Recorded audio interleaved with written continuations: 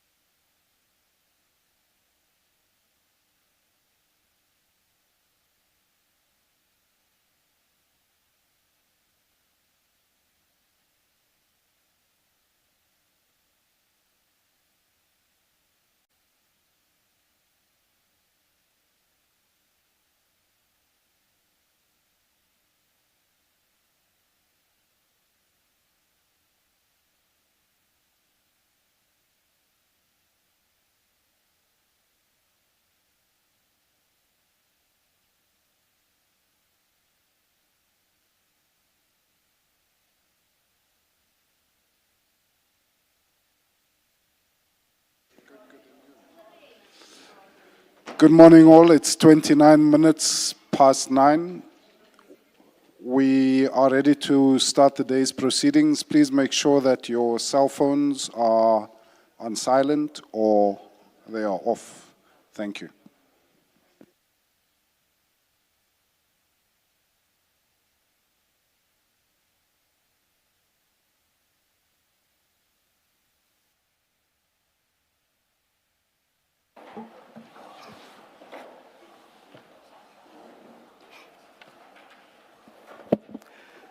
Good morning, Mr. Ramatsekisa. Good morning, Ms. Powe. And good morning, Mr. Sisoko. Good morning, Commissioner. Thank you. Good morning, Chair, Commissioners.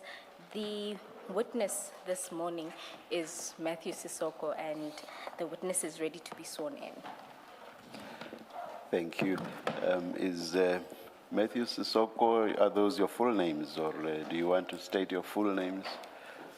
That is correct, Chair. My name is Matthew Sisoko. Thank you. Do you swear that you are going to swear or affirm, or which one? I will swear.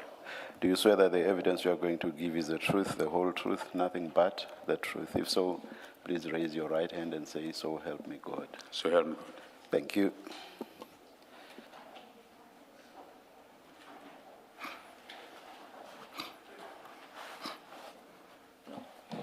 Thank you, Chair. Chair, this morning,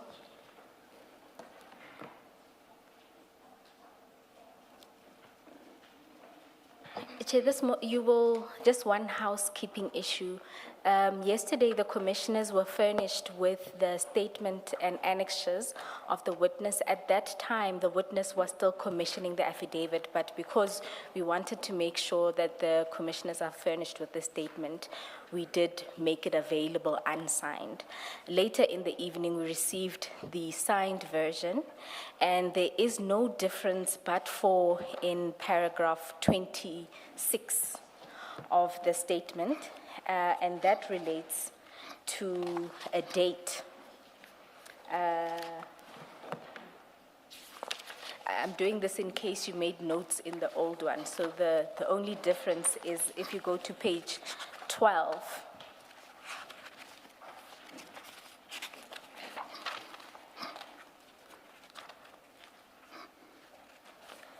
Of the one we were given yesterday, 12 of the one given to us yesterday, It would be paragraph?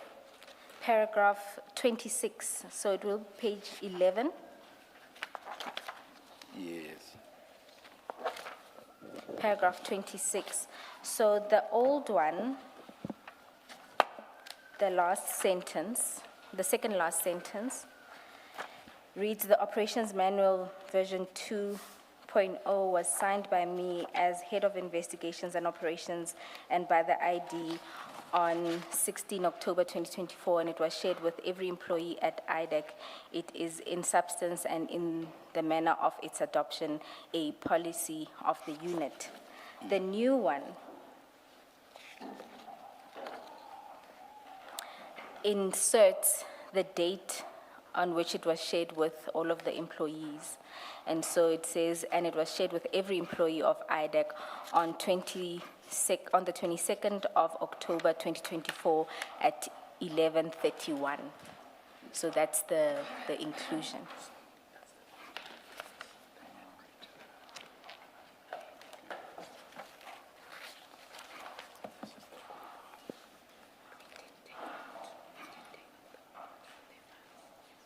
Oh, so they didn't make notes of it. Just a minute, then, please.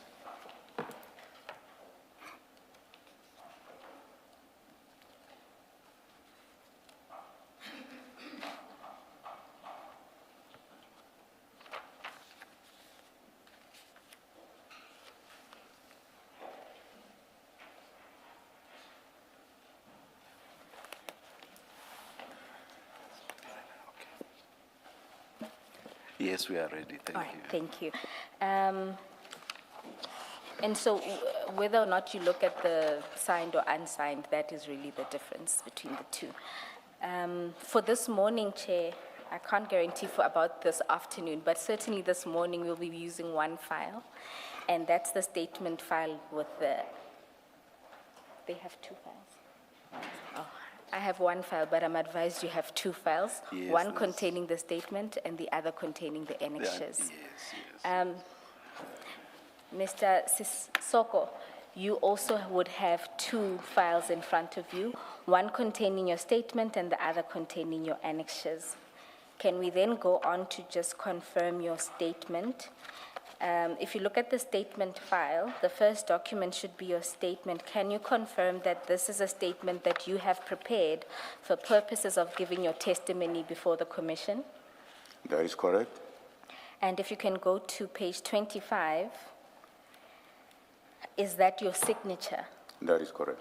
And do you confirm that the contents of the statement are true and correct to the best of your knowledge?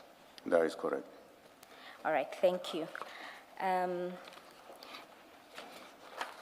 Chair, Commissioners, I've discussed it with the witness, and I have informed the witness that we have read the statement, and so our approach to the statement this morning will be to highlight certain aspects, and then we will focus in on the parts of the operations manual and then his involvement in the cases that the Commission is looking into. Mr. Sissoko, if we can then start at page 2 of your statement where you deal with your background and experience. Can you summarize for us your background and experience with particular reference to paragraph 4 of your statement? Just state only the salient features of your background, your qualifications, and your experience. Just the salient features, because I see this is quite a lengthy one. Will do so, Chair. We have read everything.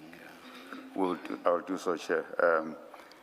Basically, my career in the criminal justice system started as a prosecutor.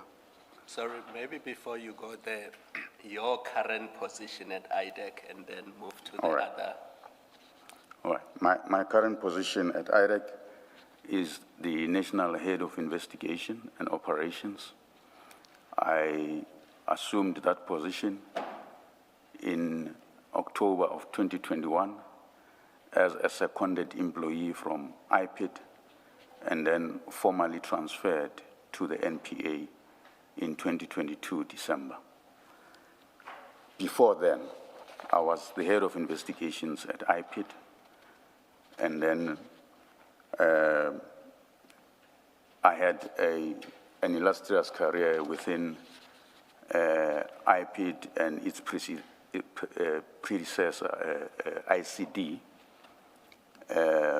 from 1997 until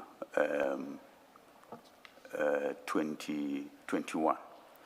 And ICD... And before then, My apologies, and ICD is? the ICD is the predecessor to IPID. Yes, it's the Independent Complaints Directorate. Independent Complaints Directorate. Thank you. And prior to that? And prior to that, I was a prosecutor within the Department of Justice from 1993 to 1997. Thank you.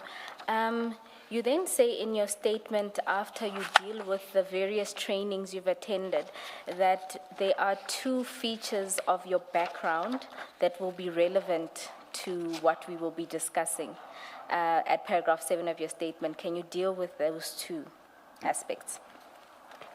Thanks, Chair. First, I'm the former head of investigation at IPID. Sorry, so why is the statement? Oh, there it is, okay. Thank you.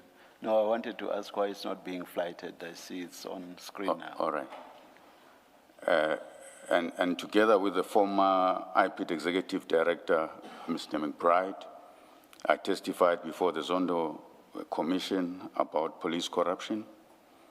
When the ID was established, investigation relating to police corruption arising from that testimony were authorized and moved into ID, which is now IDEC, together with certain investigators who worked on those matters.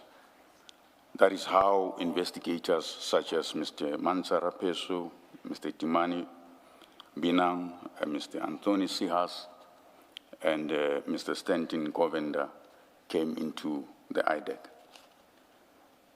On the 20th of July 2026, I forwarded to the ID documents that I was able to source relating to discussions between the former ID and the acting executive director of IPID relating to the process of case handover to ID and secondment of IPID investigators in IDEC, then ID. The documents are attached and marked MS01.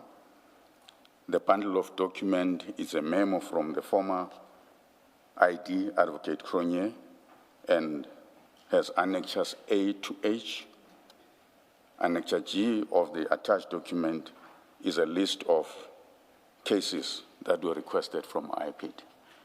Chair, I put this in the statement because the Commission asked me to deal with this issue, but also importantly that Advocate Johnson testified about it, that he had asked me to get this information, assist her to get the information from IPID, and this is the information I got.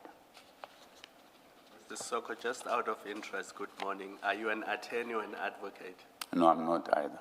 So you were a prosecutor Yes. and then rose through the ranks Yes. as a prosecutor? Yes, so I moved from prosecution side and went to investigation side. So in your role at IDEC, you cannot prosecute? No. Thank you.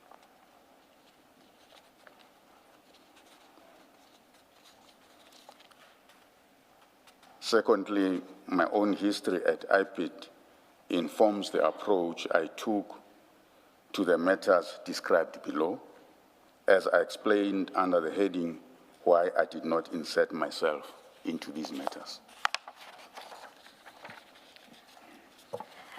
Thank you.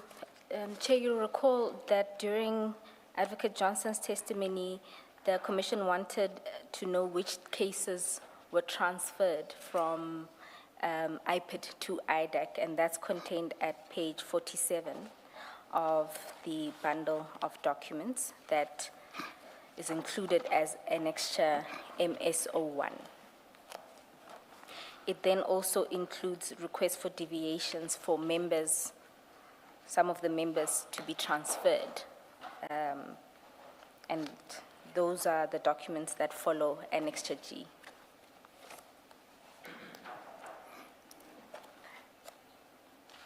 You don't have to.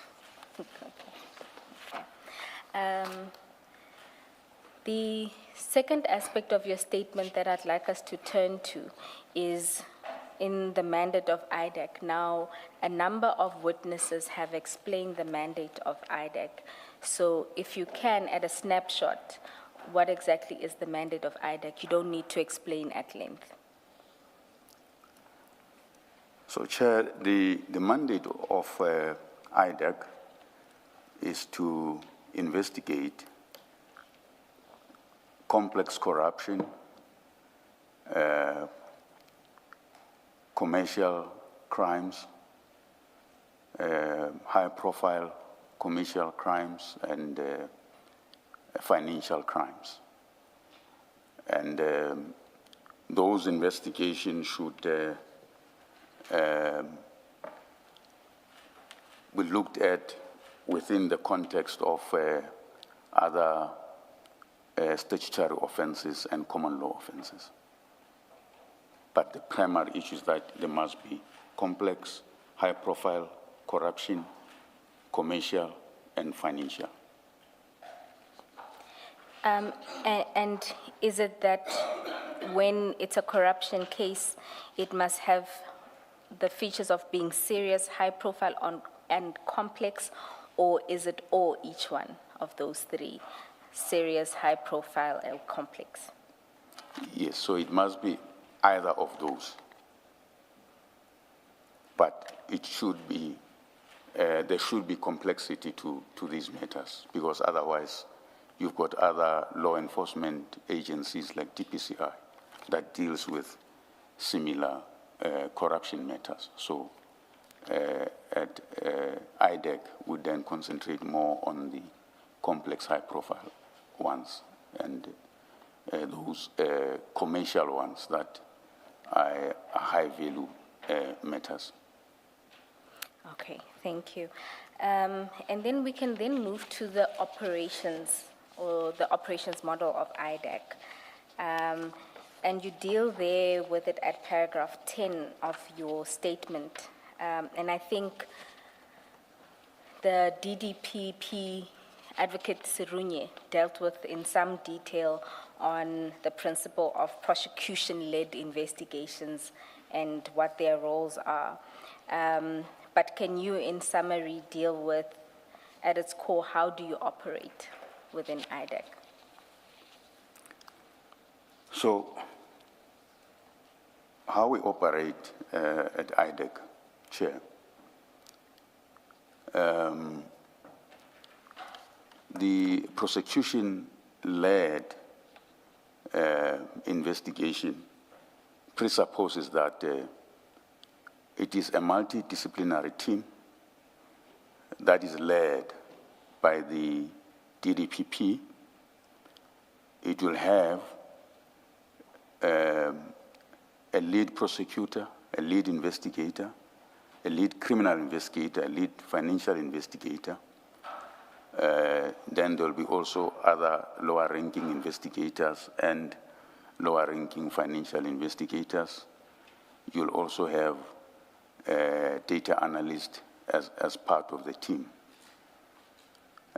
In practice, the DDPP will be the one that would normally submit an authorization for investigation to the ID and even propose the team that is to be designated into that investigation to be part of that investigation.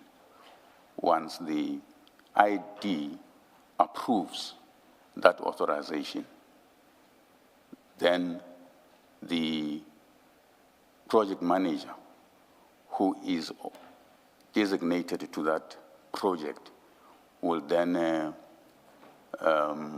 convene a team meeting of everyone who is part of that team. Then they will start to plan for that project in terms of the investigation and prosecution strategy, and they will then develop a project plan for that investigation. Then there will be taskings that will be issued to the different functionaries who will then execute the taskings as per the project plan. So in essence, you say that the DDPPs lead a multidisciplinary team, which consists of the various functionaries that you mentioned. Now, you then say at paragraph 11 that in terms of how the flow of information or how reporting happens, is that then these DDPPs report, one, to the ID, and then in another sense, there are then these operational management committees, That is which you correct. would be the chair of, where they report. That is correct. So the DDPPs report directly to the ID. The operational management meeting, which we call OMC, is for the management to monitor progress on these investigations as well as the prosecution thereof, and to see that matters progress as per the project plans. And where there are issues that need to be addressed, then there are recommendations made in terms of how this should be addressed. You mentioned the OMC in the past tense. You say you used to chair it. Why the past tense? Yes, Chair, I used to chair it. What happened is that when I came back to work after my unfortunate incident of kidnapping, I found that it had changed.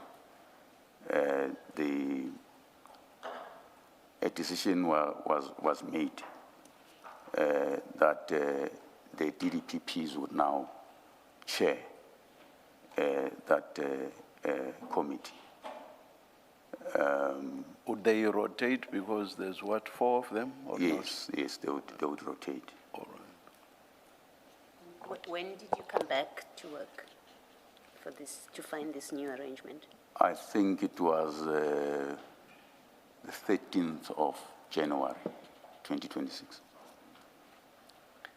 And was an explanation given for that? No, there wasn't. Thank you. Advocate Serunye described the relationship between the DDPPs and your office as a dotted line of reporting.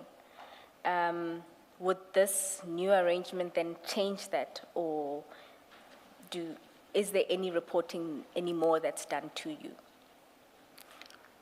Chair, Or your office, sorry. Chair, there isn't a dotted line of reporting. The DDPPs do not report to me, they report to the ID. What happens is because I'm involved with operations, hence I was chairing that OMC, was just to oversee that all the projects are executed in line with the plans. So in practice, what would happen is that the project managers would then report if there are any issues in the projects, and then they would report to me. I would make interventions to unlock whatever issues that would have been raised with me. And if they needed escalation to the ID, then I would escalate those to the ID. And what would normally happen also is that when the teams are satisfied that investigations are complete and they are ready to enroll a matter, then a meeting would be called. Some colleagues call it the panel, as I had Advocate Serunye testify. A meeting will be called where myself and the ID and the DDPP responsible for that matter will get presentation from the lead prosecutors about that matter, and to assess if their decision to enroll is something that it's valid and based on the factual basis based on their presentation. And then once we are of the view that it's ready to be enrolled, then the ID will give the stamp of approval, and then it will then be enrolled, and other processes will follow in terms of the takedown and so forth. Just to be sure, do I understand you to mean except for being divested of your power to chair the OMC, your powers remain the same, or not? Yeah, the powers remain the same. Thank you, thank you. And This process that you describe, where you, the ID, and I think you said the DDPP would constitute a panel where a presentation is made and a decision is made eventually a decision is made whether matters are ready for enrollment, for a final decision by the ID. Did that continue to be the position until last week while Advocate Johnson was still there? Or are you describing historically that's how it used to be, or are you saying that has continued to be the case even after you were removed? Historically, Chair and Commissioners, that's how it used to be. Okay. In recent past, it was no longer like that. But in most of the matters that we dealt with and were able to enroll, that is how it used to happen. Thank you. In your description of what is reported at OMCs, I got the sense that it was operational matters that were reported. You are both the head of operations and investigations. So at that level, do you also give input on what's happening on the investigative side of things? That is correct. So you deal with things like capacity issues. Would it extend to the approaches in the various matters? As it relates to investigation, yes. When it comes to prosecution, it's only the prosecutors that would deal with that issue. But when it relates to investigation, we would make our inputs in relation to that. Please clarify this. Do the investigators, that is Mr. Belushan, Mr. Padiaki, and all those people, do they report to you as head of investigations? How does it work? Who do they report to?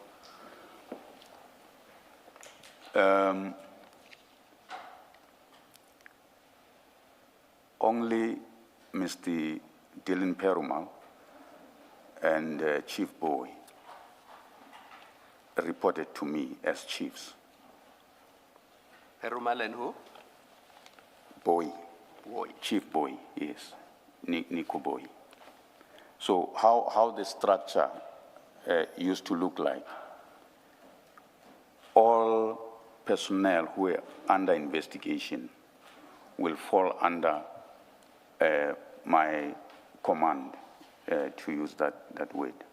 So the chiefs will report to me, and then those that fall under them will report to them. For instance, the senior investigators will report to the chiefs, and then the investigators will report to senior investigators or directly to the chiefs, depending on a matter. And then the prosecutors, who would they report to? The prosecutors will primarily report to the DDPPs. And then the DDPPs in would the report different to levels. Advocate Johnson. And then the DDPPs will report to Advocate Johnson. Yes. So you were Mr. Perumal's boss? Yes, I was. When did that change? So what happened is that after I came back, I found that apparently there was a strategic plan that was convened that came with changes to the extent that even the reporting lines were changed. So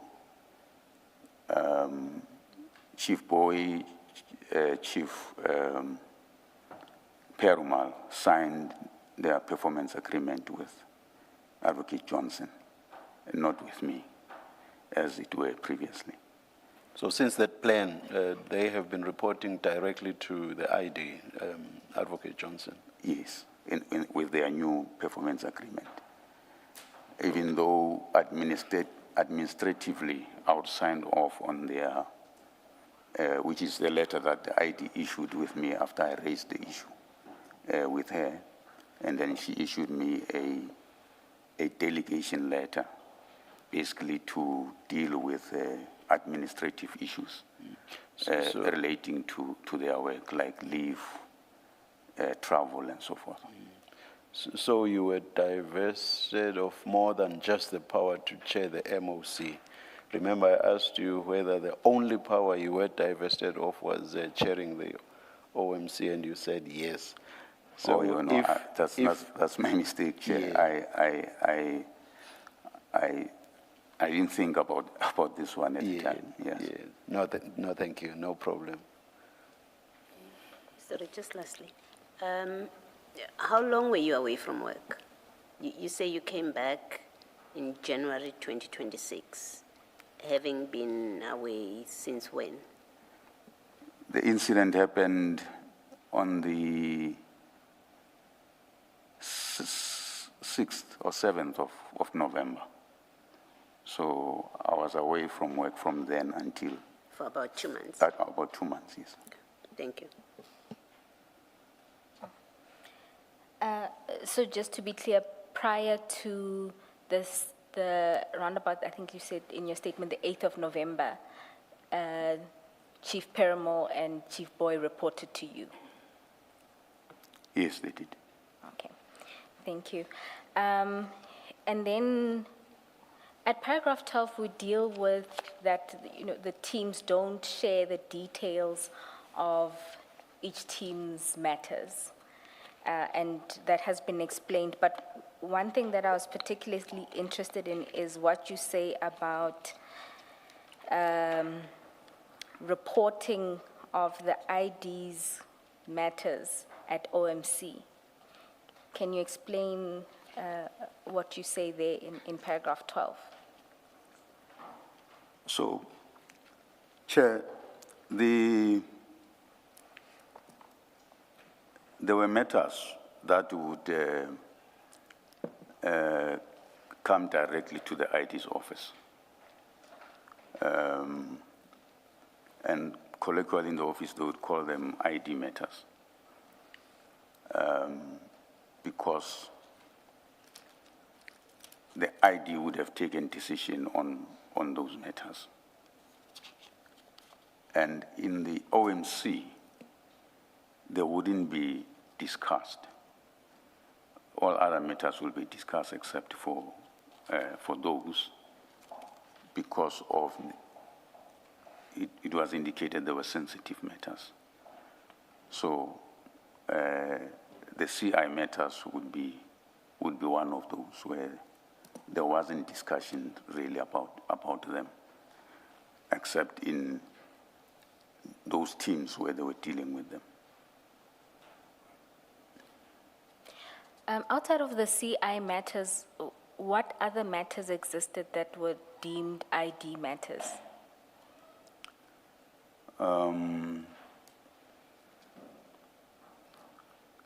I think one matter that I can think of is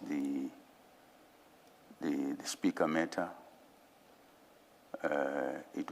There's also Project Golden. My apologies, project? Project Golden. Golden. Okay. Yes. So those were the matters that were authorized from ID's office. But my understanding is that those matters, even though they were authorized from ID's office, for instance, the speaker matter, she did call a meeting. I was part of that meeting, and the assessment of that matter was done with us and the prosecutors. The Project Golden, I wasn't part of that assessment, but I'm informed that the DDPP responsible for that matter did the assessment with the prosecutors, and that's how those matters were authorized. Just to be clear, if the speaker matter As I understand it, and you've confirmed it now, you were involved in that authorization process. Yes, so the ID called a meeting to say she received this matter and that invited also the prosecutors that they must assess it and then advise her, and then she was in fact advised. We did have a conversation about it, and then I think there was a general consensus that it falls within our mandate, but the prosecutors went further to do further assessment and then advised her that it does fall within our mandate and it should be authorized. And an authorization submission was prepared for her. So although it came in through her office, it ran through the ordinary process Yes. of an evaluation Yes. and recommendation for her to authorize and proper Yes. authorization. Now, with the Golden matter, you say that similarly there, although you weren't involved, a DDP was involved Yes. in the processes. Yes, and other prosecutors. So the only one that is truly different would be the CI matters, because we know from testimony before this commission that it didn't go through any of that process. That's correct. Just ask the Project Golden, you were not part of it because you were excluded or you were not available. I'm just trying to understand why you would have been involved with the speaker matter or referral, and then you don't get involved with Project Golden. Chair, to be honest, I sometimes the decisions that the ID would take, I wouldn't really understand. Sometimes she would say to me, so I forgot to inform you, and then inform me of a matter after the fact, that she had taken this decision, you know. So I think it's the same also with Project Golden. From what I understood, she called the deputy, discussed the matter with the deputy, with the prosecutors, and then they then did the assessment and prepared submissions to her for authorization. So is it one of those that she said, I forgot to include? I'm just trying to understand, you were at work in that period, I assume. Yes. You don't become involved, is it because, does she then subsequently say, I forgot?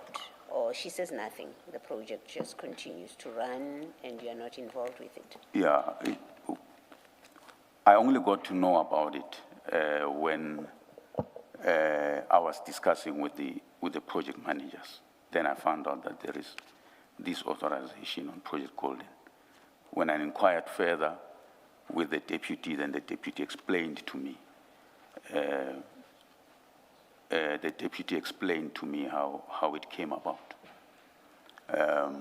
From what I understand, it's a SARS referral to IDEC. So that's how I got to know about it. You know, So Mr. I must also indicate, Chair, so that there's a complete picture for the Commission. There was a point, I just can't remember exactly when, it might have been 2 years or so earlier, where she called me into a meeting with the management of SARS, and there was a discussion about the same issue, but it was much bigger, from what I understand.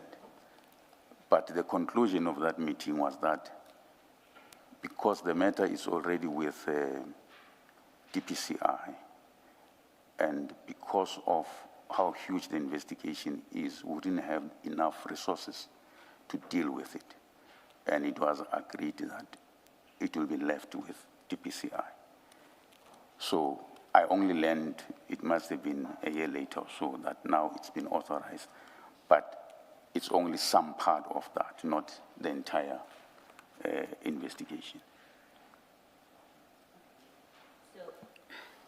I have to ask, and I ask because we now know a lot happened, a lot of wrong happened in the way things were done. in IDEC. So I have to ask again the direct question. Is this one of the matters where she said to you, I forgot to tell you? Chair, we never spoke about it. She never said anything to me about it. I'm just saying that sometimes, or from time to time, there will be decisions taken where she would then, when I'm in a meeting with her, and she say, hey, Sissoko, I'm sorry. This is what happened. I took this decision. I forgot to inform you, but not specifically on this matter. Thank you. And then just to, Sorry, can you just give us a picture of how your offices, hers and yours, are positioned or located within your building? Are you here and then there are several offices in between and she's that side, or are your offices next to each other? Just give us an idea. They are not next to each other, but they are not far from each other. We are on the same floor. Okay. So she's slightly on the other end, I'm on the other end. Okay. You know, I just wanted to... It's a long passage. Yes. Her office is in the middle of the passage, and then my office is on the other end of the passage. Okay. I just wanted to understand the forgetting. Yeah. For example, if you are right next door to each other, I just would not understand the forgetting whatsoever. Not that I understand it now, not at all. Anyway, let's continue. can I just... Sorry, can I just ask still on this, Mr. Soko? The impression that I had gained was that through your intake processes that are set out in your manual, that process would result in a record or a tally, if you like, of matters that are coming in. And you tell us your process, that it comes in terms of the manual, and there would be evaluations, some would be taken on, some would not be taken on, and there's a process if matters are not taken on. So I would expect that somewhere you have a record of matters that have been referred. And I would expect they would include matters that become the IDs matters. And I would have thought by virtue of your position, I assumed by virtue of your position, you would have a repository of that. If we asked you what matters have been taken on by ID, you would be able to print it off, because it's matter that as investigating director or head, you would have access to that. What does it mean then for matters such as this, where there's a Project Golden, you know nothing about it, it's the ID's matter, she has spoken to the DDPP and investigations run. When it comes to your records of you knowing what your organization is dealing with, what does it mean for matters like that? In practice, what is the consequence? So in practice, Chair and Commissioners, when a matter is authorized, it goes to the project managers. The project managers are responsible for that project. Then they would assign it a case intake number, and then it will be put on a register, a case intake register, which have all the matters that are within IDEC. So we created that register, especially when I came in. It was there, but it was not fully developed, and then I insisted that the register becomes fully developed and be able to cater for all the different scenarios that might be needed for information purposes and also for performance information purposes. So that register will have all these matters. So how I get to know, for instance, is when I see in the register does not have full details of the matter, except like in that case, it will say CIN number so and so, and then it's maybe we give it, each project has a name, so it will be Project Golden, for instance, in this case. So when I have a meeting with project managers, then I ask what this matter is about, because I wasn't aware of it. Then they would explain, no, this is what it's about, and I would engage the deputy concerned about it.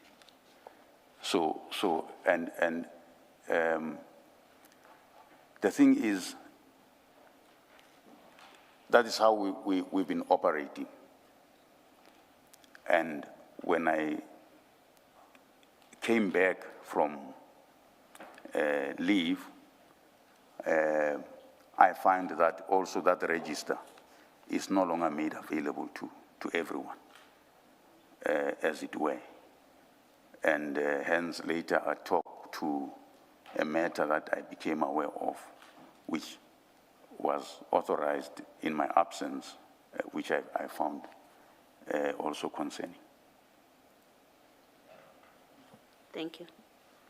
That's very helpful. It gives meaning to CI, and I've seen CIN a number of times, and I didn't think it actually stands for something. Case intake number. CIN stands for case intake number. Thank you very much. Thank you. Mr.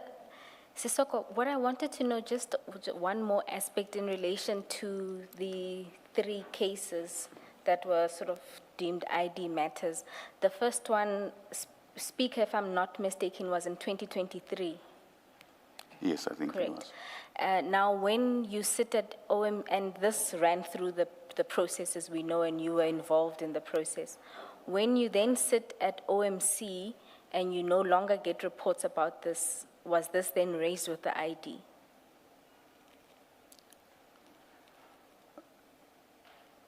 We had a discussion about these matters, and her view has always been that these are sensitive matters that, must remain like that.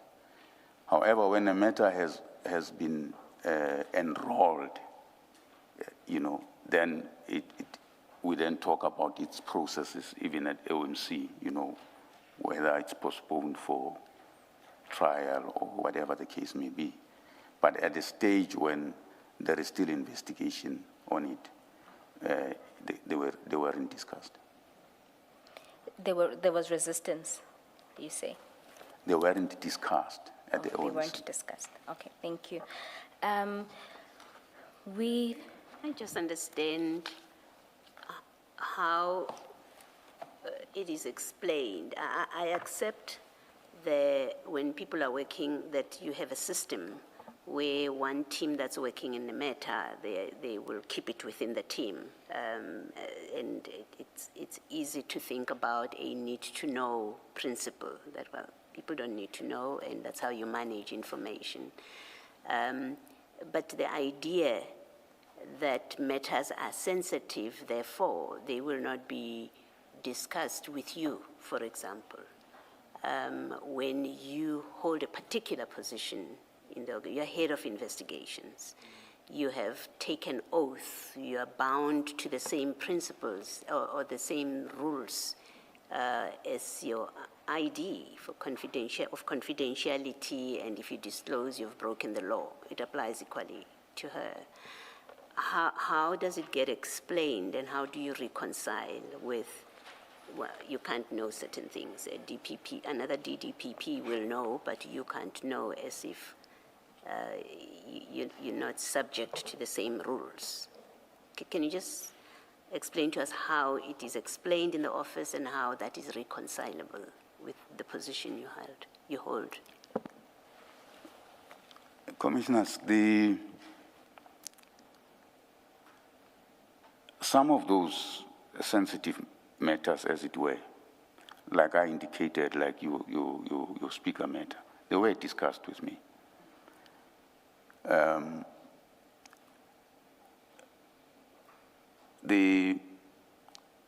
The explanation about sensitivity stems from the fact that they are matters that sort of the ID owns. They come from her office. She decided on their authorization, and then she decides also who, as opposed to other matters, who is designated in those matters. So for instance, other matters, as I indicated, it will be the deputies that decides the designations of members who will be part of that team. However, in those matters, the ID herself will decide who she wants to be in those matters. So that is how it worked. And I would, from time to time, get complaints, for instance, from even deputies that you find there are resources in their projects who have been roped in to the ID matters, and they would want them to task them on other matters, and an investigator, for instance, will say, no, I'm busy with an ID matter, you know, and there would be those kind of issues that I have now to deal with, to say, how do I then assist with resources so that the other projects do not suffer, because some resources are put on those matters. And by that, sorry, and by that you mean they will be taken out of their teams? Because Yes. as I understand it, Yes. they all belong to those 4 teams. So they would be taken out of those teams and plonked elsewhere altogether. Yes, on these projects. Maybe lastly, so it sounds from your explanation, including the answer to the chair, that there was no, or there was no objective criteria. You've told us about the intake process and what criteria and the scoring that you do about matters that eventually get taken or rejected. The ID matters, as you call them, there was no objective organizational criteria. It was entirely up to the ID. She gets a matter and she decides, however she gets it. If it came to her directly, she decides whether this gets treated like the speaker matter or gets treated like your Project Golden matter, where it's entirely up to her to make the decision. Yes, that is correct, Commissioner. And that's why I'm saying not all, in fact, almost all matters were dealt with in line with, what I previously said about, being assessed and so forth, either by me or by my other colleagues, the deputies. But those that she made decisions on, that's where there was that a difference, because the approach would be different as compared to other matters. Thank you. Thanks, Ms. Bond. And just one more question on this. At a stage where it's clear now, I mean, you are now implementing this process where ID matters are not discussed, at a stage that you can't do your job because there are complaints coming in about resources, there are investigations you know nothing about. Do you again raise this as an impediment to your job and your ability to function? Chair, we would always find ways, because what we always understood is that when they came from the ID's office, those are priority matters. So we'll always find ways to make sure that these other projects, still continue with whatever, resources we have, move people around so that they can assist. So for instance, if there is a particular tasking in another matter, and then the resource working on another matter is being used in the ID project, then we would find another resource somewhere to deal with whatever tasking that needs to be done on this other matter. So we'll always find ways to ameliorate that challenge. Okay. Now, you've described in detail the intake process, and we've heard testimony from other witnesses about how it works and how it ordinarily unfolded. Unless the commissioners want to go into detail, my proposal would be, because I think what's different is your explanation of why this multi-level intake process was important. So could you deal with that, unless, commissioners, there's a question around what was set out in the ops manual about how the intake process ordinarily works? Shouldn't Mrs. Soko perhaps start reading from paragraph 16, or not? Chair, my proposal was that we don't. We skip even it, that. So where do we start? To deal with why the multi-level intake process matters. Which is about which At- paragraph? At paragraph 23. Oh, Yes. I did not hear that. Yeah. Let's do that. Yeah. Just for the record, in some, the paragraphs before deal with how matters reach IDEC, the registration process, verification and screening, the intake assessment and the scoring process, the authorization of investigations, the planning and conducting and finalization of investigations, and thereafter securing attendance and prosecution, and ultimately the closure of matters.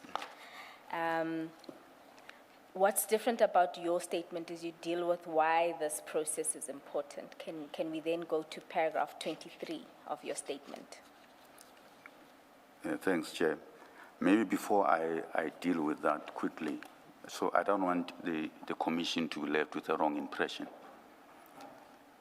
The manual was approved, as I've indicated, and other colleagues have also stated that.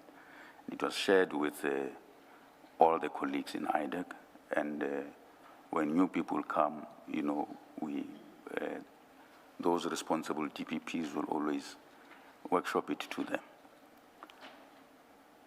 The fact of the matter is the intake process did not operate to the T as provided for in the manual. So that is what the reality was, as you know, my previous explanation had explained about how some of the matters came in. But even though it was not to the T, but most matters would go through that assessment process.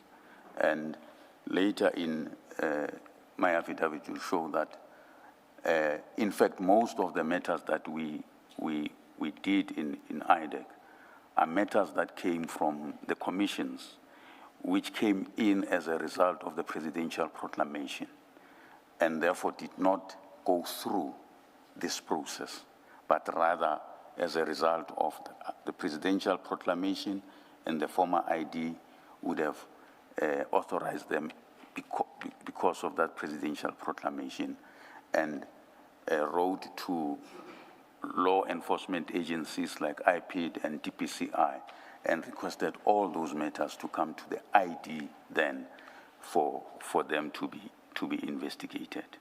So I just wanted to clarify that. Thank you.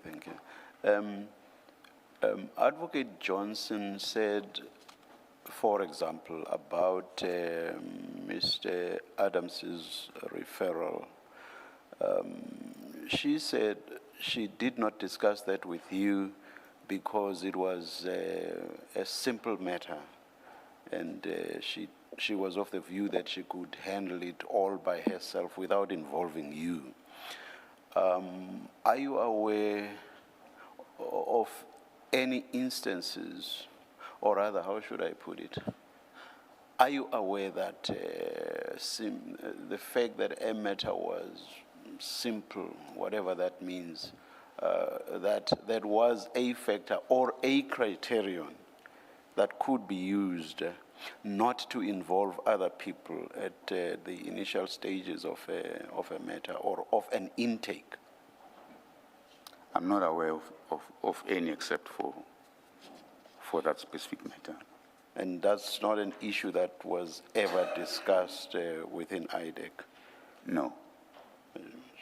So she never said, with simple matters, I will not bother you, Mr. Sissoko. No, the decision to authorize that matter was not discussed with me, commissioners. As I will continue my testimony, you'll understand All right. what happened. No, I just wanted to understand the criterion she said she used in respect of this crime intelligence, these crime intelligence matters. I would have asked the same question in a different way, so I'm covered by the chair. And then just on the application of the manual, so to the extent that Advocate Johnson testified that the manual was just a draft, she would have been misleading this commission. Well, at its lightest, she would have lied to this commission. Yeah, I don't understand why she said that. The manual was signed by myself and her, and then at her instruction, it was distributed to all IDEC staff. Just remind us for purposes of the record, we've seen it, but for the record, when did she and you sign it?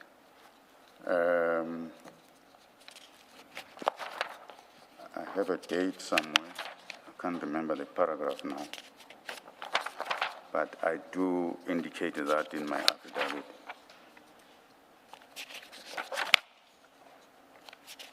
I think it was October 2024, if I'm not mistaken. Chair, it is at file 10. Paragraph, but in the affidavit, it's paragraph 26, top of foot of Yes, page, yes, foot of page 11, paragraph 26. top of page 12. Yes, yes. But Ms. Bowe wants to take us to the document itself.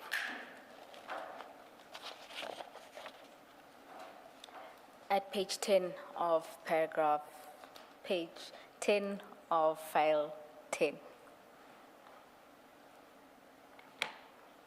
To the signatures. Okay, let's, Yeah. so it was not a draft, it was signed. Yes. Even distributed to. Yes. Yeah. And I do indicate that it was distributed on the, what we call ID comms, Yes. where it include all staff, on the 22nd All right. of October, Thank you. 2024. Thank you. Did it differ much from version 1?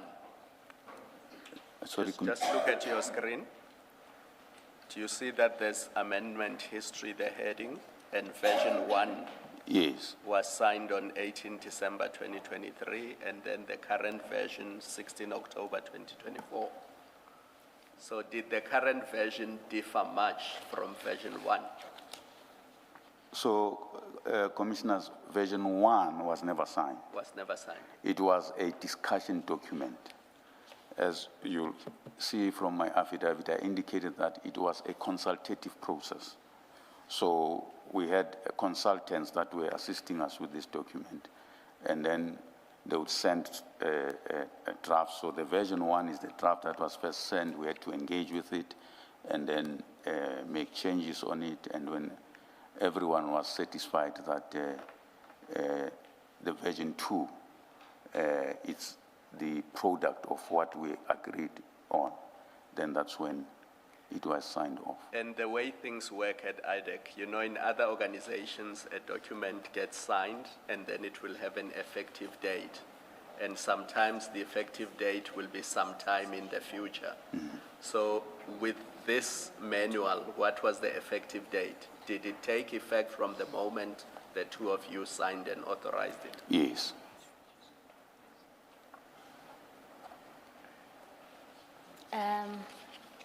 Thank you. Mr. Soga, then if you can then go to why the multi-level intake process matters. Yes.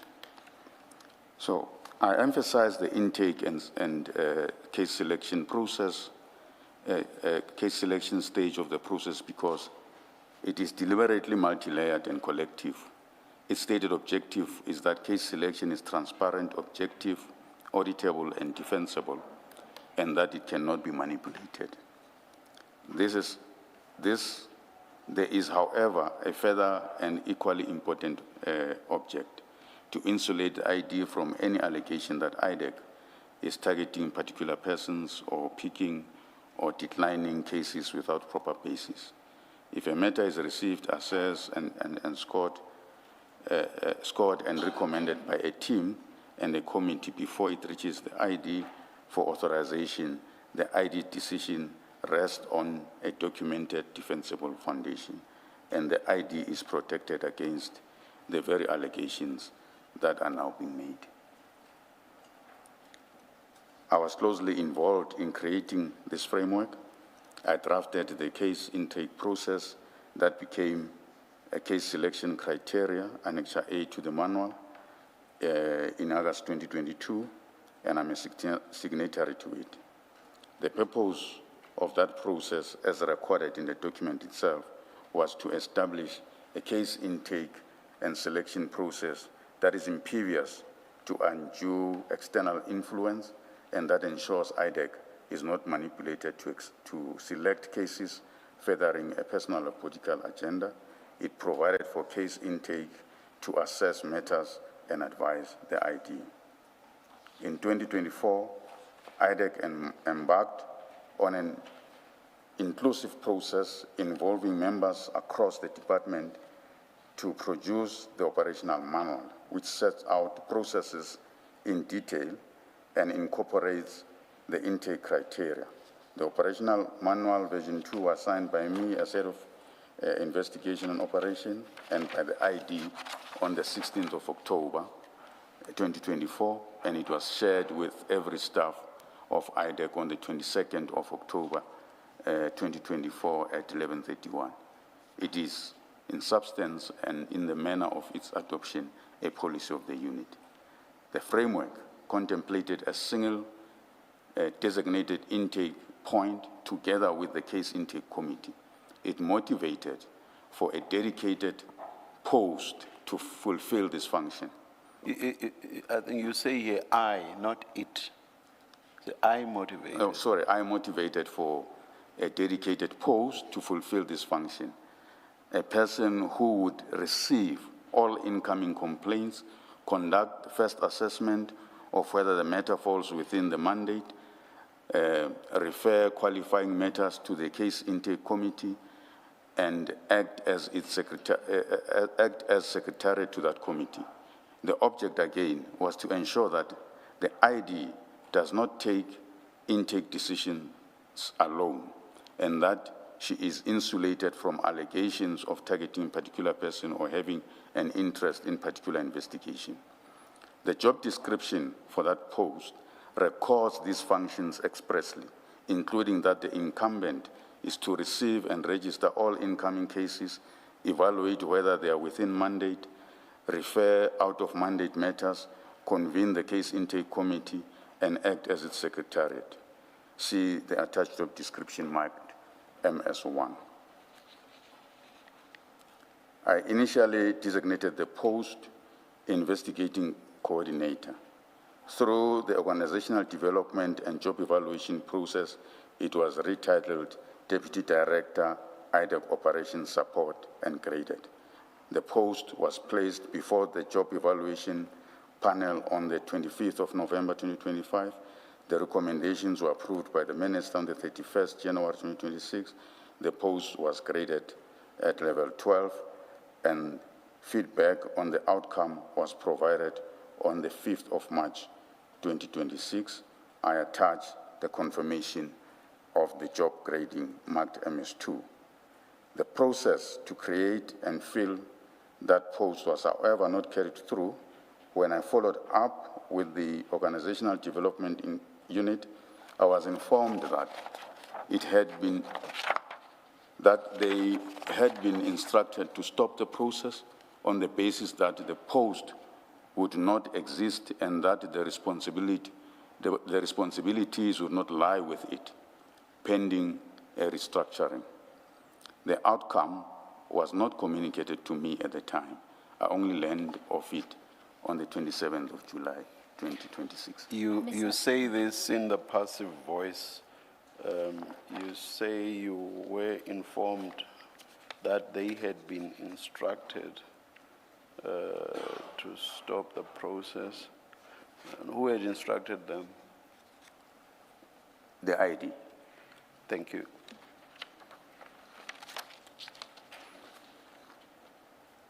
You can continue.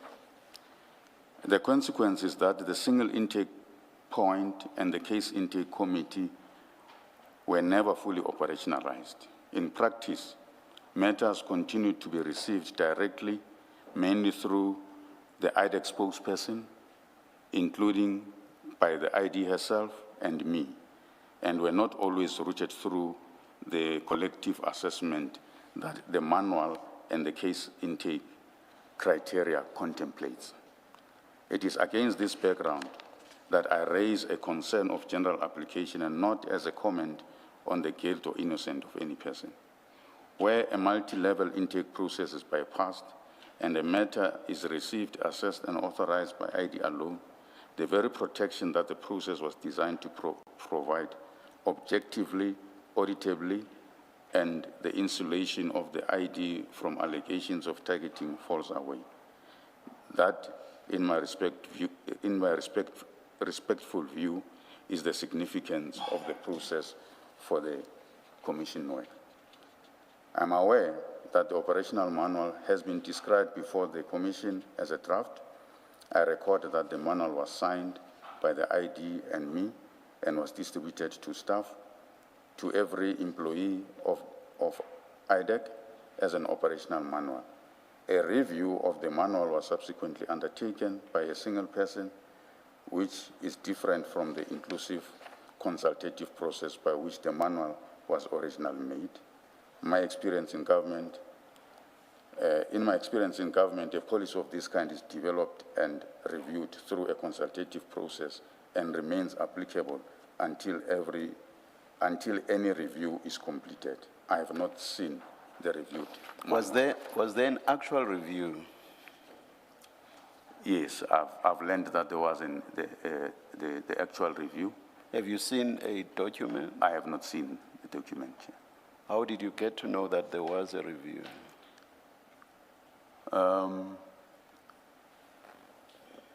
It was discussed in my discussion with the ID. She indicated that she had instructed Advocate Mohammed to do the review. We also had an investigators working session where Advocate Mohammed was in attendance, and she indicated that she was in the process of reviewing the manual. Is Advocate Mohammed within IDEC or is... She is within IDEC. All right, thank you. In what position? Sorry. Except my question, is she a prosecutor? What's her position in IDEC? Yes, she's a senior state advocate. Thank you. Not at the level of a DDPP. No. All right, thank you. As matters stand, you say you haven't seen that reviewed manual, but you know that there is a manual. To your knowledge, as matters stand, what is applicable, even if it's not being applied? Is it this new version, or you still, to your knowledge, at version 2 that's supposed to be applied? Chair, as a matter of process, as long as the reviewed manual has not been approved, the original manual still stands and remains operational. You would be one of the approvers by virtue of your position. I'm not sure with the reviewed one. Okay. So you're because saying, I was not part of the review. okay. Now, I'm just trying to understand. You were a signatory to version 2. Yes. And I have assumed by virtue of your position as the investigator, you are the head of investigations. Yes. So I assume that's why you signed this manual. That is correct, because it was, as I said, a consultative process. And we would discuss extensively also with the ID and the other colleagues. So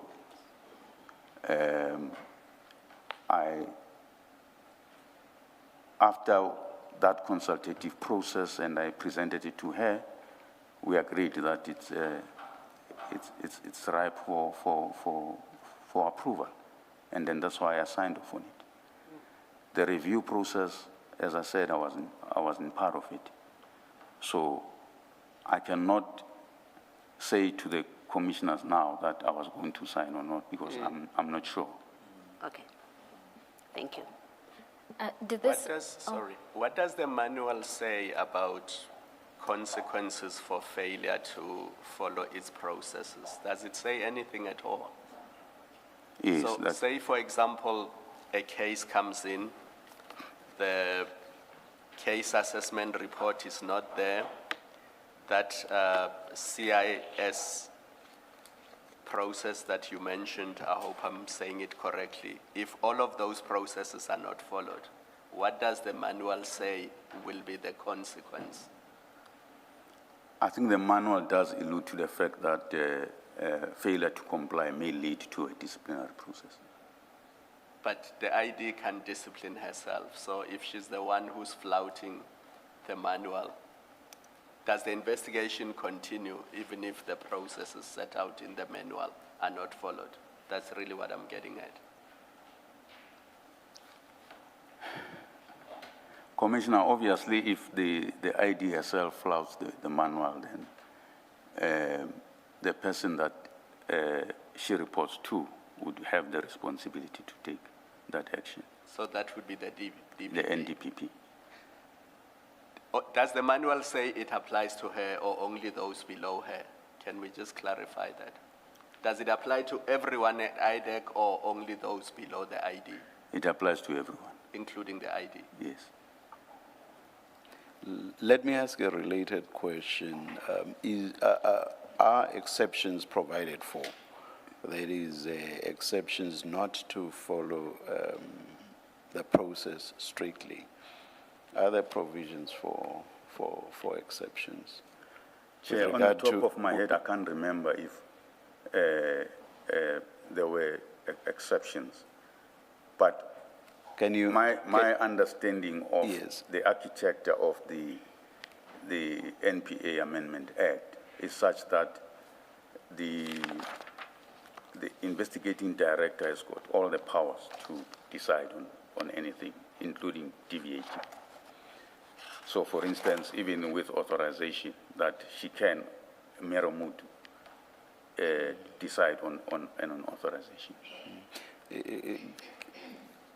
Can you please look at the manual during the T adjournment and see if the manual itself does provide for exceptions? I hear you on what you say about the Act. Did you refer to a specific section? Yes, it's section 28.1, I think. 20. Yes. Isn't 28.1 about investigations? Yes, on the authorization that she can, Meromutu. But I'm not sure that that answers my question about exceptions with regard to the application of the manual. Yes, no, that does not deal with that. Yeah, I will check the manual as suggested. All right, please, thank you. Mr. Sisoko, you said that I think it was in response to Commissioner Khumalo that it would be the NDPP that would have to deal with that matter. That is correct. And how would the NDPP know? Obviously, there should be reports that go to the NDPP. And the reports would come from the ID? No. If I understand you well, you mean if there is an issue about non-compliance? Yes.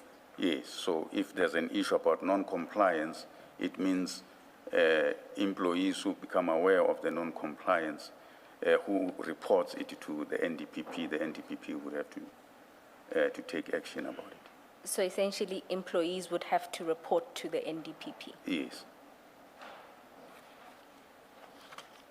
You know, the natural question that follows is, in these instances, we know there was flouting of this manual, and you were well aware of that. Yes. Did you report to the NDPP? I personally did not report, Chair, but I'm aware that I was informed that there were a number of complaints that were referred to the office of the NDPP, the former NDPP. I may have misheard you. Did you say that you cannot or you did not report? No, I did not report. Is there a reason? Chair, I don't have a reason why I did not report. I think I say something about it later in my affidavit. I have been through a lot, and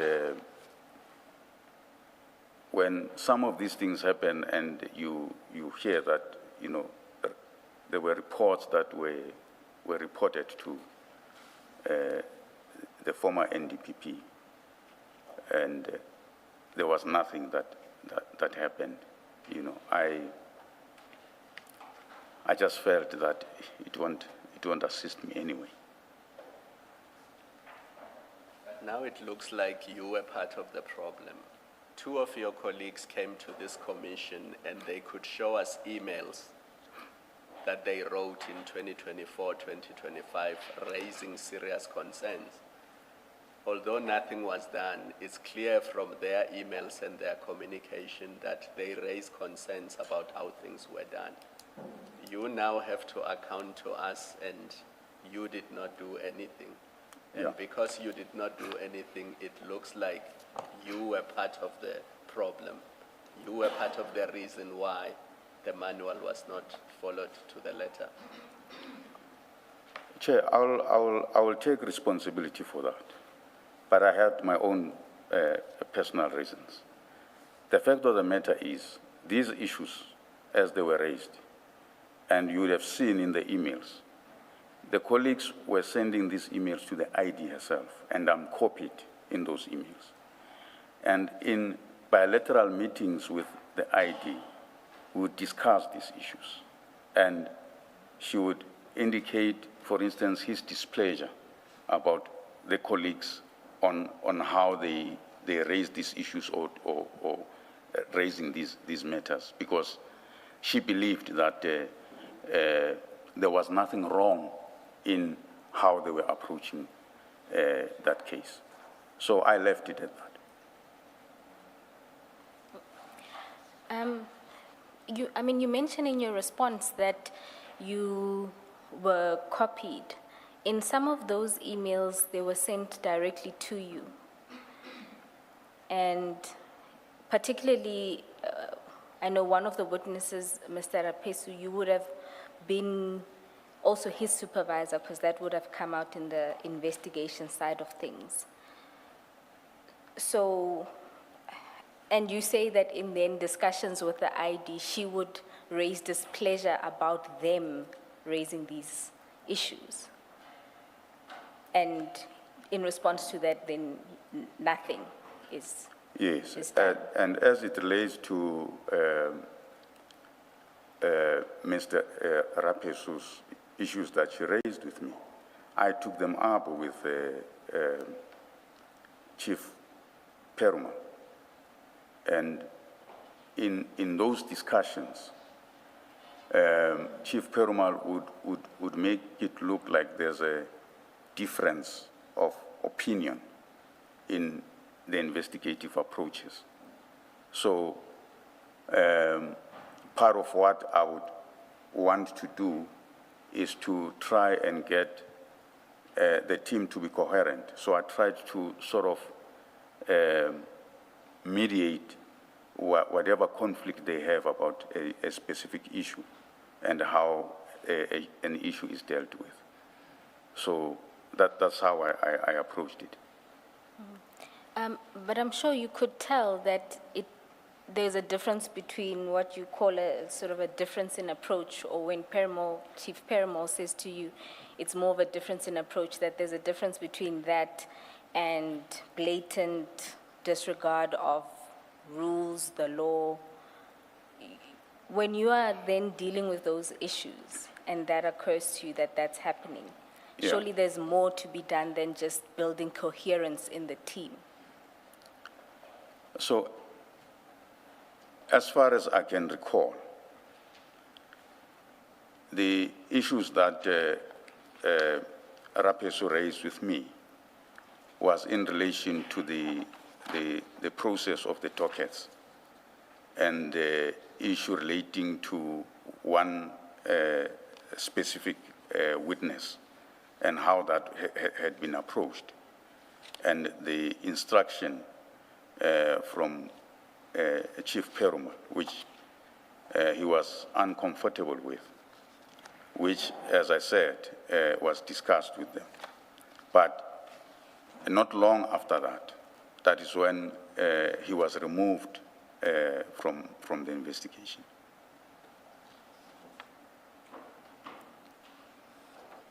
That's Okay. how I recall it.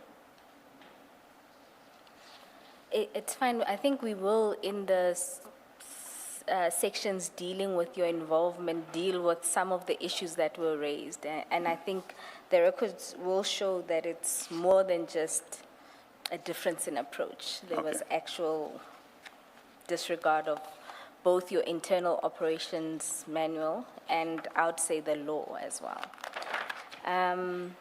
We can then move to the next section of your statement, which deals with your involvement in the crime intelligence-related investigations. Chair, uncharacteristic to seek an Let us early start. adjournment, but Let us start. Were you going to say? I was going maybe to say, because this is the second half of his statement. Let's start. Yeah. No We problems there. can stop at 11. All right. Mr. Soka, then we can move to paragraph 33, where you deal with your involvement in the crime intelligence-related matters. That's correct. Before dealing with the detail, I stated at the outset that I had no direct or substantial involvement with these matters. I was not included in the team, and in the ordinary course was excluded. Sometimes Chief Perumal would mention something to me in passing about a case and how good evidence he had obtained. I think there were a number of meetings where I was invited, which I cannot remember details of. I came to learn of aspects of the matters largely when complaints were reported. Given the position I hold and the leadership role I ordinarily play, the exclusion was unusual and had not previously occurred in my time at IDEC. I was drawn in only in discrete issues. There were, in essence, 4 occasions on which I had involvement. Assisting Mr. Rapeso to obtain the docket, a meeting convened by the ID to discuss the CI investigation and a report to the minister, a conflict between Advocate Ramsamy and Chief Perumal, and the disciplinary and legal matter concerning Mr. Rapeso. I think it's important to mention which minister. Please reread. Minister Mkunu. Minister of Police Mkunu. I just meant of police. You just said Yes, minister. Minister only. of Police Mkunu. Thank you. You can then deal with the first issue, which is when you were assisting Mr. Rapeso to obtain the dockets.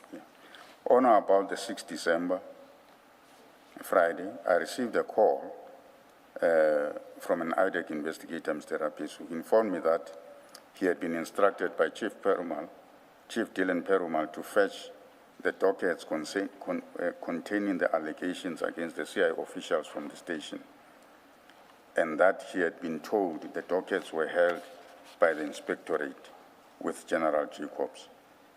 Because of the level involved, he asked me to facilitate. I telephoned General Jacobs and told him that the investigators would like to see him in relation to the dockets in his possession. He did not inquire why. He did not seem surprised. It was a very short conversation, and he said that I could come and see him. I think I meant he could come and see him. At the time, I did not know. He is in Mr. Rapesu. Rapesu, yes. At the time, I did not know whether the investigation was authorized. I assumed that if an instruction to obtain the docket has been given, the investigation must be authorized. I later learned that when Mr. Rapesu sought to collect the dockets, General Jacobs asked for a letter. Mr. Rapesu reverted to Chief Perumal. The ID wrote the letter. The letter was sent to General Sintumule, and she then dealt with General Jacobs, which is how the dockets were ultimately obtained. I was not involved in those later steps, and know of them only from what I was subsequently told. I think at this point, we may take the adjournment. Thank you, Chair. Let's adjourn and resume at 11:30.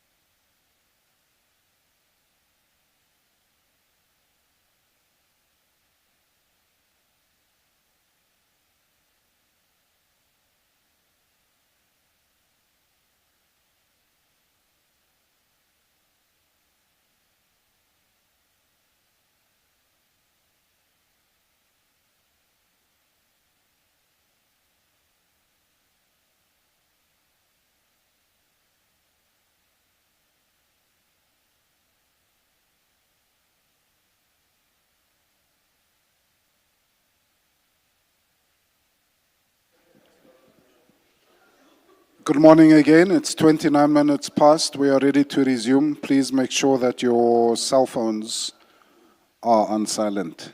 Thank you.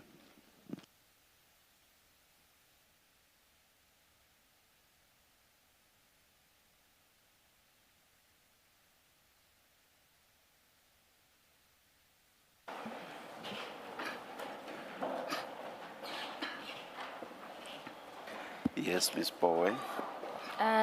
Chair, just a small matter of housekeeping. I had earlier asked the attorneys to make copies of a set of screenshots. They should be somewhere in front of you, marked CJC 400.29.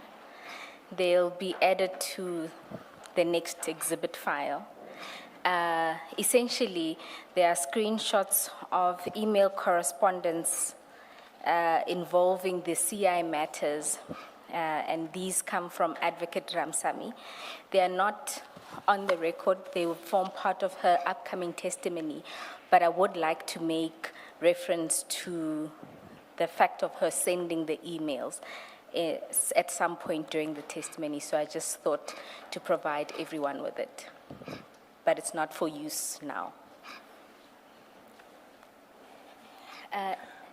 When documents are handed to us at hearings, I always make the request that they should be placed where they should be in the files.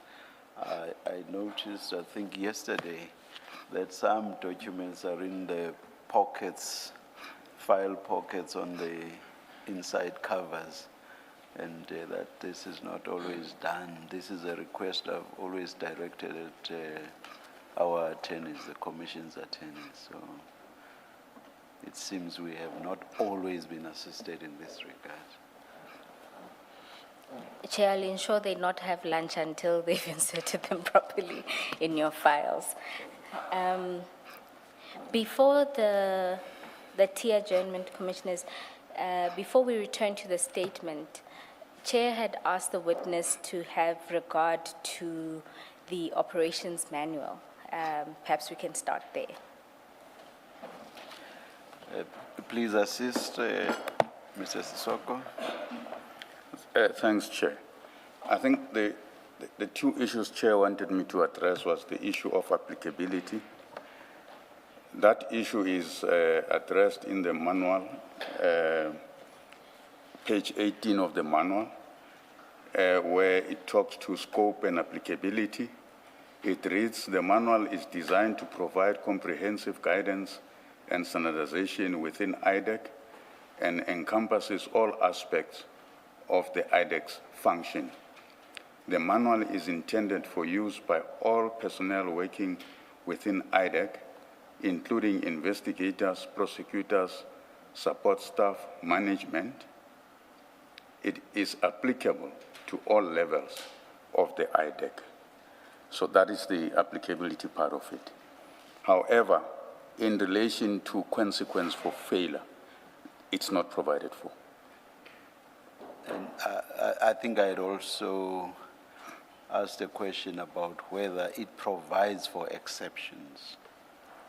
Oh, yes.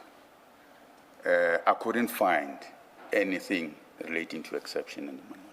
Thank you, thank you. Thank you, Chair. Mr.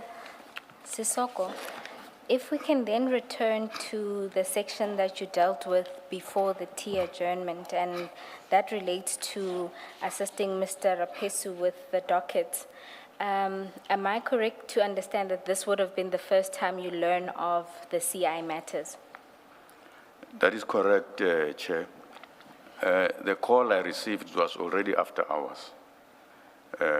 If I'm not mistaken, it should have been around 6, around there in the evening. And as I said, after the conversation with Investigator Rapesu, I called General Jacobs and facilitated that meeting. And then I gave Mr. Rapiso that feedback. As I said, that only later I've learned what transpired after. Yes. My interest is in when he tells you he's seeking these dockets, and he's essentially alerting you of this new investigation. This was the first time you're finding out about that investigation? Yes, it was the first time I found out that there is such an investigation. As I said, that when he said that he got the instruction from Chief Perumal that he must get the dockets, and he's been to a station, the station said, informed him that they are with inspectorate. And that is why he was asking for me to assist for the facilitation. I assumed at the time that it must be authorized, because otherwise why would you go and look for the dockets without an authorization? But I did not have that discussion with him. All what I did was, because he's asking me to facilitate, I just facilitated that. And then, of course, I learned later that there was this matter which has been authorized. So in this instance, you are now finding out that there is Chief Perumal is issuing instructions related to an investigation you know nothing about. Yeah. And then at this time, Chief Perumal was reporting to you, Yes. is that correct? Did you then go to Chief Perumal and say, what is this investigation? Yes, I think subsequent to that, we would have had a discussion with Chief Perumal. And as usual, with these matters where he says, no, it's a matter that comes from ID's office, we're investigating CI. Oh, So that would have been subsequent to my discussion with Mr. Rapiso. In any event, I would have expected that Chief Perumal would brief me about it. But as I said, that it was a test conversation about it to say it's a CI investigation authorized by ID, and there is a team already working on it. And in this instance, did you then approach the ID to inquire about it? No, I did not approach the ID to Okay. inquire about it. Thank you. I think then you can move on in your statement. Okay. I assume then that you did not see the Section 27 referral. No, I did not see a section. I had not seen anything in relation to the matter at that point. I did not see anything in relation to the matter. I think the first time I saw anything about it, it would have been in one of the meetings where there was a presentation, if my memory serves me well.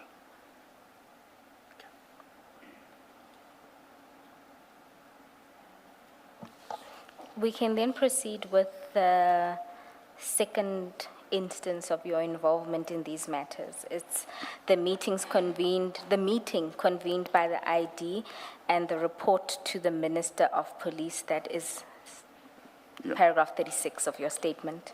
Yes. So approximately a month later, in January 2025, the ID convened a meeting,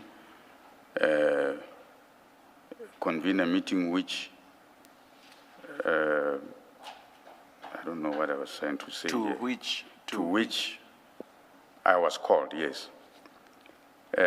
She said the meeting was to discuss the CI investigation, and that she was required to report or write something to the Minister of Police, Minister Mkhunu, and to send correspondence to the Chief of Staff, Mr. Cedric Nkabinde. The meeting was short, did not go into detail of the case. When the ID mentioned Mr. Nkabinde, I alerted her to his history. In my assessment, Mr. Nkabinde is a dishonest man, and I explained to her there was evidence, including data analysis by our data analyst in the Blue Lights investigation matter, indicating that Mr. Nkabinde was working with or was colluding with the suspects in the Blue Lives Matter and against that investigation. I advised Sorry. You use the definite article, the Blue Lives Matter. Yes. Which Blue Lives Matter is this? So the Blue Lives Matter, Chair, it's an investigation that we started whilst we were in IPID. It's on high-level police corruption. The suspects in that, or the accused, because now they're appearing in court on that matter, are generals in the police. General Pahlani, General Ngwenya, it's quite a number of them, and brigadiers and so forth. So that, for me, as I indicate here, it was a concern that she will be. All I wanted was Okay. a reader of the transcript must know what Blue Lives Matter you are talking about. Okay, Chair. Thank you. All right. Is it called Blue Lights Matter because it relates to the subs general, or it has to do with procurement relating to installation of blue lights? It has to do with procurement and installation of blue lights to police vehicles. Thank you. Mrs. Soko, please just clarify paragraph 36. You say the ID convened a meeting to which you were called. She said the meeting was to discuss the CI investigation, and she was required to report to or write something for the Minister of Police, Minister Mkhunu. That report to the Minister of Police, did it relate to the CI investigation or something else? To the CI investigation. And did she tell you why she needed to report to the minister on the CI investigation? Chair, I think she mentioned, and I'm speaking under correction because it's something that happened a long time ago, but my memory serves me well, it was about the fact that she had received correspondence from the minister about this CI investigation. Did you see that correspondence? No, I had not seen it. Thank you. And in this instance, when you are called to this meeting, you still didn't know anything about this investigation? Yeah, in fact, that meeting was really the first time where I got a glimpse of what this is about. Do you recall the exact date of the meeting? I think it might have been the 22nd of January, if I'm not mistaken. When you say you caught a glimpse, you weren't part of the full discussion? No, it was, I'm saying it was for the first time that I got to hear what is being investigated and who are the targets of investigation or persons of interest. Okay. And in this instance, is this considered you starting to become part of this team, or what would have been the purpose of your involvement? Chair, I reckoned it was to be briefed, to get a brief about it, because as I said, I had not known about it before. So I think that was the purpose of being invited to that meeting. Was this before or after Chief Perumal had told you how good evidence that he had obtained was? No, it was before. It was before. All right, thank you. You can continue. You were at the last sentence. I where advised her to be careful. Advised her. Yes. I advised her to be careful and said that I would not advise her to report to or through him, meaning Mr. Nkabinde. The ID asked me to obtain information from the data analyst so that she would have something she could work with, and so that she could advise the minister or the minister's advisor. I did so and provided it to her. The information I obtained from the data analyst is marked MS3. It is a document I provided to her showing Nkabinde's collusion with the accused in our investigation. I understood that there had at one stage been a consideration to charge Mr. Nkabinde, but that this was not done. The DPP at the time, Advocate Law, decided to defer the question of Mr. Nkabinde and focus on the matters involving the police generals and other police officials and service provider, in part out of concern about possible Section 342A of the Criminal Procedure Act application to remove the matter from the court roll. I was informed of these decisions. I was not at the ID at the time when they were taken. My concern is that this matter was not dealt with in the normal way. Ordinarily, even a matter received by the ID herself would be referred to me or one of the DDPP colleagues or the chiefs to evaluate whether it falls within the mandate and to advise her before she takes a decision. Here, the ID received the matter and it appears took the decision on it herself. The operational manual, especially as it relates to case intake, was not fully operationalized. Before the ID's testimony at the ad hoc commission, there were very few Section 27 referrals that came through. If they did come through, they would be received by her office. I specifically recall the speaker matter, where she called a meeting about the matter and instructed that it be considered and appointed a team to deal with it. Whereas with the CI matter, I only learned of them when they were already authorized. They were not discussed with me before they were authorized. I did not see Honorable Adams' Section 27 referral either. Even when Advocate Surunya asked me about it, I informed him that I did not see it. By way of context, on referrals generally, historically, most of our matters flowed from the Zondo Commission, Mpati Commission, and the Nugent Commission, in respect of which the former ID had already granted sweeping authorizations under the presidential proclamation establishing the ID. Attached is the presidential proclamation marked MS4. There was therefore no need for Section 27 referral. As per practice, most matters are referred to the DDPPs, who then prepare a submission to the ID for authorization.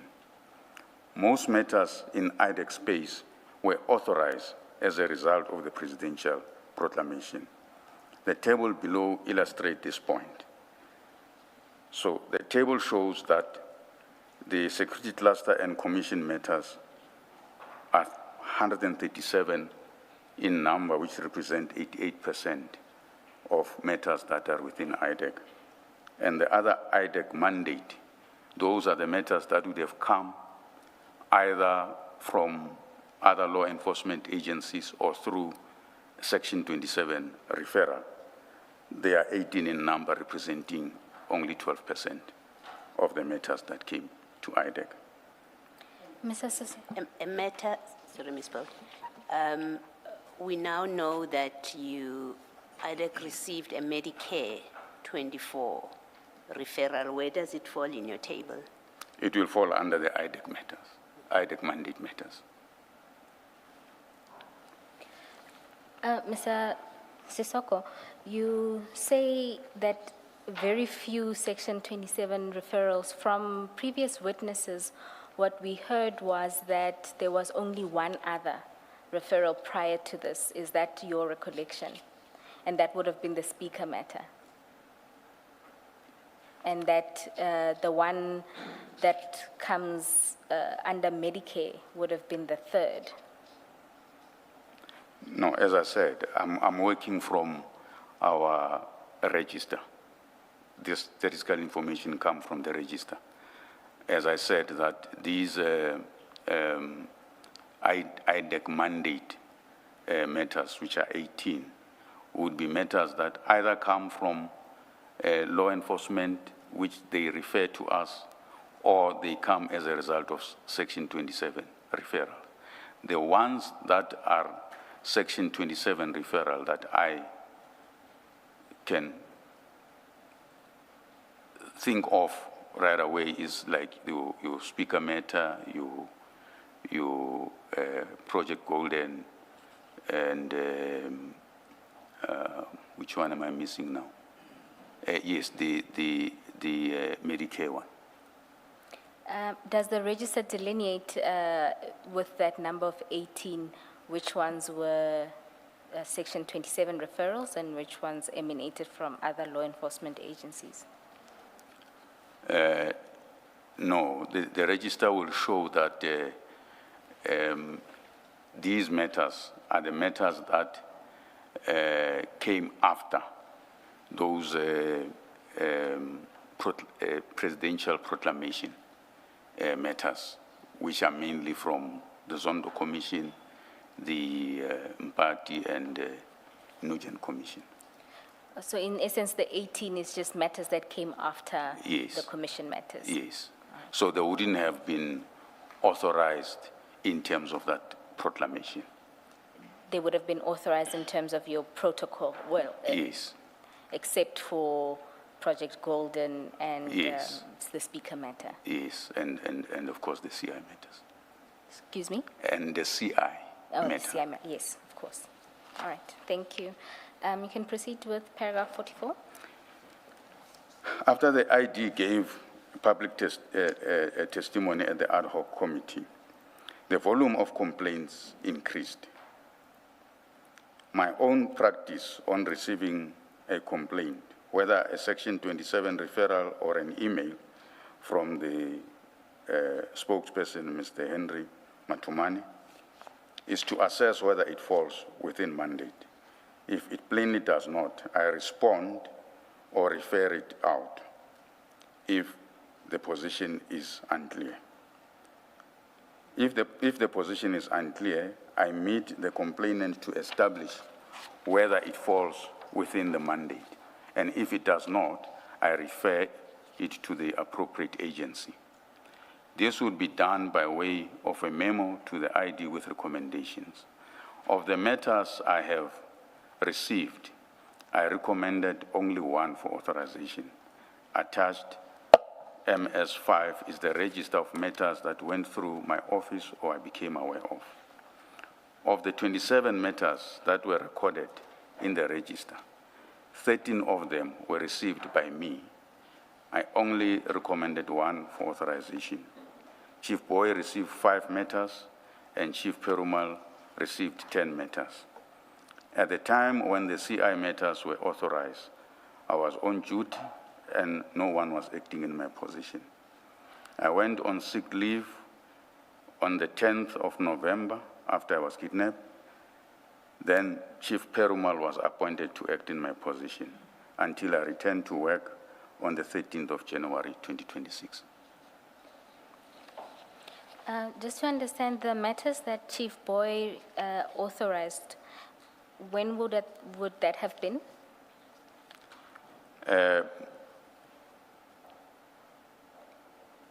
My apologies, I'm assuming- Some of them would have been when, I think most of them is when I was on leave, if my memory serves me well. I think the register will be able to indicate, because it indicates when they were received.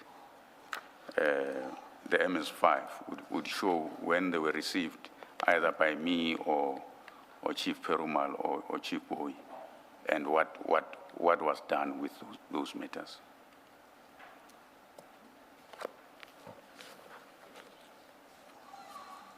All right, thank you. Can I just ask, what informs the decision whether matters get referred, they don't fall in your mandate, I accept that, if that is the decision, or the determination, but then you get to refer to other law enforcement. What informs referring or not referring matters to IPID? Because IPID deals with police, corruption, and similar. Is the principal position that matters never go to IPID? And I ask because in the evidence so far about the crime intelligence matters, there are matters where it looks like on the face of it, until a final determination, that this could have been referred to IPID, because from what one understands of IPID's mandate, that particular issue may well have fallen within their mandate. Is there a principled position within IDEC not to refer matters to IPID? Chair and Commissioners, the decision is based on the assessment. As we discussed before, that when it has to engage the IDEC mandate, it must meet the threshold of complex corruption or commercial and so forth, high profile. So even if it may involve members of the police, but if it meets that threshold, then it engages the IDEC mandate. However, if it does not, that's where then you have to refer the matter to those law enforcement agencies. As you'd see from the register, how I dealt with most of these matters. Some of these complaints, people complain that decisions were taken in the NPA, they were not happy with it. And when I assessed that, I realized that it does not engage our mandate. In fact, they need to do representation or things like that. Or some of the matters, people will say they went to IPID, they're not happy with IPID. You know, I would refer them to the management of IPID, that they be assisted there, or DPCI for that matter. I would refer them to the head of DPCI, exactly to avoid a situation where we take on the matter that are already in the space of other law enforcement agencies. Let me ask more directly. A case that has been presented before us. You have the General Lushaba loss of laptop story, and the IDEC gets involved in that matter, and it seems that IDEC is investigating and ultimately got him into court, is investigating what happened subsequent to the loss of the laptop, how that was handled. Someone supposed to have lied, a police officer at a police station, according to the evidence that we've had. On the face of it, it would seem to me that it may well have been a typical IPID matter to investigate, and yet it is a matter that IDEC fully investigates and prosecute. Can you explain how, can you answer my question with reference to that kind of question, to those kind of facts, that you have a case that looks like an IPID case and yet IDEC investigated it? What makes it fall within the mandate? True, Chair, on the face of it, it looks like an IPID mandate matter. But at least from the explanation that I was given was that there was quite a number of actions that showed corruption on the part of members who were involved in terms of hiding the true nature of what had happened, manipulating the dockets that were opened, and giving gratification to some of the investigators who were supposed to conduct that investigators with a promotion and so forth. That is the explanation that was given in one of those briefings. If you're absent, and I'm really asking because I want to understand whether some of the problems that we have become aware of, are they structural problems of competing jurisdictions, and therefore the one body ends up dealing with matters that they shouldn't. So if you exclude the gratification issue here, you received a complaint. Yeah. That's how it's, as I understand it. Mr. Adams filed a complaint and said General Lushaba lost his computer and there was a cover-up. That's how I've understood it to be, that there was a cover-up, and the cover-up goes to even his superior, even General Kumalo, even though General Kumalo was not his superior at the time. But the cover-up goes to General Kumalo, but also now someone took an affidavit at a police station and they misrepresented some things. Forget gratification for now. On the facts that I'm putting to you, would you still have said this is an IDEC matter? If there was no issue of gratification and alleged corruption, it would definitely won't fall within the mandate. Okay. Thank you. Mr. Soko, you can continue with your affidavit. We are now dealing with the conflict between Advocate Ramsamy and Chief Perumal, paragraph 46 of your statement. The conflict, the ID called me into a meeting to help resolve a conflict between Chief Perumal and Advocate Trushanta Ramsamy. As I understood it, the conflict concerned the approach to the case. Advocate Ramsamy, as a prosecutor, had taken a particular legal view with which Chief Perumal did not agree.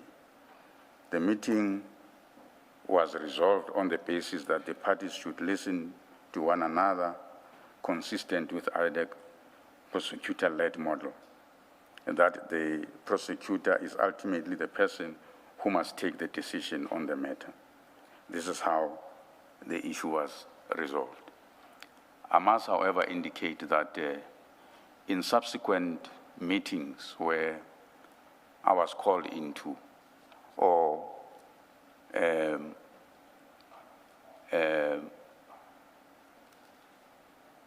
brought to my attention, it appeared that these conflicts continued.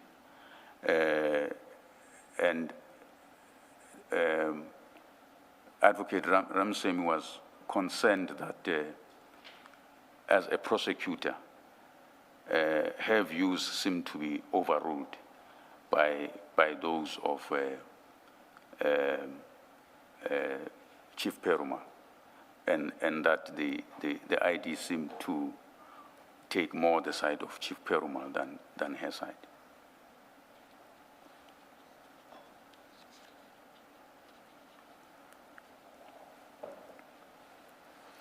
Do you recall how many other meetings related to conflicts between the two took place? I honestly cannot recall. They were varied. Sometimes Chief Perumal would come to me. Sometimes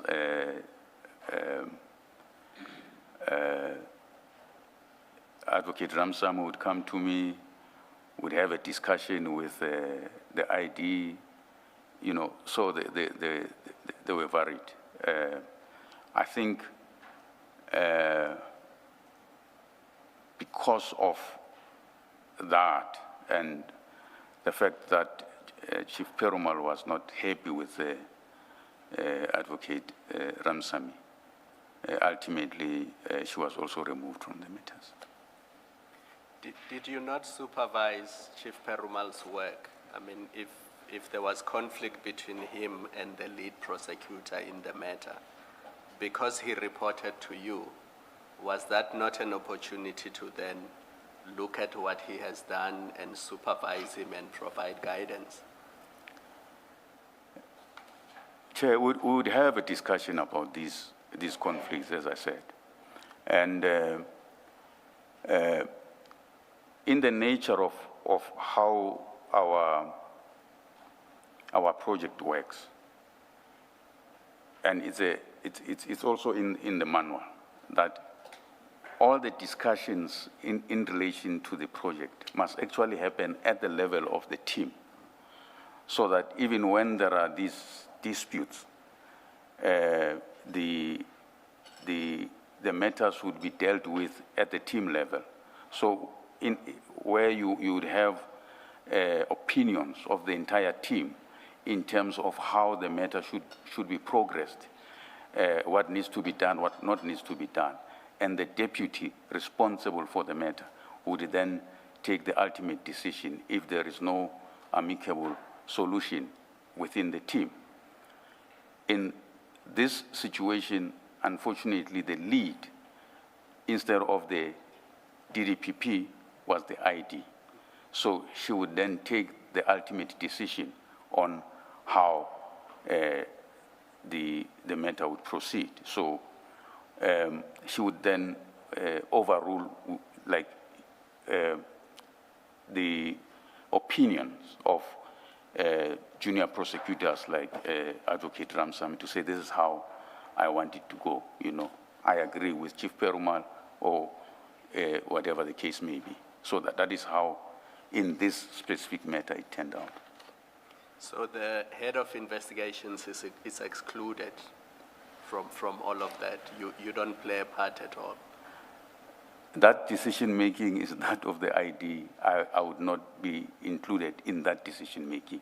We can have a discussion, but you ultimately take a decision. This is how it is going to happen, and it would happen that way. But you did participate sort of in the lead-up to the final decision about what is to happen, i.e. you mediated this meeting, and then you indicated that there were several other meetings where you had to talk to either. Yes. As I said, that it would sort of be a complaints session, you know. Chief Perumal come to me to complain. Advocate Ramsamy has made a submission that there is no case and all that, and he believes there's a case, you know, those kind of things, you know. So when we discuss these matters and trying to find out where the fault line lies, you know, you have people who've got strong opinions about these matters, you know, and the ID would then take a decision to say, this is how it must be done, and it ultimately will be done that way. So that is why the decision to proceed the way these matters were proceeded with, the decision to enroll, all these decisions were done by the ID. Right, thank you. We can then proceed to the next topic, which is the disciplinary and leak matter concerning Mr. Rapesu. That's at paragraph 47 of your affidavit. Yeah. The last occasion on which I was involved arose when the ID convened a meeting and informed us that she had received a call from Mr. Nkabinde. Mr. Nkabinde alleged that Mr. Rapesu had telephoned him and informed him that IDEC was conducting an investigation against him, and that Mr. Brian Padiache was the investigator. In other words, Mr. Rapesu had leaked information to Mr. Nkabinde. Present at the meeting were me, Chief Perumal, Mr. Rapesu, and Mr. Rapesu. Mr. Rapesu denied that he had called Mr. Nkabinde, deposed to an affidavit confirming that he never done so, and offered his cell phone and to take a polygraph test to demonstrate his innocence. I was tasked by the ID to refer the matter to our Security Management Services, SMS, to arrange a polygraph. The SMS began the process by referring the request to the State Security Agency, but then reverted to us to say the State Security Agency does not conduct polygraph tests for internal disciplinary matters, and that if IDEC wished to have one conducted, it would have to procure the services itself. That was never achieved, and the matter was left there. Mr. Rapesu continued to ask about progress, and I gave him what I knew through his supervisor. I was later told that he had lodged the grievance about the issue. I subsequently learned that the grievance had been dismissed on the grounds of a time lapse. At the time I was asked to facilitate the polygraph, I received a report from one of our investigators, Mr. Ndumbalo, who had been tasked to investigate the alleged leak. The report recorded that Mr. Nkabinde was refusing to provide a sworn statement about the alleged leak. The ID wrote a letter to Mr. Nkabinde calling on him to provide a statement, and if he's not willing, indicate so in writing. Attached is a letter from the ID marked MS6. Mr. Nkabinde responded to the ID letter with the email dated 27 March 2025. The email is attached as MS7. The ID further wrote to the advisor to the minister, Advocate Pikoli, raising frustration about Mr. Nkabinde's failure to provide a statement. The letter is attached as MS8. Mr. Mbalo expressed that Mr. Rapesu would have leaked the information. Alternatively, that Mr. Binang would have done so, allegedly because he learned that I revealed information to Mr. Binang. Attached is the report by Mr. Mbalo marked MS9. On my reading of the report, I was convinced that it insinuated that I'm also a suspect for leaking the information. So when communicating with SMS, I advised them that I was also volunteering to be subjected to polygraph test based on paragraph 4.2 of the findings of the report. Attached is the email dated 25 June 2025 to SMS marked MS10 communicating same. The obvious difficulty with that report is that the allegation was that ID herself received the call from Mr. Nkabinde. There's no indication in the report that a statement was obtained from the ID about the allegations, and to obtain the records of the alleged call to her, nor were the records of Mr. Rapesu, Mr. Binang, or me obtained.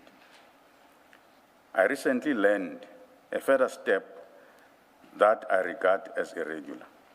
While I was on sick leave in January 2026, an investigation was authorized within IDEC in terms of Section 2813 of the NPA Act against Mr. Rapesu for leaking information.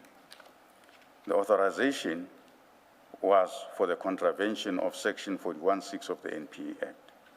The application memo indicates that it is from Chief Perumal, even though his signature is not in the memo, and it is authorized by the ID. Attached marked MS11 is the application for authorization. This offense is definitely not within the IDEC mandate and should not have been authorized in IDEC. I regard this as odd for 4 reasons. First, Section 41(6) investigation of this kind is not an IDEC mandate. Second, the ID herself received the initial complaint from Mr. Nkabinde. From Mr. Nkabinde would appear to be conflicted in authorizing an investigation arising from it. She's actually the complainant because Yes. Mr. Nkabinde is not the complainant. Yes, yes, So in a 41(6), the ID is the complainant. yes, yes. So that's why I'm raising that. Third, Chief Perumal, as a witness in the investigation, cannot apply for authorization. Fourth, so maybe to explain this, when the ID called that meeting, she indicated that when she received the call, she was with Chief Perumal and Chief Investigator Padiachi. So they had that call, or the conversation between her and Nkabinde, which makes them witnesses in this investigation. So that's why I'm saying that Chief Perumal, as a witness in that investigation, cannot apply for the authorization. Fourth, Had the ID put the call on speaker, or how would they have heard? yes, that's what she indicated. All right, thank you. Fourth, there is no indication that the former IPID officials who are alleged to have attended a meeting with me were approached for their statement. When I returned from leave, Chief Perumal briefed me on the referrals he had dealt with in my absence. So those referrals are those that will be on MS5 that he had dealt with. But he did not mention this one. As I was preparing my affidavit for the commission, I called the IO, Mr. Mbalo, to inquire about this matter. He confirmed that the investigation was authorized and that he was going to recommend that the investigation be closed as there is no evidence to implicate Mr. Rapesu in wrongdoing. I called for the file and established that there is a statement from Mr. Nkabinde dated 27 November 2025. Mr. Nkabinde, who had refused to provide a statement, now deposed to an affidavit which expanded the allegation to implicate me, asserting in substance that on learning of his appointment as Chief of Staff, I had convened a meeting and asked investigators to investigate him and to find anything they could against him. I deny that allegation. Mr. Nkabinde's statement is attached and marked MS-12. What I find odd is that the colleagues who are alleged to have been in a meeting with me are not approached for their statement to corroborate this allegation. I also established that only a subpoena for the cell phone records of Mr. Nkabinde and Rapesu were requested. They were analyzed by Digital Forensic South Africa, and their report confirmed that there is no record of the calls either from Mr. Rapesu's phone or Mr. Nkabinde's phone. No cell phone records were obtained for the ID phone to confirm that the call was indeed made to her.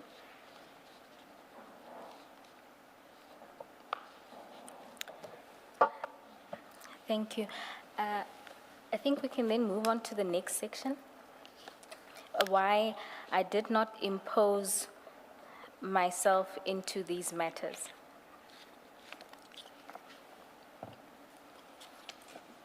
I've been asked why, given my position and the leadership role I ordinarily play, I did not raise concerns at the time or ask to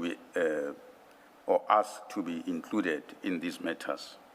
The answer lies partly in my own history. During my time at IPID, I was involved in serious conflicts. I stood my ground and I paid a heavy price for it.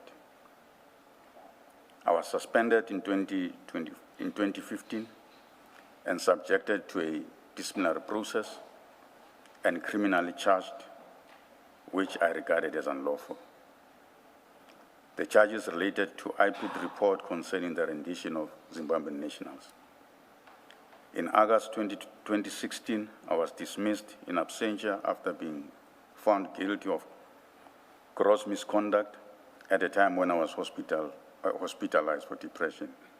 My request for a postponement had been refused, and I never gave evidence in my own defense.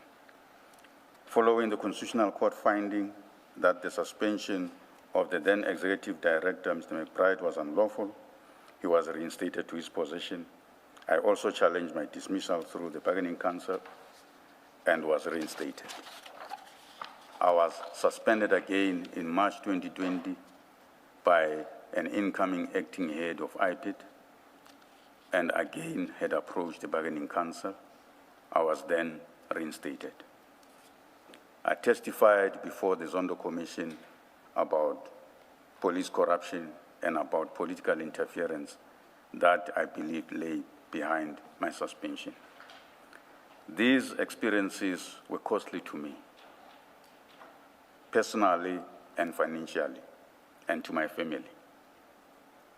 I'm 61 years old, near the end of my career. When I found myself excluded from the CI matters, I made a deliberate decision not to force my way in.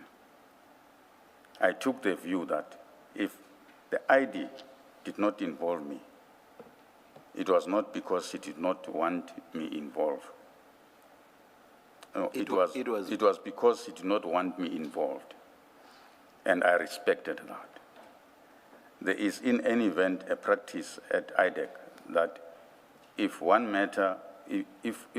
is not on a matter, one does not seek to know its details, and there is a related principle of neutrality. I let the matter be, and I did not ask ID why she did not involve me. There was also a further, more recent consideration. On the 7th November 2025, I was kidnapped while driving home. I was assaulted and robbed. My attackers took my state-issued laptop, cell phones, and abandoned me near Rabridge in the early hours of the 8th November. I reported the matter to the police and received medical treatment. While I cannot say with certainty if this event is related to my work, however, there were two distinct occurrences during the robbery that makes me suspicious. First, the kidnappers demanded a firearm. When I told them I did not have one, they assaulted me so much as if they knew I should have one. Second, when they took all the gadgets, laptop, cell phone, tablets, Samsung watch, they asked for PIN numbers and passwords of all these gadgets. However, on the work laptop, they specifically demanded that I write the password on one of the kidnappers' phone, and they took the laptop to a house. They only did this with the laptop. This occurred against a backdrop of public allegations against IDEC and its leadership, and of threats directed at the unit following the CI arrest. That experience had affected how I approach my work and my own safety. In the circumstances, rather than insert myself into these matters from which I had been excluded, I confined myself to assisting on discrete issues on which I was asked to assist, and to advising those members of the team who approached me for guidance. I otherwise left the ID as the head of the unit and my supervisor to deal with these matters as she saw fit. I wish to make one matter clear. I do not say that there was no case to be investigated against CI officials. My concern is not with whether there was a case, but with the manner in which these matters were handled, and in particular with the departure from the established intake and investigation process. Even where there is a case to answer, it must be dealt with in accordance with the process, and where the process is not followed, the integrity of the outcome is placed at risk. Before you go to the conclusion, did you play any part in IDEC's presentation before the ad hoc committee? No, I did not, Commissioner. Because when the former ID went there, she was not going there in an individual capacity. She was going there representing IDEC. So you are head of operations at IDEC. Did you not assist at all with the presentation? Not at all. Not at all. And then after the 6 July 2025 conference, media conference by General Mkhwanazi, serious allegations were made against IDEC. I'm sure you are aware of that. That's correct. Did you not, as head of operations, look within to see if there's nothing wrong that IDEC did so that you can assist the ID if she needs to account to the nation or to Parliament? There were meetings and discussions about those revelations by General Mkhwanazi. And in those meetings, they were dismissed as a counter to the investigations that had happened against the CI generals. And then internally, Advocate Serunye raised two issues. One was the Section 27 referral affidavit was not there. The investigators did not have it. The prosecutors did not have it. So that was the one issue. The second issue was the two CI matters, the Mokwele matter and the Lushaba matter. There were no DDPPs who were leading those investigations. And he raised those issues as serious concerns. And as far as I understand, you were copied in that correspondence. Why did you not do anything? If he says the Section 27 is not there, it has not been provided. And secondly, these investigations were supposed to be led by DDPPs. They were being led by junior advocates at IDEC. Did you not say anything? Did you not intervene? Did you not raise these similar issues with the ID? Did you just let those things slide? Chair, my recollection is that there were engagements about those issues, and with the ID, and with also Advocate Serunye. And the ID was not even happy about those things being raised, because as I understood at the time, she felt that these matters were properly within IDEC. And I think she sort of took umbrage why those issues were raised. So in those meetings, I think the issue was, a decision has been taken, matter is authorized, it's going to proceed as she's directed. And then the last one, in this commission, your investigators, Mr. Padiaki and Mr. Chief Perumal, have been accused of what on the face of it is serious misconduct that may well amount to fraud. The commission has not made findings one way or the other because we must hear all sides. But the allegations are that they created affidavits many months after, and then they backdated the affidavits to create the impression that those affidavits were deposed to on the 6th of January 2025 in relation to Mr. Adams's supplementary affidavits, and then in relation to the Section 21 Section 27 affidavit.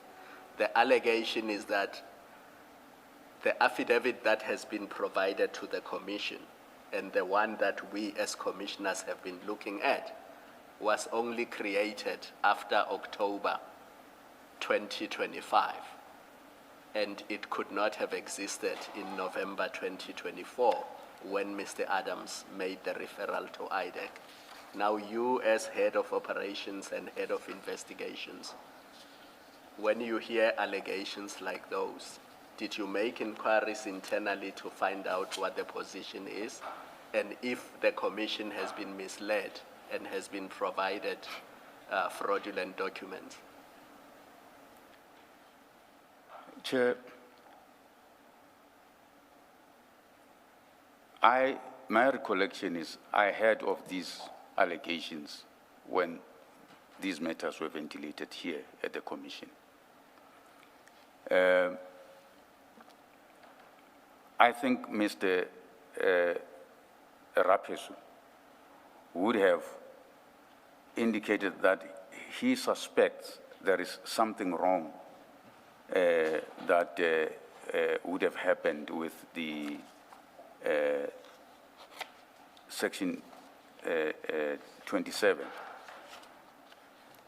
And if I remember his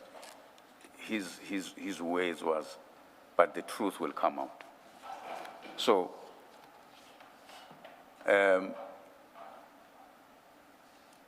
I remember speaking with Chief Perumal, if he knows anything about this, and then he says, no, there's nothing like that. Everything, it's on board. And I took his word for it. Lastly, and it's a question Chair asked, because you are the head of investigations, is it common, is it usual within IDEC that an investigator can start an investigation and conclude the investigation without having seen the Section 27 referral? Because Mr. Padiaki told us that that's what happened in this case. He never saw the Section 27 referral.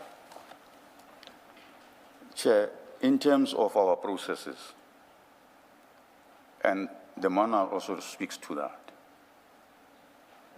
when a matter is authorized and the project manager convenes a project meeting with all stakeholders, including the DDPP, all information relating to that matter is shared and discussed within the team. It is an anomaly for those documents not to be shared within the team. It is clear that on this matter, there was exception to the rules. Did it also have formed part of the application for a warrant of arrest, the Section 27 affidavit? So when IDEC applies for a warrant, should the Section 27 have been attached to the affidavit that was placed before the court? How does it work in practice? In practice, the investigating officer will draft an affidavit, basically outlining the investigation conducted and the offenses that, because that are alleged to have been committed. Sorry to interrupt you. Because the starting point is the Section 27 referral, does he attach it to the affidavit? No, in practice he it's doesn't not. do that. In practice it's not. But it forms part of the docket. In practice it's not. So in practice, it does not form part of the docket. You No, don't even share it with the accused. No, it is part of correspondence, internal correspondence, but it's not attached to the docket. And when they ask for it because they want to challenge IDEC's jurisdiction or IDEC's mandate, how do you deal with that? Well, when they ask for it, in my experience is that it has been provided when they had asked for it.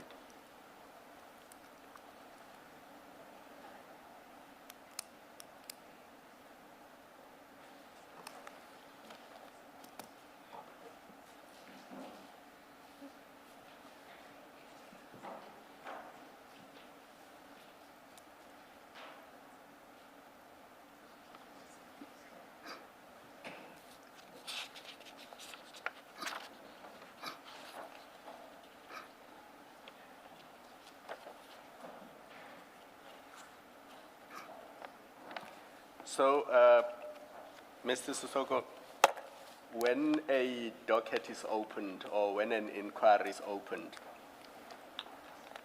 doesn't the Section 27 become the A1 statement?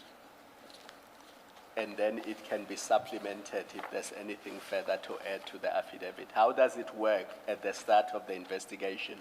Assume that the investigation has been authorized, either in terms of 28.1 or 28.13, and then a docket or an inquiry is opened. Shouldn't the Section 27 affidavit be the A1 statement? In practice, Chair and Commissioners, the Section 27 referral is treated differently. When an investigation starts, when it's authorized, then the complainant is approached for an A1 statement, and a full comprehensive A1 statement, which would address all the elements of the offense, is then obtained. And that is what is used as the A1, not the Section 27. Where does one find that? Is that in the manual or is it your interpretation? It's the practice. But where does one find that? Where is it recorded that that's the practice? I'm not sure if we record it like that in the manual. I must be honest. I'm not sure if we do that. I think the manual states the processes that must be followed, but it does not specifically say what happens in relation to Section 27 or an A1 statement, because it's more of an investigative operational issue that investigators do. And the reason we are asking this is because Mr. Serunia, Peter Serunia, and Ms. Ramsamy, they have testified in this commission that, and I hope I'm not confusing their evidence, and the transcript will bear that out, but they said the Section 27 affidavit becomes the A1 statement, and then any further statement obtained from a witness supplements the Section 27. So the Section 27 is not an internal document.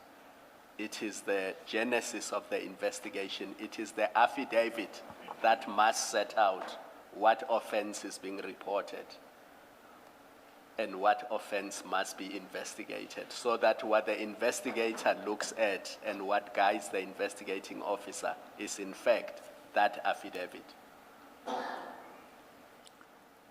Chair, I won't dispute that it may happen in other matters, that, you know, the Section 27 may have been included as an A1, you know. But I'm talking in generality what I know would have happened in most of the matters. But because IDEC has not had that many Section 27s, you Yes. said so yourself, Yes. most of your matters are from the commissions, Yes. and there was that general authorization from the former ID. Don't you think this is something that should be clarified in the manuals? Yes, certainly, Chair. I mean, this experience with the Commission, it's a lot of lessons learned for us. We already having a discussion internally about IDEC reset and how we improve our operations, and including our manual, so that we are all clear in terms of processes, because this process has shown the weaknesses within the organization that really need urgent attention. And these weaknesses are serious because they can lead to systematic failure. It is they true. can impact not just IDEC, but other law enforcement agencies, as you have seen with crime intelligence and SAPS. That is true, Commissioner. Lessons learned. Thank you. Can I?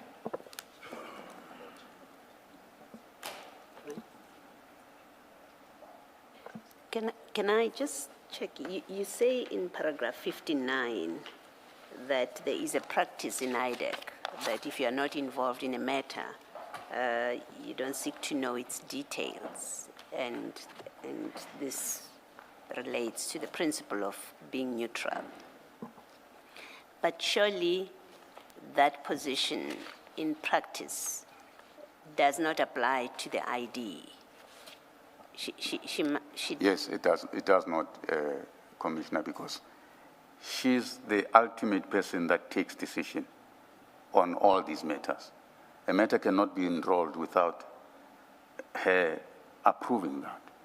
So every decision of this nature, it is taken by the ID. But then by same, well, not same, you are head of investigations. It seems to me you should know what's happening in investigations. Yes. So that rule, if it's a rule in the workplace, should not be applying to head of investigations, because you need to be able to speak to the investigations that are happening in your organization. That is correct, Commissioner. And in most matters, that's what had happened.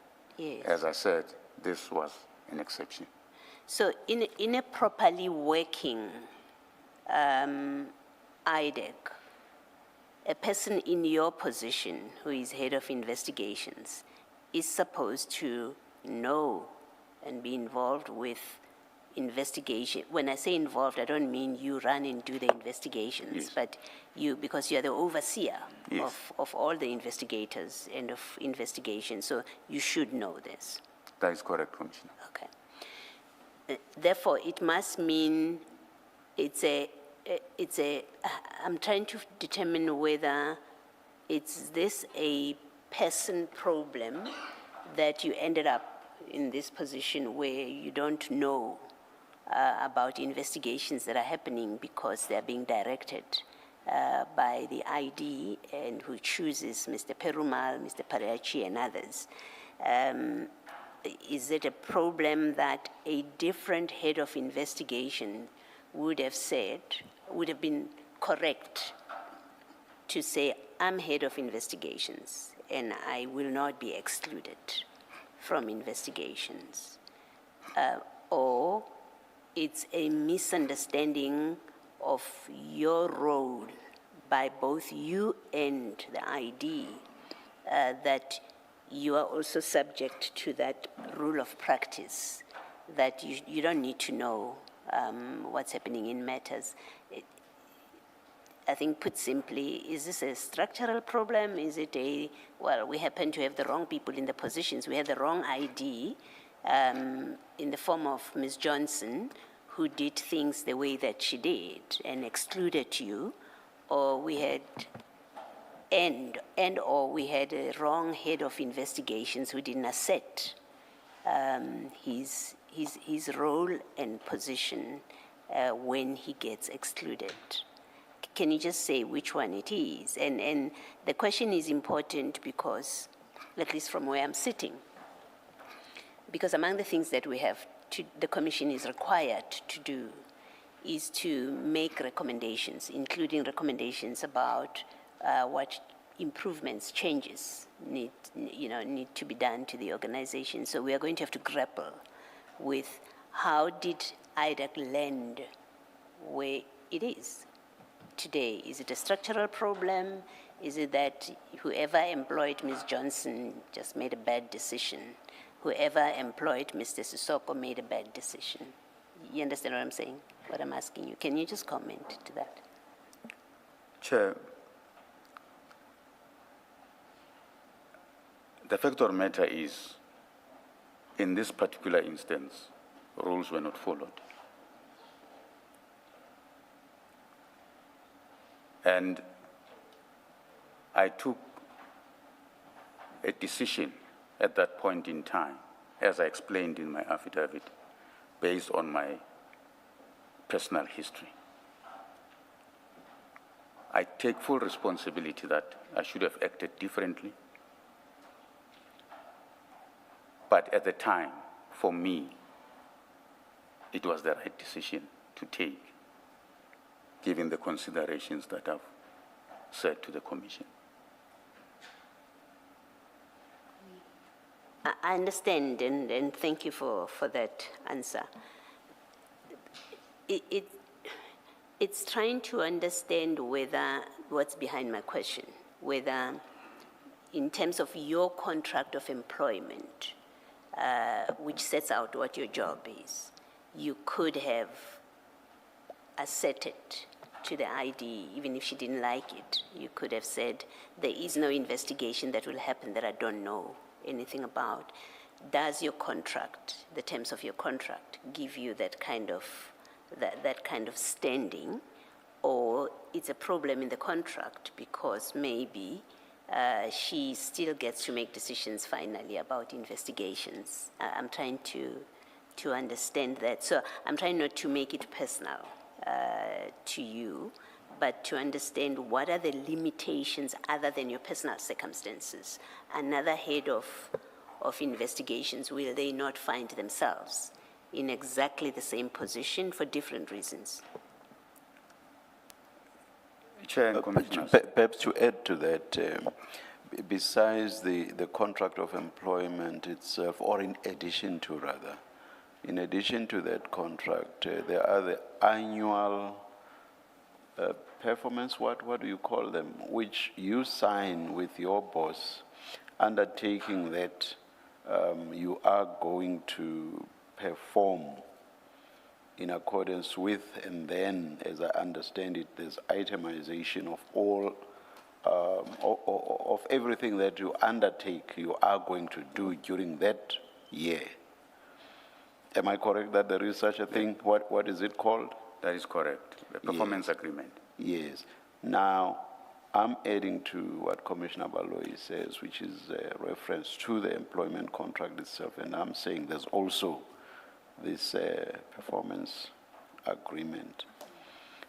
Would what you are required to do not also be, it would obviously be included in that, and would it cover what Commissioner Baloyi is raising, and if it would, what would you be assessed on if not on that? That is what it covers, which includes the issues that Commissioner Baloyi is raising. At the end of the year, how do you get assessed if you've not said, now if you do not allow me to do A, B, C, D, how am I going to be assessed at the end of the year? So basically, that contract would require of you to raise the issues that Commissioner Baloyi is referring to. Now, can you please respond? With all of that in mind, can you please respond to Commissioner Baloyi's question? Thanks, Chair. My performance agreement provides that I must advise the ID. As I've indicated that these matters were discussed and should take a particular position. I understand the concerns, and in hindsight, maybe I should have taken this issue even further and not let it be as I did. But that's what, to me, at that point in time, seemed right to do. As I said, that maybe I should have acted differently by raising this issue at a higher level, so that what now has been ventilated here could have been stopped. I do, however, I am, however, not sure if it would have made any difference.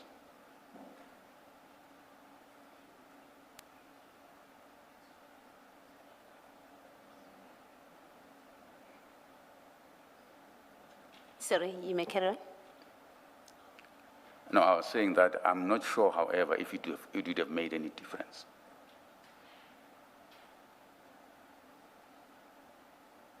You say you're not sure because the ID is the person that she was, or what? Because you see, you speak of, you say your contract says you advise the ID. The next question is, well, what does that mean in fact? You advise her on investigations that your people are doing and what they put together as it before she makes a decision, does advising mean that you say to her, on this investigation, there's no case? She ultimately, gets to sign off on the next steps. But what does advising her entail? Advising the ID, it means advising her on all operational issues. Where matters are under investigation, what are the challenges, what needs to be done.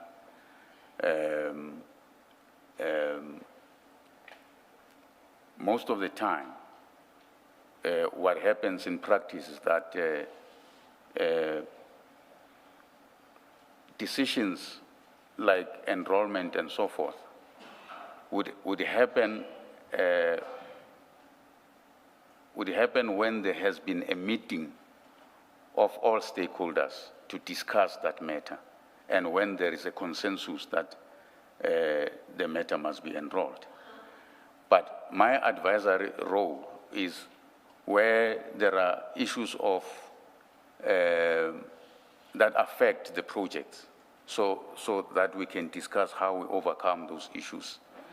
In relation, for instance, to these specific issues that are raised here at the Commission, there would have been discussions about it to say there are issues that have been raised. There is concerns about these things, and she would give that direction to say, no, I'm satisfied about these things. This matter will go on. If there has to be a takedown, the takedown must go on. You see, from the evidence, let's take the Mukwele matter, that it has appearances, even we haven't made any final decisions, but concessions made by the witnesses. There seems from those concessions to be an acceptance that there were shortcomings in the investigations, at least one area. There were shortcomings in the investigations. The question that it prompts for me is, where was the head of investigations when there were these bad shortcomings, these serious shortcomings, and the matter gets J50 issued, people get arrested and they go to court? Where was the head of investigations when this happened, where a poorly investigated case lands at people getting arrested and people getting to court? Even before that, it lands at a decision to prosecute. Now, from your answer, it's still not clear to me that things got that bad because the head of investigation was missing in action for reasons that you give, or look at the perimeters of my powers, my position. I can't do more than forget that I didn't tell the ID maybe, but if you look at my contract, I can't do more than just saying, ID, this investigation is poor, the matter is not ready to go to court. In the end, she makes the decision, because if that is the case, it may well be that recommendations or thought must be given to how do you give the head of investigations more power, or ensure that in their contract they get to make determinations about investigations, and they are the ones that sign off to the ID to say, yes, I'm happy with the investigation, and until there is that sign off, the ID may not approve, may not give a decision, or may not sign off. I'm trying to get you, to assist us in answering that kind of question. And I must say that in your answer, the way you've answered, I haven't gotten the kind of assistance that I'm looking for, or the answer to my question. I understand, Commissioner. The reality of the matter is that this investigation was directed from the ID's office, not from my office. All decisions relating to it were directed from that office, including the takedown. I learned of it after the fact, when in normal circumstances, when you conduct a takedown, we sit in a meeting, discuss how that takedown would look like, you know, whether there's a warrant of arrest to be applied for or HA175, all those issues. That was not the case in this specific matter. So it was an unusual situation, and I think that's the best way I can answer you, Commissioner. Would you consider as an appropriate suggestion that I put to you that the system, the structure has to be such that the ID should not be immersed in the investigations, should not be directing investigations, because ultimately her people must satisfy her when she make him her.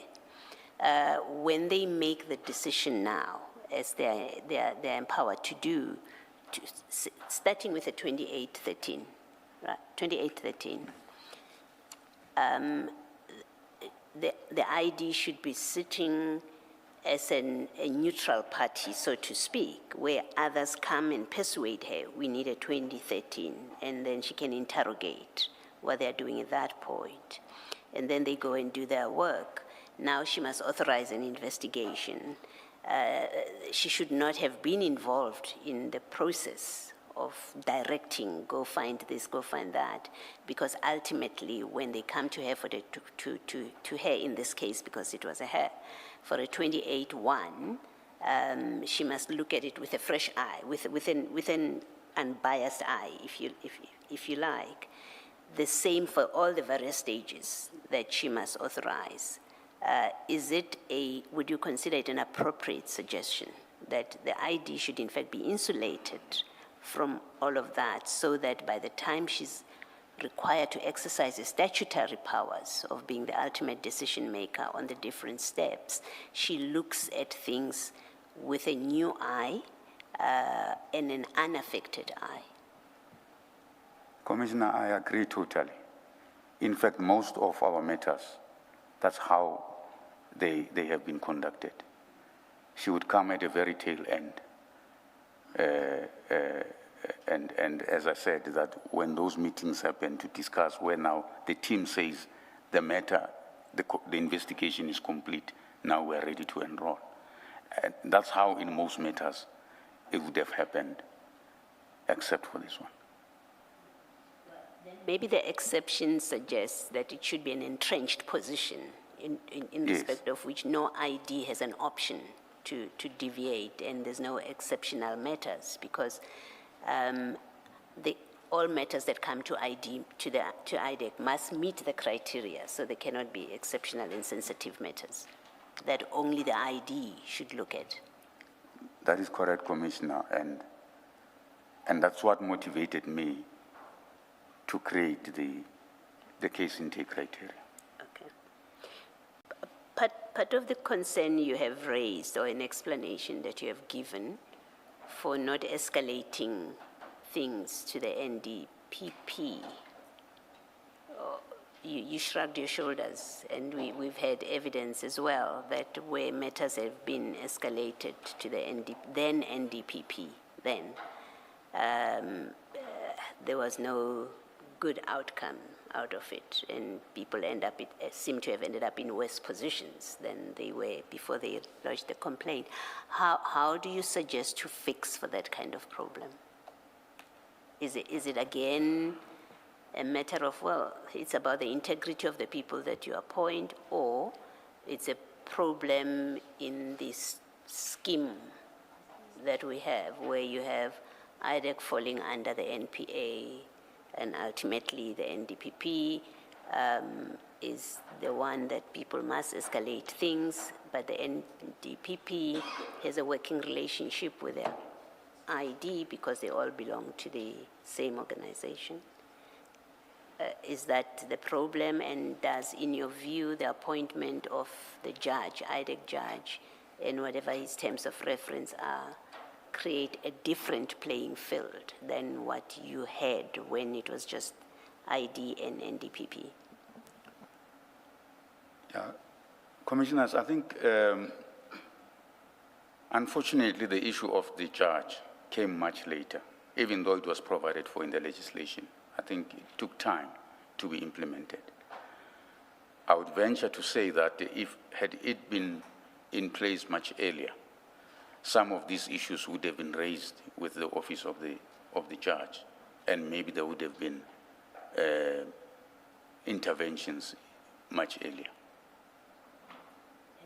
Do you say that because the terms of the terms of reference of the judge? Yes. Okay. Remember, the judge would look at complaints even by IDEC staff, political interference, whatever complaints they might have in relation to how IDEC is run, and of course even public about the work of IDEC. So I think people would have felt even more empowered to take the matters to the IDEC judge.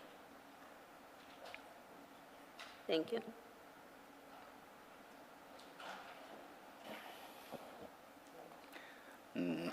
We are left with only, subject of course to whether there are other issues you wish to raise, Ms. Bowe. We are basically left with one page. Chair, perhaps can the witness read into the record the remainder of his statement? Yes. And that way what can remain, if any, after the sorry, Chair, the look that you gave, I wasn't sure. No, please, please don't, I don't want to mention the council's name, but don't play that on me. Oh, man. He Not at all. always tries to read my face and make conclusions. No, I withdraw the remark, Chair, that perhaps what will remain will be a couple of clarity-seeking questions and some probative questions on some of the aspects of other witnesses' evidence. Thank you, Ms. Bowe. Can you please conclude reading your statement then? Thanks, Chair. Yes. I consider it important that the Commission should not conclude that IDEC is, as an institution, compromised. IDEC has sound structures, capable and committed people, and good processes. There is a lot of work that has been done by IDEC colleagues, at IDEC, which shows how committed they are to the fight against corruption. You left out good. There is a lot of good work. There's a lot of good work that has been done by colleagues at IDEC, which shows how committed they are to the fight against corruption. I would like to refer the Commission to the infographic marked Annexure MS-13, which gives a summary of matters dealt with by IDEC as they relate to state capture. My evidence concerns the manner in which a particular set of matters was handled, which in my view was an outlier and not the institution as a whole. For the reasons set out above, I recommend that the intake and selection process contained in the operational manual and case selection criteria be fully operationalized, including a single designated intake point and case intake committee. That process was designed precisely to guard against difficulties that have arisen, to ensure that case selection is objective, auditable, and defensible, and to insulate the ID from allegations of targeting or selecting cases without proper basis. Had this been operationalized, many of the concerns I have described would have been avoided. I make this statement in order to place my account of these matters and of IDEC processes before the Commission. Mr. Soko, there in paragraph 66, you talk about operationalizing the manual. Don't you need more than just operationalizing it? Because that's quite a soft position to take, and it's still subject to human conduct. You can get another ID who simply ignores it. Isn't the solution that it becomes part of the set of documents which are policies and protocols, and if you don't comply, there will be consequences? Because as matters stand, I understood from an earlier discussion that there doesn't seem to be any repercussions for non-compliance with the manual. But if you do have repercussions, be it disciplinary action, it doesn't necessarily have to be criminal prosecution. But if you treat it as part of your policy documents or protocols, whatever name you give it, and it's clear that if you don't comply, isn't that the position you should be advocating for? I would agree, Commissioner, that Yes. I think the manual as it stands is not strong enough in that area in terms of consequences. And I think already, as I said, that there are discussions about it, that there must be an improvement to it so that everyone complies with its provisions without exception. And there's consequence. And there's consequences. If you don't comply. Yes. Okay, all right. And then lastly from me, in paragraph 65, you say, my evidence at the end, you say my evidence concerns the manner in which a particular set of matters was handled, which in my view was an outlier and not the institution as a whole. I must confess that I'm outside IDEC, but the bit that we have had from other witnesses, I would be very cautious, and I think I would suggest you are too, being inside as head of investigations, about how far this, which you call an outlier, goes. You know, we have become aware of crime intelligence matters because General Mkwanazi held a media conference. It resulted in a commission of inquiry. The question that I would ask is, well, how far does this go? You know, what else are you not aware of? For example, you haven't spoken to what Mr. Rapesu testified to, that there's an investigation about a 50 million rand that was supposed to be taken by General Lushaba, and he says when he called you about it, you didn't know anything about it. So you do have an idea of what's happening, but maybe in fact the reset that IDEC is doing should include a real deep inquiry into how far does this go? Well, what else was being investigated? Because that's a question that I ask myself as a commissioner, that we've had evidence here, but what else was being investigated off the books that you will not find on record of crime intelligence? What else was the ID involved with? What was Mr. Perumal involved with other than what we now know? So my suggestion would be to be cautious about, well, what we know is the outlier. Maybe it's worse than that. And until you have satisfied yourselves that this is all there was that has come out of the commission, you should be more cautious with that statement. I think there is cause to be concerned. How bad is it? Is this all that we have seen and that's the end of it? I have no reason as I sit here to think that's all there is. And I understand, Commissioner, from your own position. I'm speaking from what I understand from inside.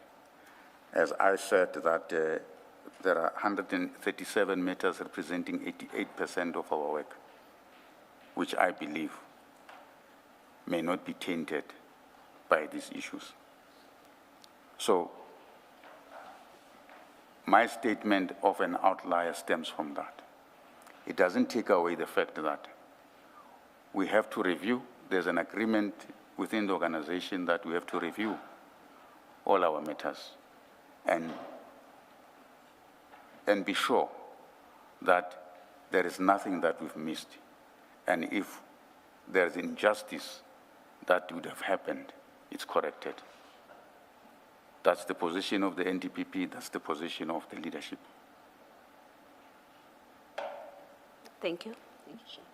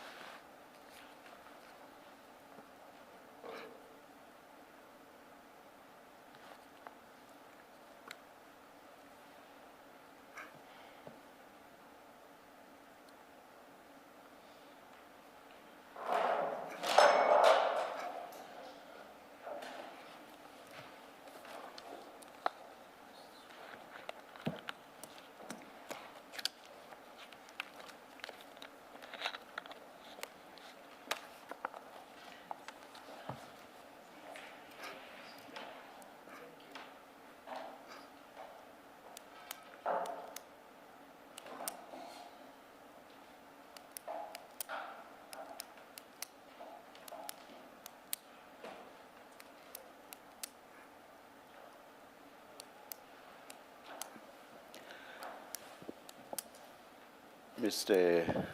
Sissoko, before this last engagement by Commissioner Baloyi, my co-commissioner engaged you on what you consider to be necessary, and there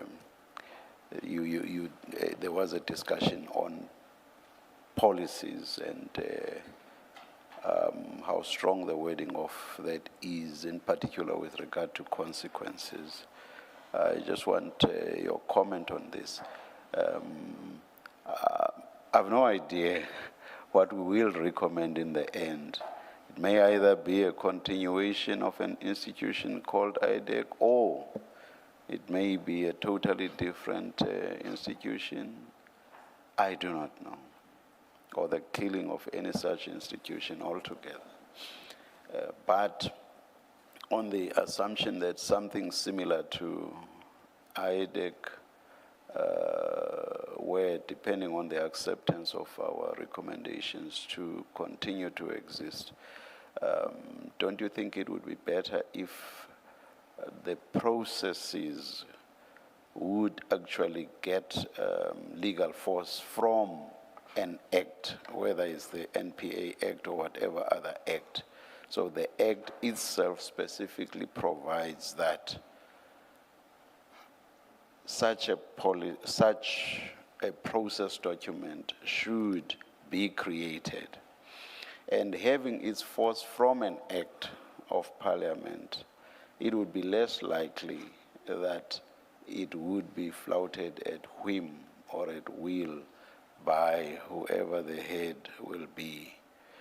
Of course, human beings being what they are, they will flight laws, which is why, for example, we have criminal trials all the time. We have administrative challenges against state functionaries, and so they will flout the law. But I think it will give more force to have it provided for by the Act itself, and not officials sitting down, crafting their own document as they please and of their own accord. What's your comment on that? Chair, my comment is that I think it will be a good idea that IDEC will have operational regulations. In my previous environment in IPIT, that's what we did once, because I was involved in the development of that IPIT Act. But we ensured that there are also regulations regulating the operations. So once they have the force of regulation, then it enforces all these issues that we spoke about. And is it the act itself that says there must There be? must be a regulation. All right, Which talks to the operations. Yeah, yeah. It's exactly something similar that I have in mind. Yes. Depending, of course, as I say, on what our ultimate recommendations are with regard to IDEC. Yeah.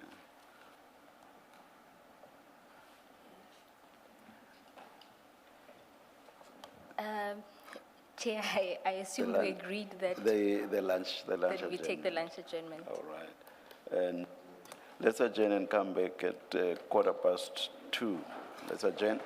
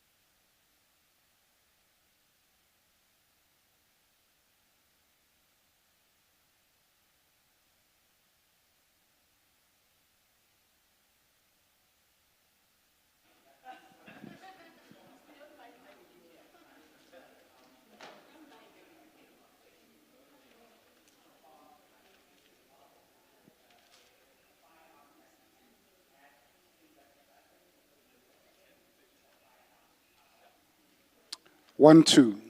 We are, good afternoon. It's 2:15. We are ready to resume. Please make sure that all your devices are quiet and silent. Thank you.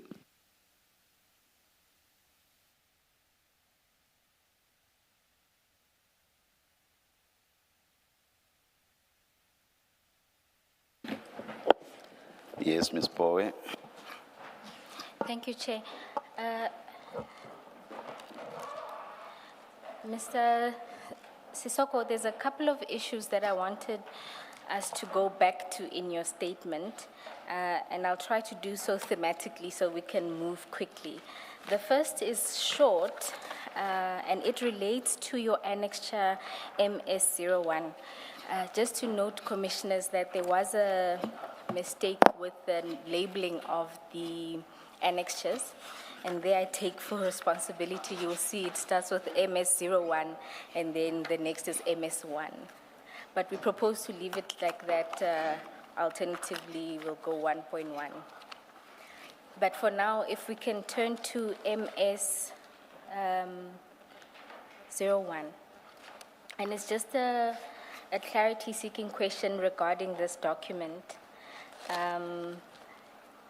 This document seems to be discussing the secondment of investigators from IPID to the ID, correct? That is correct. When regard is had to it, I think it then lists the individuals to be seconded. That's correct. And then one of the annexures to it is that list of cases that's attached as Annexure G to this. What we wanted to understand is, as far as the dockets themselves and the movement of those dockets from IPID to the ID or IDAC as it now is, what informed that? Because this largely just speaks about the secondment of the investigators. Chairperson and Commissioners, my understanding of MS01 is that it records the correspondence between the former ID and the then acting executive director, or directors, acting executive directors, both Mr. Sinne and Mr.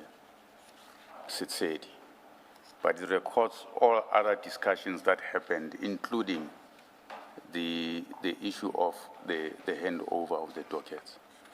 At the time when this happened, I was in IPID. It was before my secondment to IDEC or ID. All right. So you weren't involved in these deliberations? Yes. So the deliberations happened between the two, the acting head and the head of ID at the time, Advocate Cronje. My understanding is that, as I had testified earlier, that upon the proclamation by the President of ID, when the ID then, which is IDEC now, started operating, the first thing that the investigating director at the time, Advocate Cronje, did was to write letters to the DPCI and to IPID to request the handover of all the dockets that were related to state capture matters, that were related to Mbati and Nugent Commission, as per the proclamation, but also requested the investigators who were working on these matters, because the ID at the time did not have its own resources. So they relied on secondment, or as the DPCI called it, duty reassignment of these investigators to the ID. And that is how all these matters landed in ID. So there were a number of cases that were opened when there was a lot of discussion about the state capture and the Guptas. There were a lot of dockets that were opened by civil society, by politicians, and so forth. So once the ID was established, then Advocate Grunier asked for all those matters as long as they traversed the issues that were being traversed at Zondo to come to the ID. Now that list come as a result of matters that were in IPID and were dealt with at Zondo. All right, thank you. Are those the only cases that came over into IDEC, the ones that were traversed, that raised issues, also touched upon? And when you say issues, I take it you mean facts that related to these dockets that are now in IPID. The same facts arose in the commission, in Zondo's commission, or commission into state capture. Is that what you mean when you say they traversed those issues?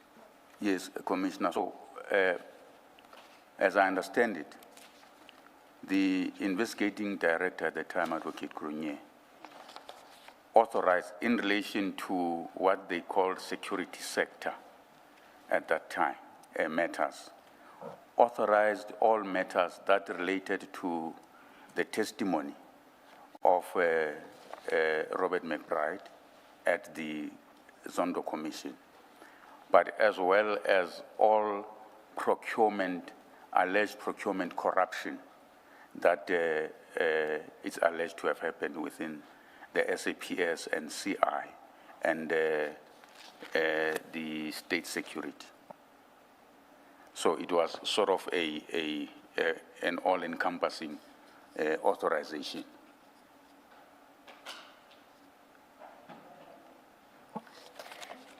Thank you, Mr. Sisoko. Then can we please move on to, let's deal with your involvement in the CI-related matters. Now, in your statement, the first incident or the first occasion of your involvement, you note the 6th of December as the first time, and this is when Mr. Rapesu calls you. Is that correct? That is correct. And you then say that he called you asking assistance to speak to General Jacobs regarding handing over dockets. That is Now, correct. in your testimony earlier, you indicated that you did not know anything about the investigation, and what you did was assume that the investigation was authorized. That is correct. Why did you make that assumption and not check before making the call?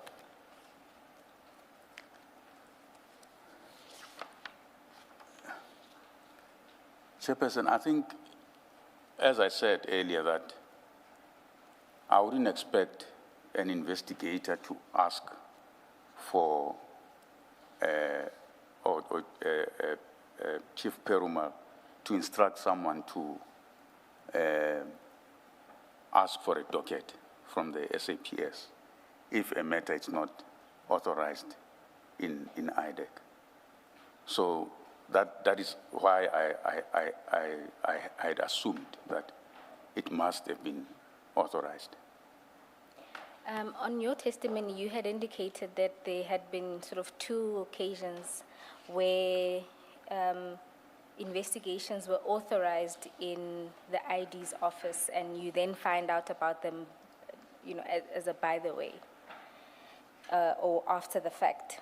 In this instance, you would have known nothing, and you were requested, or you were going to call a general to hand over dockets, in fact, of live investigations, and you did nothing by way of verifying, which means if Mr. Rapesu, for example, was out on a limb and not seized with an actual investigation, you wouldn't have known. You would have participated in him acquiring dockets in a process that potentially wasn't authorized. I guess I'm trying to understand why you would take such a massive step, because it's not like you're speaking to a normal person. You're talking to General, the head of IG, the inspectorate, sorry, and asking him to hand over dockets, where in a matter you know absolutely nothing about. That is true. In retrospect, maybe I should have asked first, but I think it's also a trust issue. I didn't expect that an investigator would ask for a docket without any authorization. Can I just ask something about this? Your answer for me would hold if at this point you were aware that there is an investigation that is being conducted. And so when Rapesu calls you, you would, I think, reasonably assume, of course, I know about this. Not assume, you would say, of course I know about this, and then reasonably assume that he's asking because he's been sent by Perumal. You have no reason to doubt that. I can understand on those facts. If you didn't know as of the 6th of December, 24, that something is happening, is being done relating to crime intelligence, and then you have a junior, I call him a junior, only to say he's not the chief investigator. He calls you and he says, facilitate this. If you didn't know, what he's telling you at that point is Perumal is conducting an investigation that you know nothing about.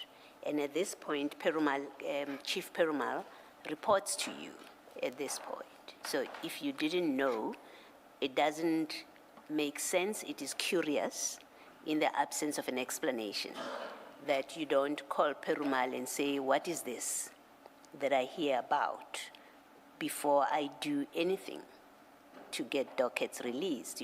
I'm your boss. You report to me.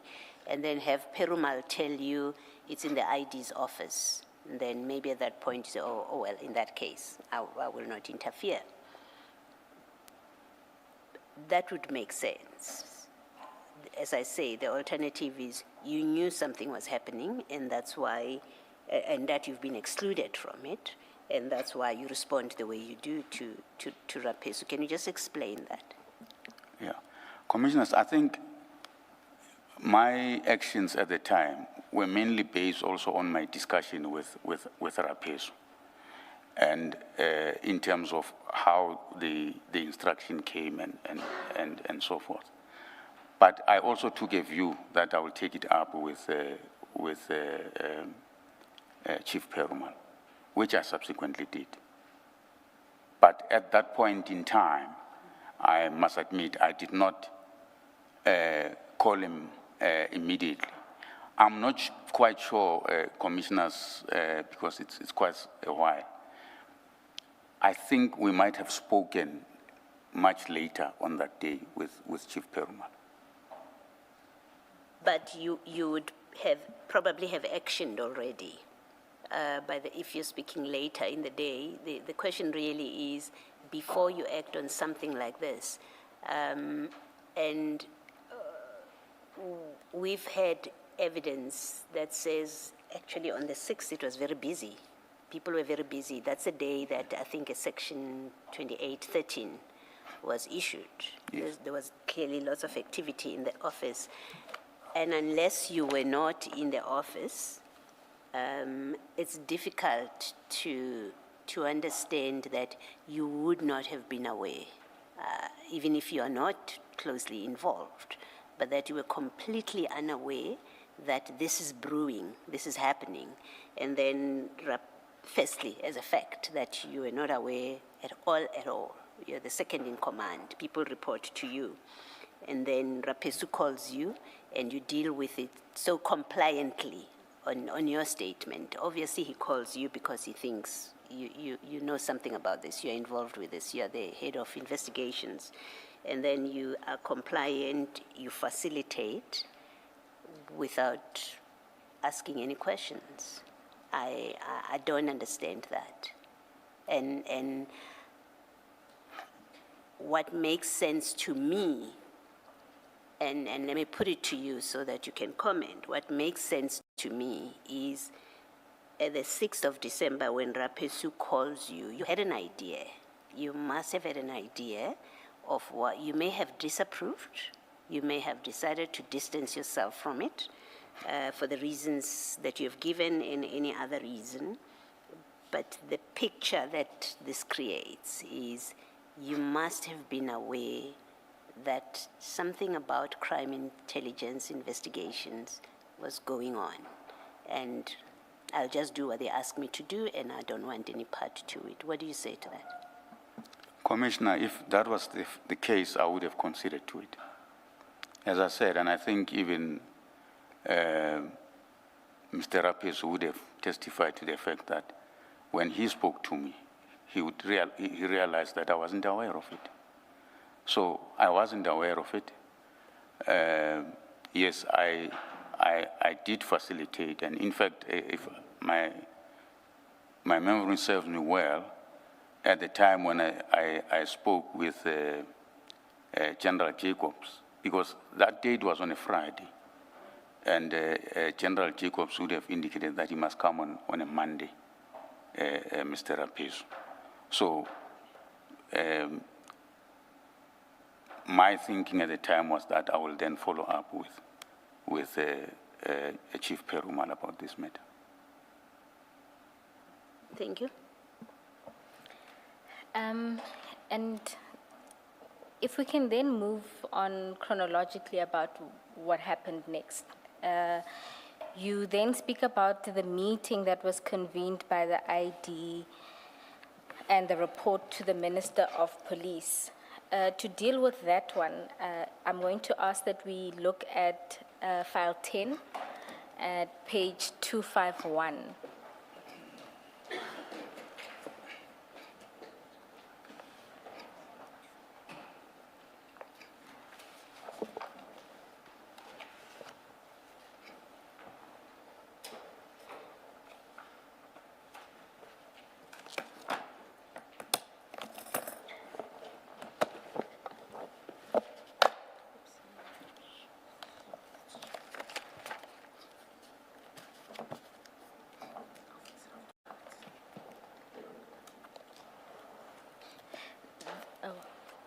Maybe just to introduce the document itself, this is an affidavit by Ms. Ramsamy that she says the purpose of it was to deal with the events.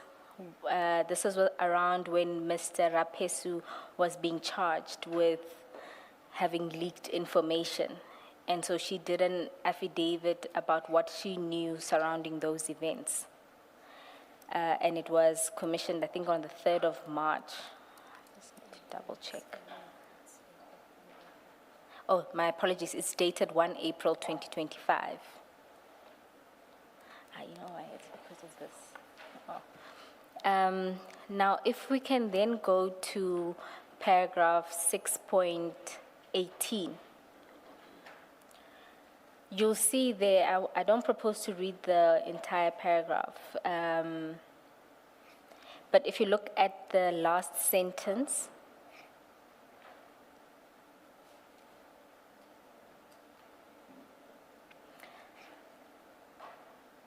oh goodness, I realize that it might, the whole paragraph might be the sentence.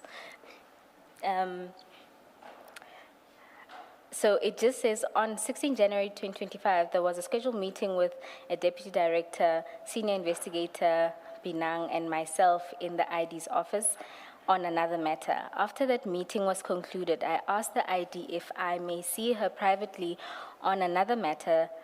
The other parties were excused. I then asked the ID if the designation had been extended to Belochan for diversion. And I explained why, as per paragraph 6.16. I expressed my concern after the ID informed me that she was not aware that Belochan was party to that consultation. The ID then sent an email to all designated members and the head of operations, Mr. Sisoko, for a presentation to take place on the 22nd of January 2025, and I was told to note my concerns in the presentation. Do you recall an email of this nature from the ID? No, Chair, I can't particularly recall. As I said in my statement that there were a number of meetings that were called, some of which I can't remember the contents thereof, but it's possible that there was such an email. Yes, and this meeting, the one that happens on the 22nd, is the one that you are referencing at paragraph 36 of your statement. You'll recall in Yes. your testimony, you confirmed that you suspect that this would have been the meeting of the 22nd of January. Yes. Now, the day before that meeting, Advocate Ransami then emails the presentation, and for that we need to go to page 216 in the same file 10. Two.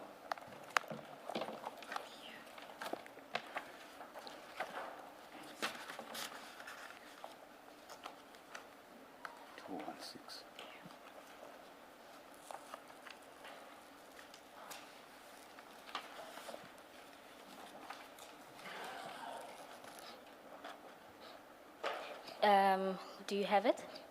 Yes. You'll see there that Ms. Ramsamy, on the 19th of January at 12:54, emails to you and the ID the presentation in question.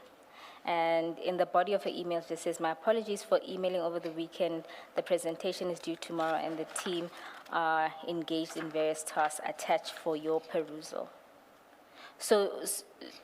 So in this instance, you weren't copied. This was sent to you, this presentation. Do you recall if you read it prior to the meeting? I cannot particularly recall, but obviously if it was sent, I would have looked at the presentation, and it probably would have formed part of the meeting of the 22nd. Okay. And in instances where you were sent these kind of presentations regarding, this would be the plan for what is termed Operation Diversion, what is your role in those circumstances? Well, normally you expect that there will be a presentation by the team on the matter that is being investigated, whether there are decisions that have to be taken in relation to that investigation or not. And if it's called by the ID, it's normally because the ID wants to give specific directions in that investigation. When you say the ID would give specific directions, in this meeting, are you also not engaged in these types of meetings? No, there will be engagement by everyone in the meeting. So you'll be an active participant? Yes, everyone will participate, but normally it will be the team itself.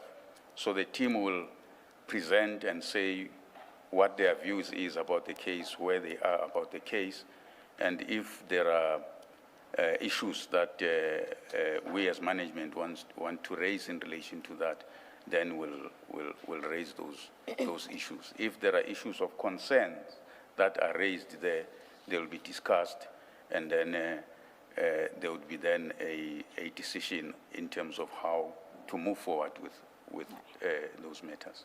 So your role is to be there as management and to deal with issues that arise in those meetings? Yes. Right. And then so because this was sent to you in preparation of this meeting, you would have read, so by this date, you would know of this Operation Diversion. You would now know. Yes, now I know. All right. Now let's go into the presentation. Before you go to the presentation, can I say, Mr. Soko, that this email of the 19th of January, which is addressed to you and the ID, but in fact it is preceded, as we have seen, by an instruction by the ID that you should also be emailed about a presentation. What it suggests is that at this point, the ID had not excluded you from these matters, as covered in the presentation at least. She had not excluded you. Otherwise, she may well have taken the matter. It's an ID matter in the way that you described it, without going through the process in the manual, without engaging you. She took the matter on. But as of the 19th of January 2025, she quite clearly, and in fairness to her, whatever else she does that is wrong, in fairness to her, she hasn't excluded you at this point. You, and as you are going to be discussing the presentation, you participate in that meeting. You describe that, you say to Ms. Bowe that everybody gets to participate. We get to express our views. So what we know and what we must conclude from this is that at the latest, 19th January 2025, you are involved in these matters, in this project that is called diversion. And the ID at this point has not excluded you. Yeah. Chair, I wouldn't describe it as being involved. I would say I'm aware now that there is this matter. Because remember that what happens is the email is sent to me, yes, and then there's going to be a meeting. My expectation is that that's when I'm going to get more details about this matter and as to what are the issues in relation to this matter. Yeah, I suppose you and everybody else that didn't know anything that was in this presentation would find out at this meeting, at this presentation, what this is about, which you do. You do, and we will get there.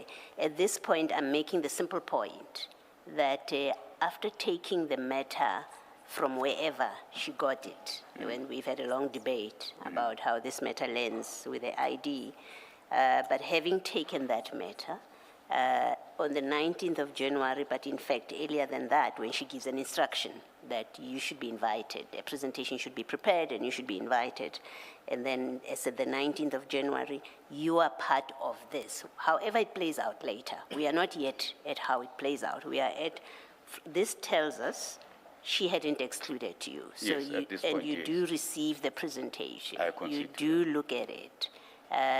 In prep of that meeting, you look at it. If you didn't, it's a choice that you made, but it's given to you to look at. So you do get to become familiar with what's supposed to be discussed come the 22nd of January. Yes, I concede. That's correct. Yes. Yes, thank you. Do you have it? Okay. Then before we get into the presentation, I just want to note one thing. In that affidavit from Ms. Ramsamy, she notes that on the 16th, Advocate Johnson had asked for your inclusion, said there'll be a meeting and all of those who are designated would be there as well as yourself. You recall that? That's what we read earlier. Do you recall that? No, I don't recall that. I'm not sure. Are you saying that I was part of that conversation with?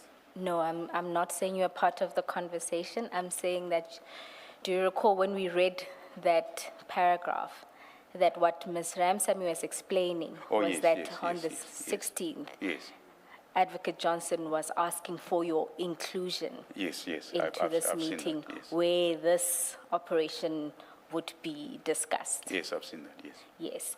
Now you'll note, I just want you to note that this presentation was initially prepared by Chief Paramore, and when Chief Paramore sends that presentation, he's the one actually who excludes you, and it's Advocate Ramsamy who then sends it to the team, including yourself and Ms. Johnson. it's one of your investigators. Okay? Now, and I just want us just to note that, for now. Okay? Now let's go into the actual presentation. This is still in file 10. It's then basically 2 pages down at page 218.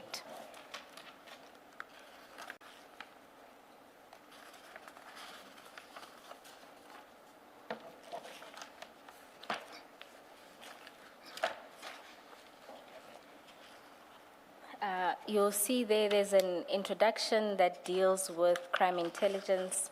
My apologies, it starts with the cover page says Operation Diversion. The introduction deals with crime intelligence and that they're plagued with corruption and allegations which threaten, they say, the country's national security. So it's all there in that. But what I want to draw your attention to is the background section.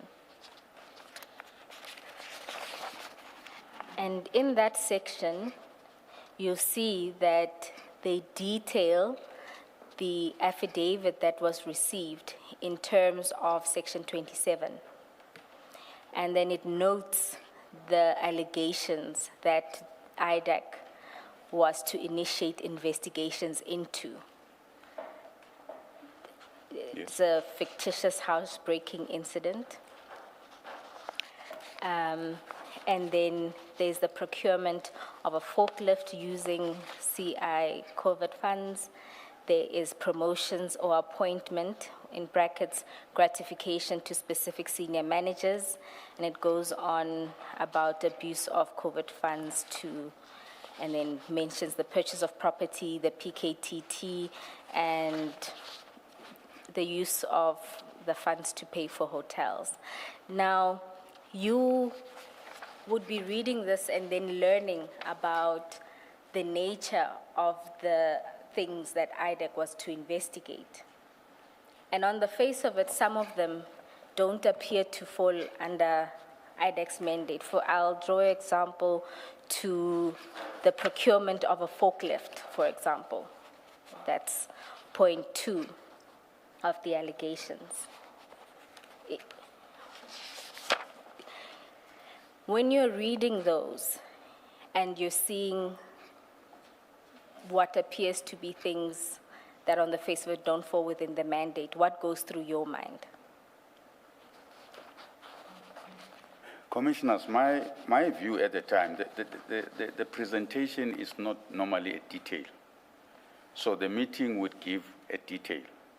So I honestly did not raise eyebrows with it, with the understanding that when we get to the meeting, we'll get to understand what this investigation is about. But did you then get that detail at the meeting? Yes, as I had testified earlier, Chairperson, that when the team members explained what is alleged here, it was how it was presented was that there is corruption, manipulation of processes, there is issues of gratification and so forth. So those were things that were discussed in the meeting that then said, justified why the matter was in IDAC. But also, for me, it was because the ID had authorized it. I did not question much about what is being presented would be something that does not necessarily fall within the mandate. But the issue was about the mandate itself, and as I understand it, the substance of the question by Ms. Poe is whether all these indeed fell under the mandate. And that question cannot be answered purely by the ID having authorized what was going on. The question of the mandate is a legal question answerable in terms of the statutory mandate. So I'm not sure that what you say answers that part of Ms. Bower's question. Chair, as I'm saying that at the time, based on what was presented, that's how I understood it, that what the team members were presenting to say what it's alleged and what is being investigated would then, the offenses would then fall within the IDEC mandate.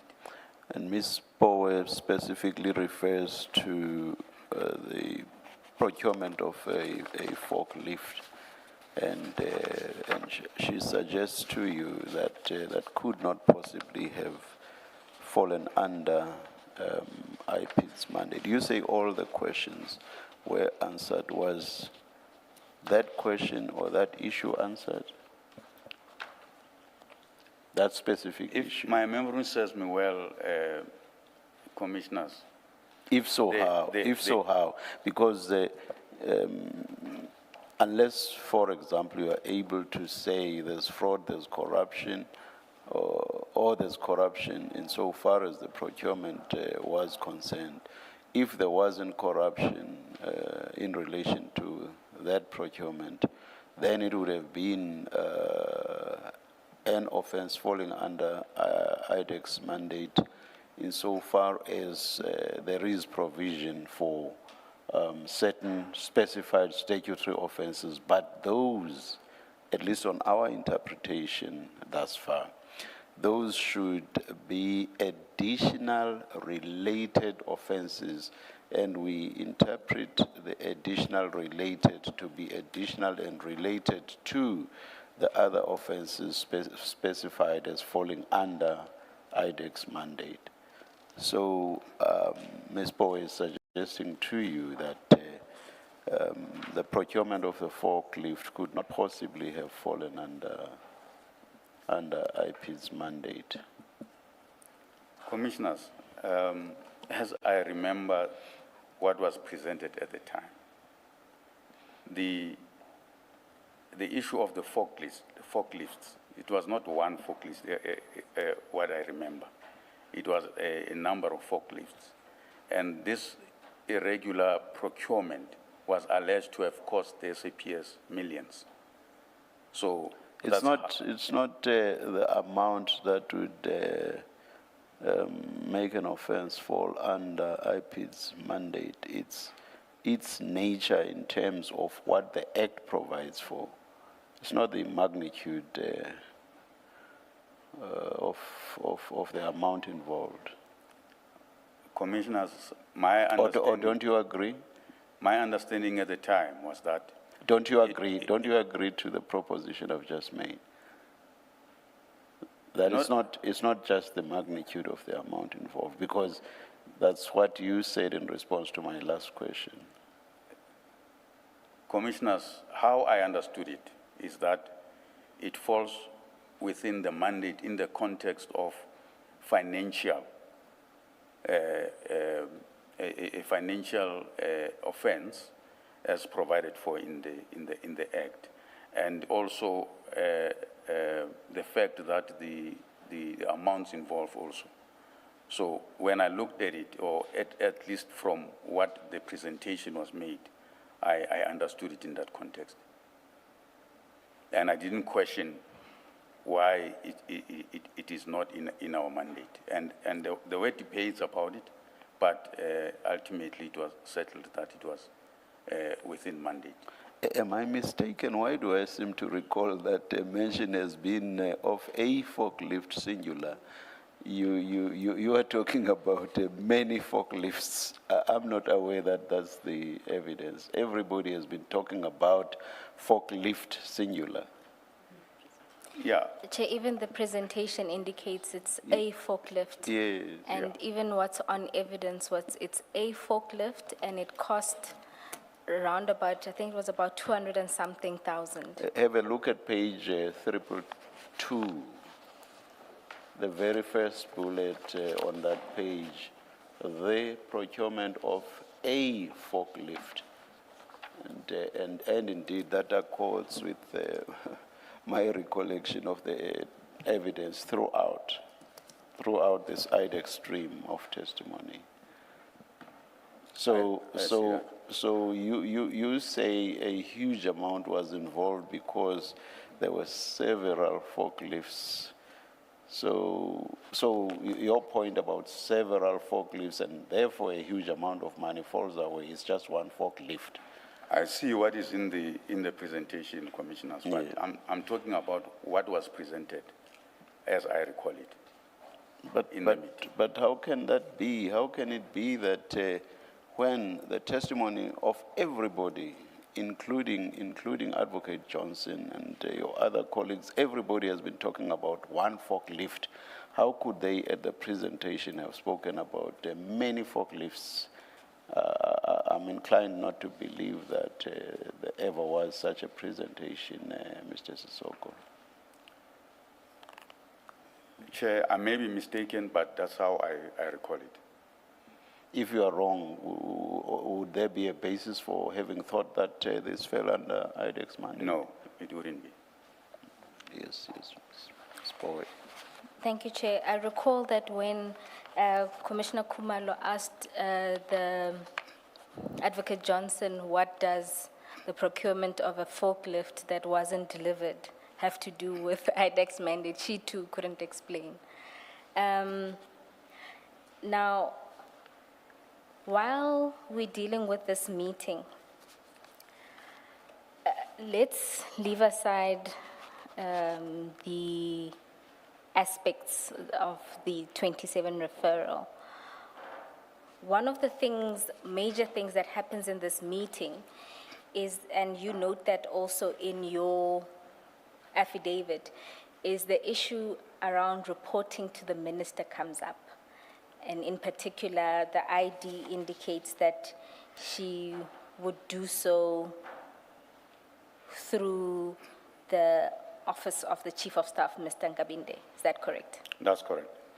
And when that happens, you then indicate to her that it's not a good idea because Mr. Nkabinde is compromised. Right. And then the ID asks for information related to this. And That is then correct. you agree that you would provide this information. That is correct. What did you understand that she would do with this information once obtained? That she would alert the minister and the advisor to the minister, Advocate Pikoli. And to your knowledge, was that the only thing that was intended with this information? Well, at the time of the meeting, that was what was said. But subsequently, when I provided her with the information, then she instructed that Senior Investigator Padiachi should look into those allegations. And on what basis would Senior Investigator Padiachi be looking into those matters? Chair, I assumed, I assumed that because they have been raised, and the documentation that I've shown her or given to her that come from the analysts show that there is that collusion. I must hasten to say, as I've indicated in my statement, that this is a matter, what I refer to as the blue light investigation. And as I understood, before I even went to IDEC, that there was a consideration to charge Mr. Nkabinde related to that matter on what was discovered during that investigation. However, the DDPP responsible for that matter at the time took a view that they shouldn't include that, because as I understood, there was an addition to the accused before, and there was a fear that when they add further accused, they might face a 342A application by the defense. So they didn't want the matter to be removed from the court roll. And the view that was taken at the time was that the matter will be dealt with later outside of the blue lights investigation. Mr. Soko, in the normal course, IDEC and NPA, they account to the Minister of Justice. That is correct. Did you not find it odd that the ID is reporting back to the Minister of Police in relation to ongoing investigations where the Minister of Police is not the complainant? Because by the time you went to the meeting, you must have known that according to the presentation, Mr. Adams is the complainant. So did you not find it odd that you are now assisting the ID to report to the Minister of Police on matters that have nothing to do with him? And is that not interference in IDEC matters? Well, Commissioners, it would seem like that. However, at the time, because I think she would have mentioned that there was a letter from the minister, then I think it was the context why she had to report to the minister. That's how I understood it. Assuming there was a letter from the minister, do you not find it odd that the IDEC, is reporting to the Minister of Police on ongoing investigations when he's not the complainant? The complainant is Mr. Adams. So why does IDEC report to the Minister of Police on ongoing investigations? Commissioners, in retrospect, I realized that maybe I should have raised that, but I did not raise it. And maybe it should not have been the case. And you assisted. It's not a question of just you not raising it. It's a question of you saying, actually, let me assist you. Let me get you dead on Nkabinde to show the minister that he's not the person we should be reporting through.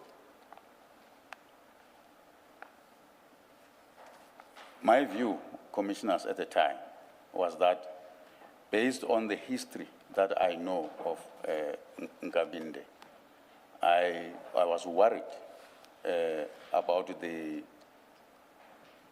that communication that goes through Mr. Nkabinde.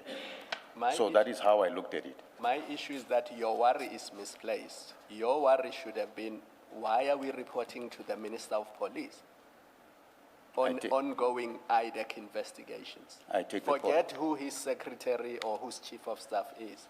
We should not be reporting to the Minister of Police on ongoing investigations where he's not even the complainant. The complainant is Mr. Adams. I take the point, Commissioner. What you did is you opened a line of investigation in relation to Mr. Nkabinde, which you later complain about, and you say you subsequently learned that a 41-6 or a 28-13, I can't remember which is which, has been authorized in relation to the leak to Mr. Nkabinde. I'm not sure I understand. The investigation to find out what cases Mr. Nkabinde is involved in, and that report which you attached to your statement, you Yes. came up with that because you said you don't trust Mr. Nkabinde, he's dishonest. The ID then said to you, find information for me, which you then did and you submitted to her. That is correct. And as a result of that, somebody told Mr. Nkabinde, we don't know who, that IDEC is investigating him. That is The correct. domino effect of that is that the 41-6 in relation to one of your colleagues was then authorized, which you say is unlawful. That is correct. Yes. So you set it in motion. Yes, in a way, it appears like that, yes. Yeah, may I just also raise my concern about this, that you became complicit to an investigation into Nkabinde, because there is now an investigation, because you said what you did.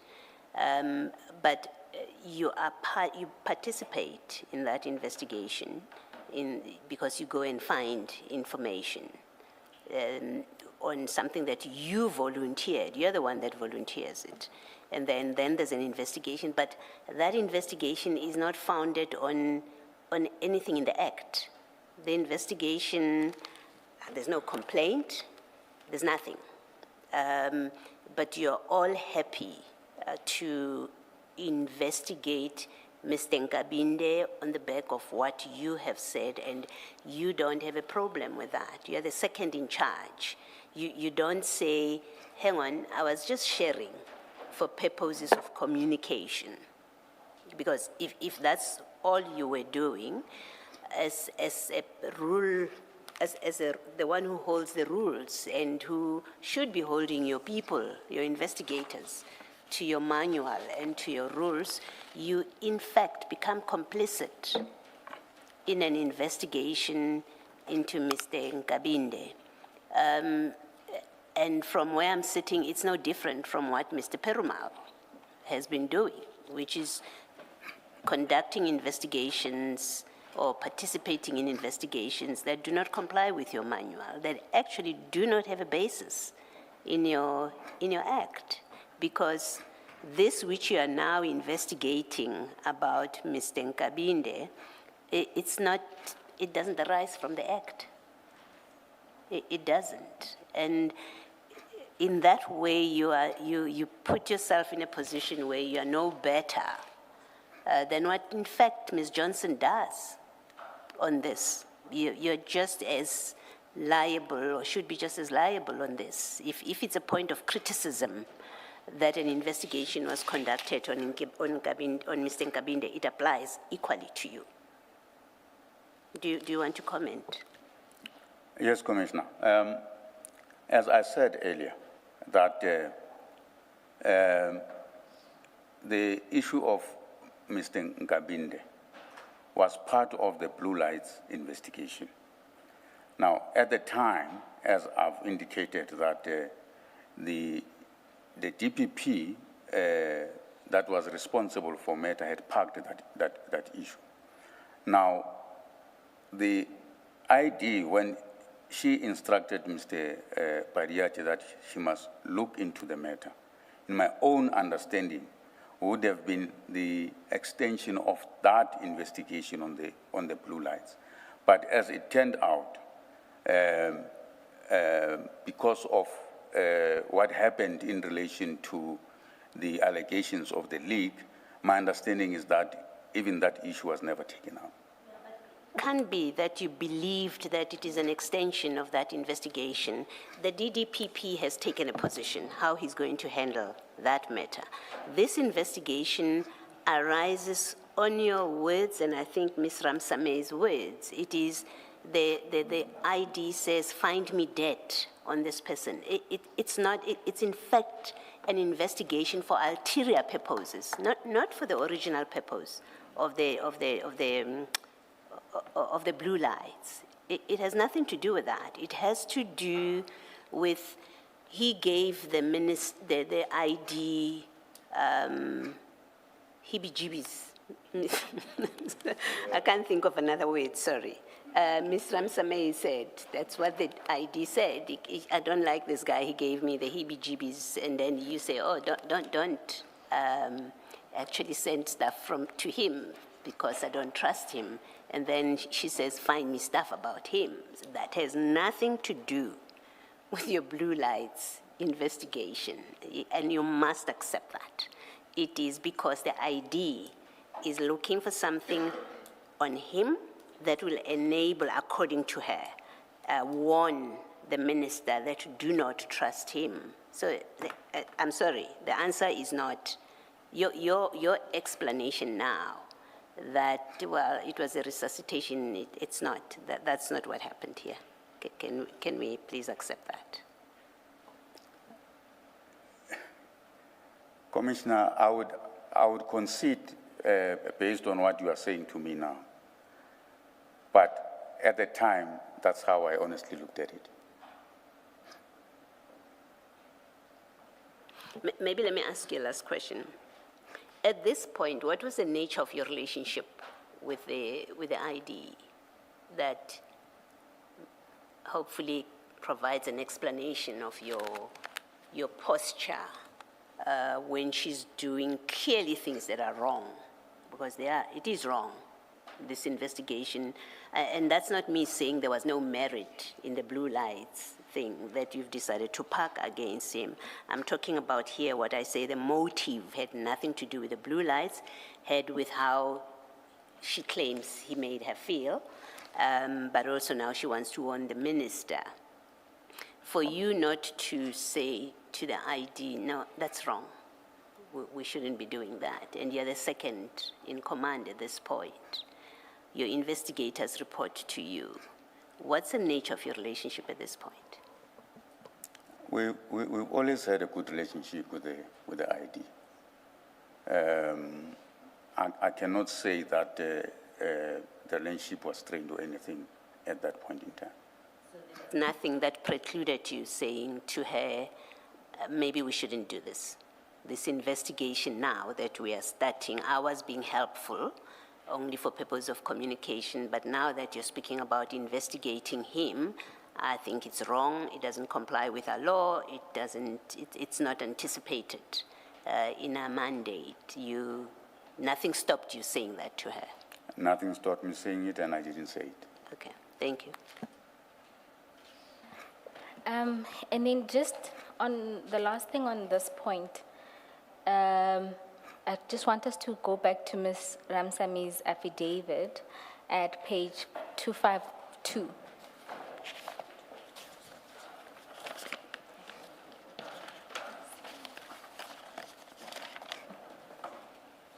At paragraph 2.27. 6.27, my apologies.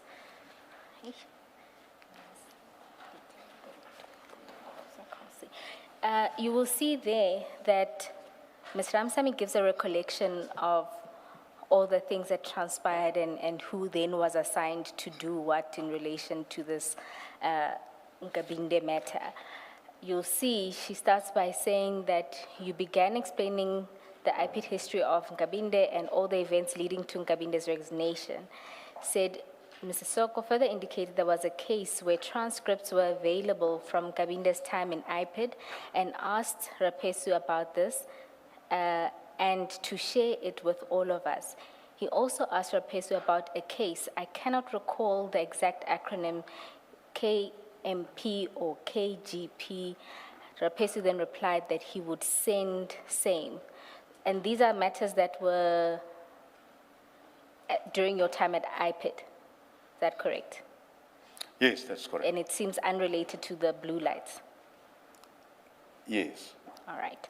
So those are the first set of documents you were going to provide to Advocate Johnson. No, the documents that I was going to provide was what came from the data analyst. Yes, that comes up later. So this Yes. one, you had asked Rapesu about this and that he must share those transcripts with everyone. Yes, that was in relation to the KJP matter where there was a credibility finding against Nkabinde. Yes. So what I want to show you is that it was not only that Mr. White report, there was more that was shared about Mr. Nkabinde. So that's the first, it's the transcript. And do you recall anything about the KMP or KGP matter? It's KGP. That too was to be shared. Yeah, that relates to the transcript. Okay. Then it says that further discussion ensued by Siseko, including the fact that there is currently a case in quote blue lights where Chabalala is the prosecutor and Benang is the IO, and there were links to Nkabinde. So this one is the one that. Yes, that's the one I was referring to. And so that's the one with the analysts was supposed Yes. to provide the report, and that you provided. Okay. Now, if we move on in this affidavit, you'll see that at paragraph 6.39,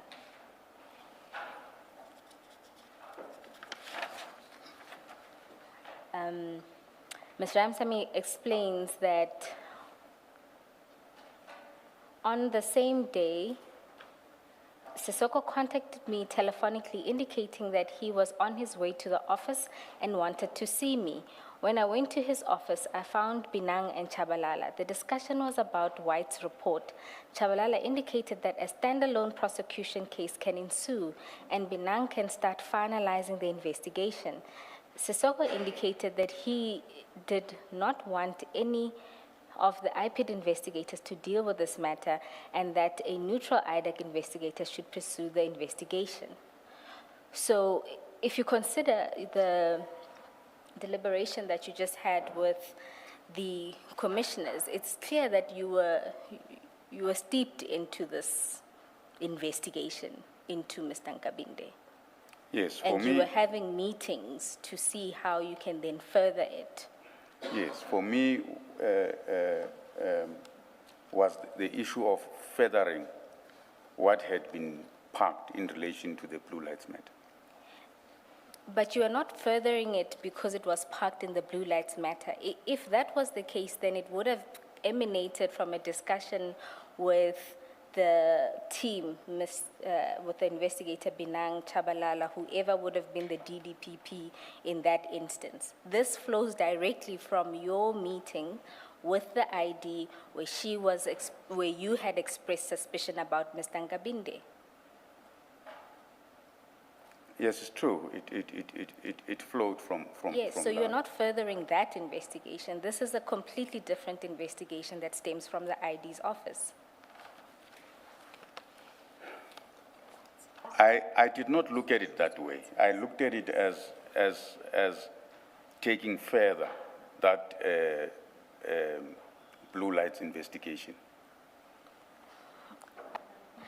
I want to make reference to one more thing. If we can go to page 245 of file 10. 245. Yes.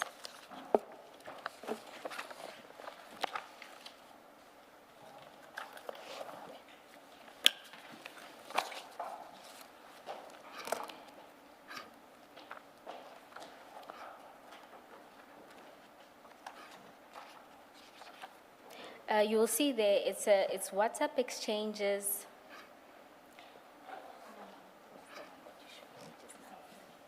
My apologies, 243. If we can just go up. You'll see those are WhatsApp exchanges between Ms. Ramsamy and Advocate Johnson. And there you'll see that before that, there is communication about other prosecutions that were ongoing, and then they talk about the White report, which you assisted in obtaining. And then if you go down, you'll see that she then says to Ms. Johnson, can Mr. Sissoko and I brief you in detail when you are available today or Monday to give you a full picture?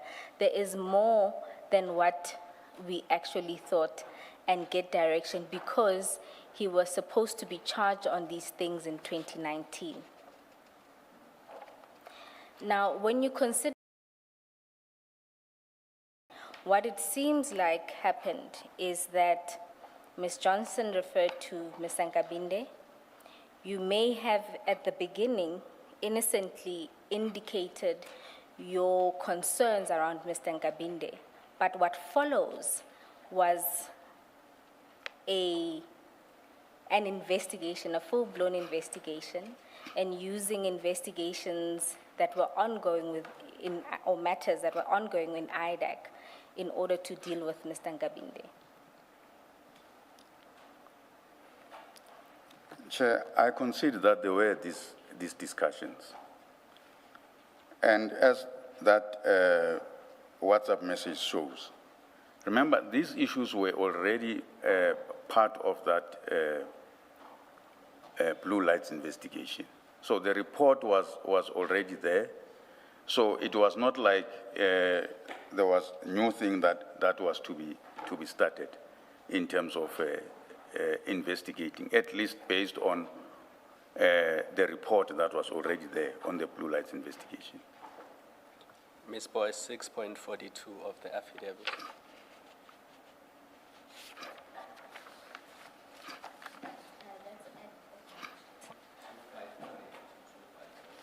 Thank you. Let's go to 6.42, where Ms. Ramsamy says, Sisoko proceeded to explain to the ID and Paramore the links as Sorry, per 6.42. 42.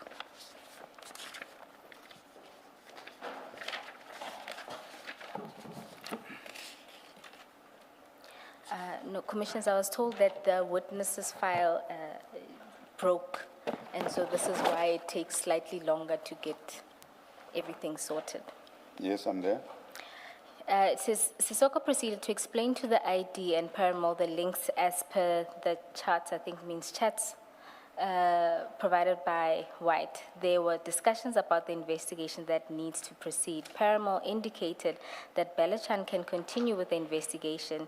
Sisoko stated the sentiments he shared in the meeting as per paragraph 6.39. The ID agreed and stated that Parayachi would then attend to the investigation.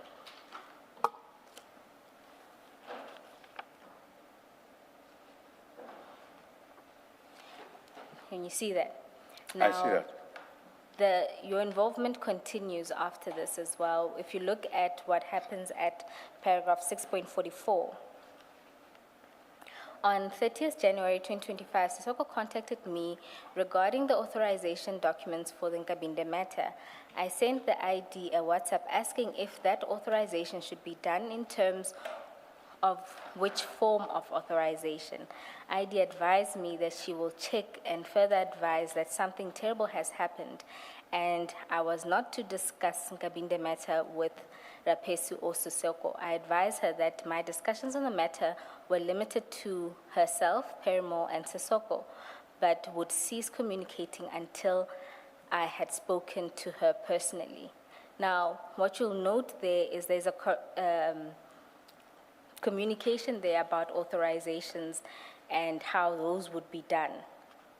Now, if this was an extension of an ongoing investigation, wouldn't it be simply an authorization in terms of that existing authorization? Yes, that's what it's supposed to be, and that's how at least I understood it at the time. But I see that she was asking about authorization. In fact, he's saying you were asking about the authorization document on the Nkabinde matter. So it couldn't have been an extension of those existing matters. I cannot recall asking for authorization. I don't think I would have asked for authorization when I knew that the blue lights matter has been authorized. Thank you. And then I just want to put one more thing to you. If you go back to your statement.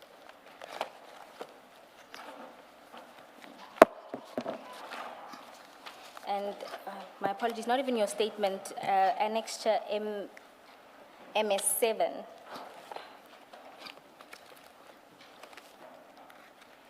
Which is an email that Mr. Nkabinde sends to the investigator, Mr. Mbalo.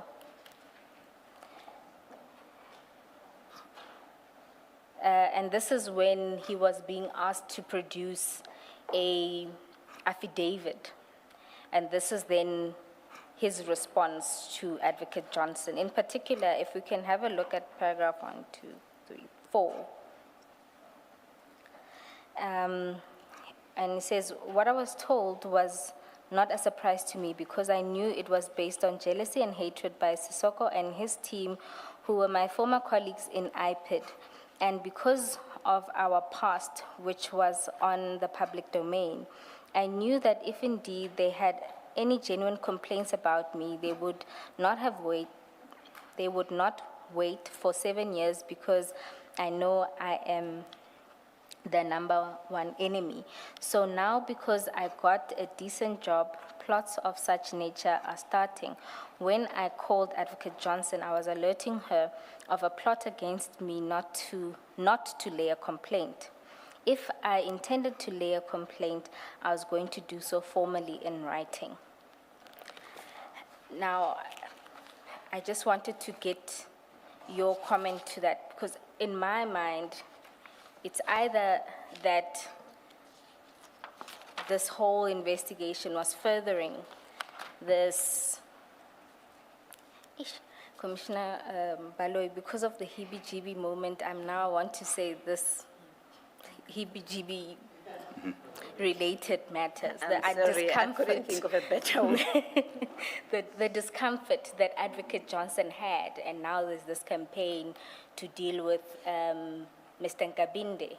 Alternatively, could it be what Mr. Nkabinde says about your relationship with him? So I just want to put it to you to respond, because he says he thinks this campaign is because of your history with each other. Commissioners, it's true that we have history with Nkabinde, and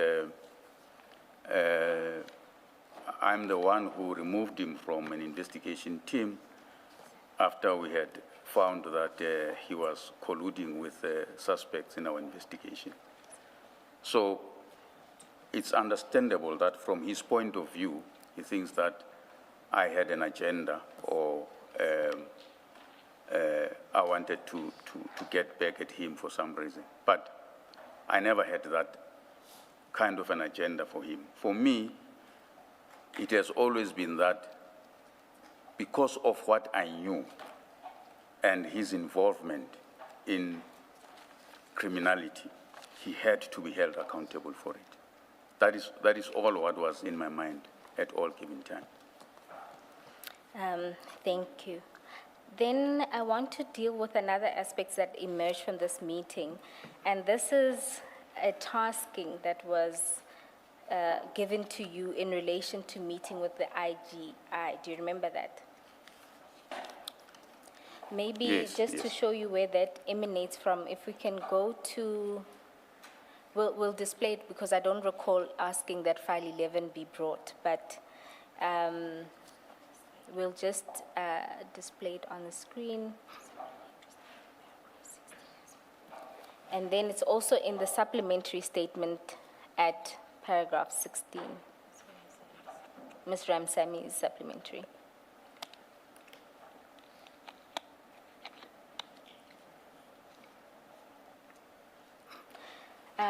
I'll just read from the supplementary, which is page 9 of her supplementary statement. She says, after she set out the various investigations, Advocate Johnson said that we are to investigate corruption, PFMA violations, and the Secret Service account. Mr. Sissoko was tasked with arranging a meeting with the IGI, which did occur. Right. And now this is in relation now to Project Diversion, is it not? Yes, it was. If I remember well, they needed some documents from IGI, so I was asked to arrange a meeting with IGI. And I think what I want to say with this is that it speaks to your involvement. So it's not that you're there passively, is that you are now being involved in this matter. Can you see that? I see that. What documents were being requested? Or do you recall? From my recollection was that the IGI would have conducted some investigation, and they needed some documents in relation to that. So that meeting was about that, but the IGI indicated that they cannot provide that information. Excuse me, the IGI didn't provide it. They cannot provide that information. And was it only related to that? Because if I recall correctly, Ms. Ramsamy said she was also part of this meeting. Was it only about the documents? That's how I recall it. All right, thank you. Now, the next aspect I wanted to deal with.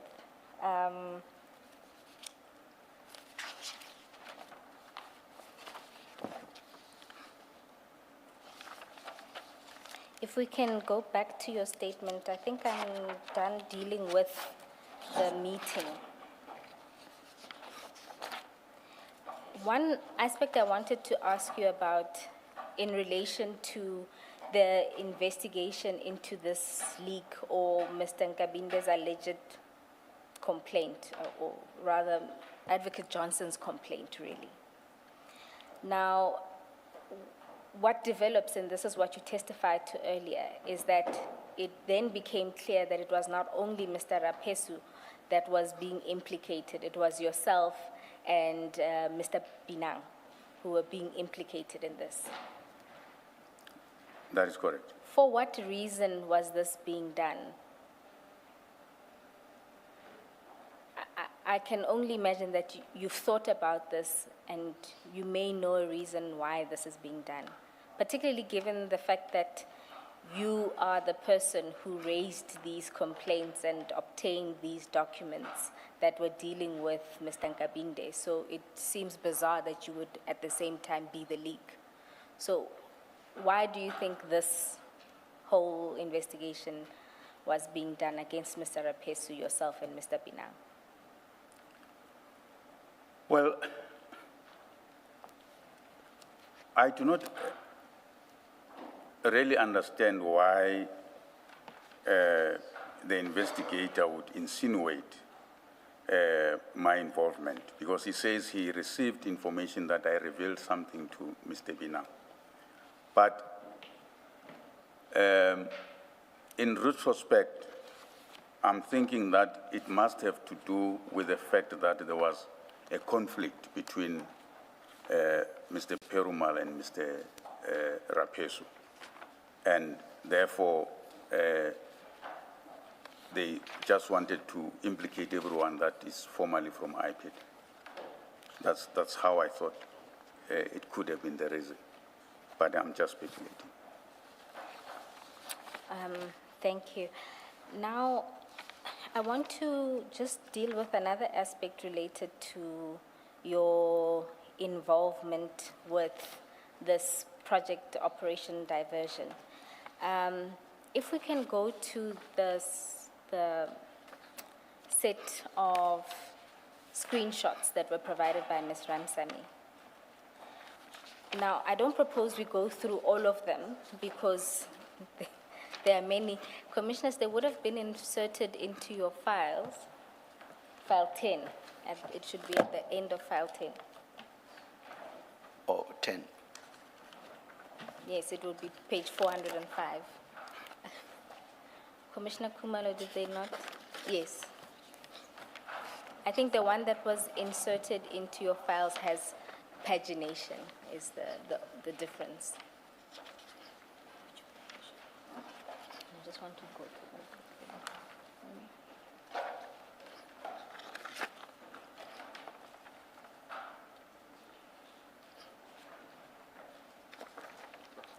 You said we go to page 4 what?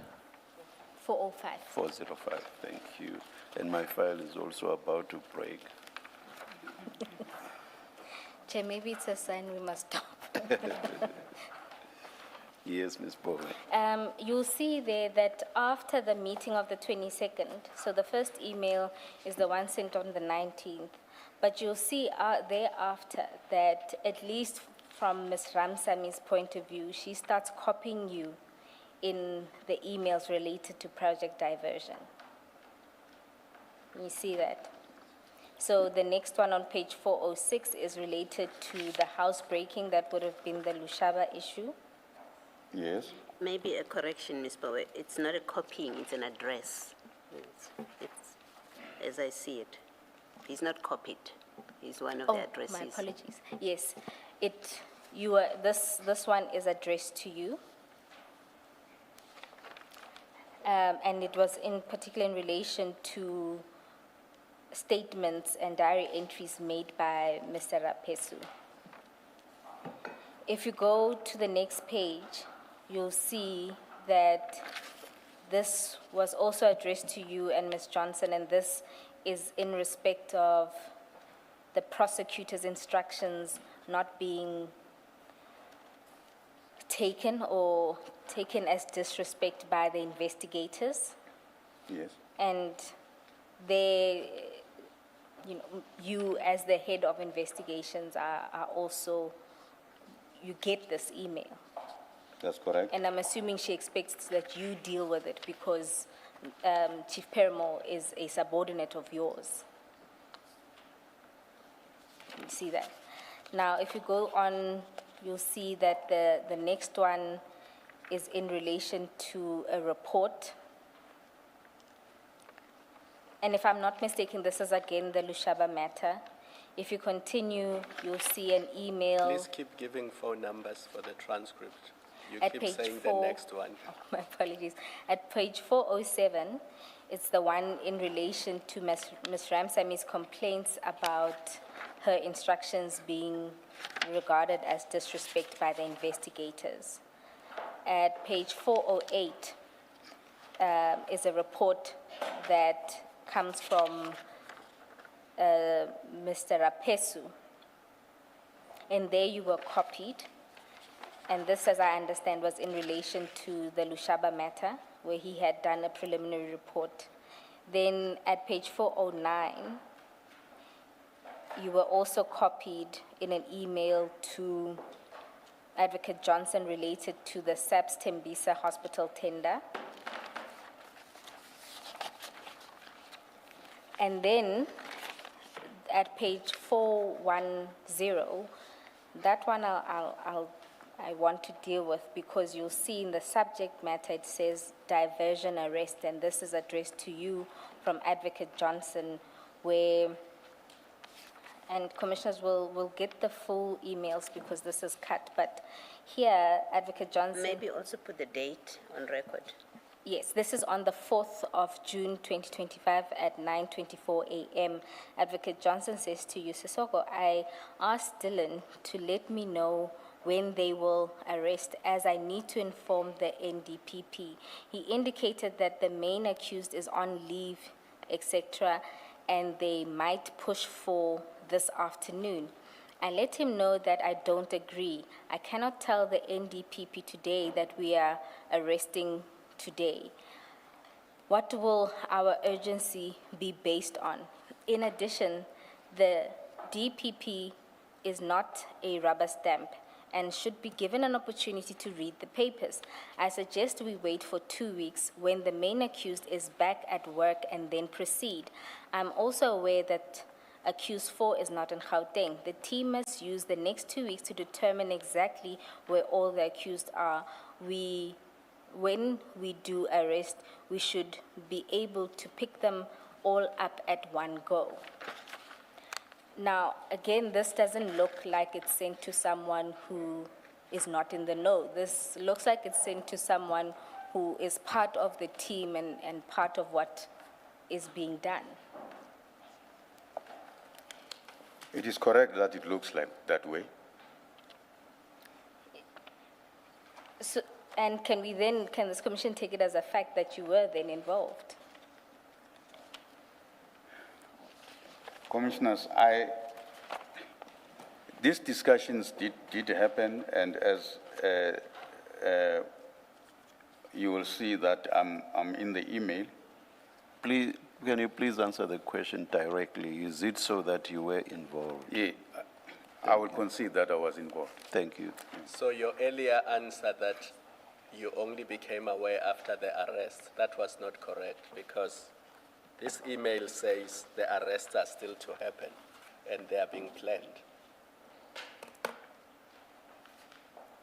Yes, I did not say I only became aware after the arrest. I said the takedown. Isn't that the same thing? No, because there's a planning on the takedown. But yes, I see from the email that I was made aware that there's an intention to arrest. Then, having accepted your involvement, I then think a lot of the correspondence makes sense because We know that, for example, when there was an issue with the Section 27, Advocate Sirunye sends a message to you as well, saying there's this issue of this 27. Similarly, Advocate Ramsamy also sends a long explanation about the Section 27, and there too, you are a recipient. I'm just going to go to it. I think you were copied, and that's at page 402 of file 10. You'll see the email was sent on the 9th of October, 2025. And it says Section 27 referral F. Adams in the subject line. Yes.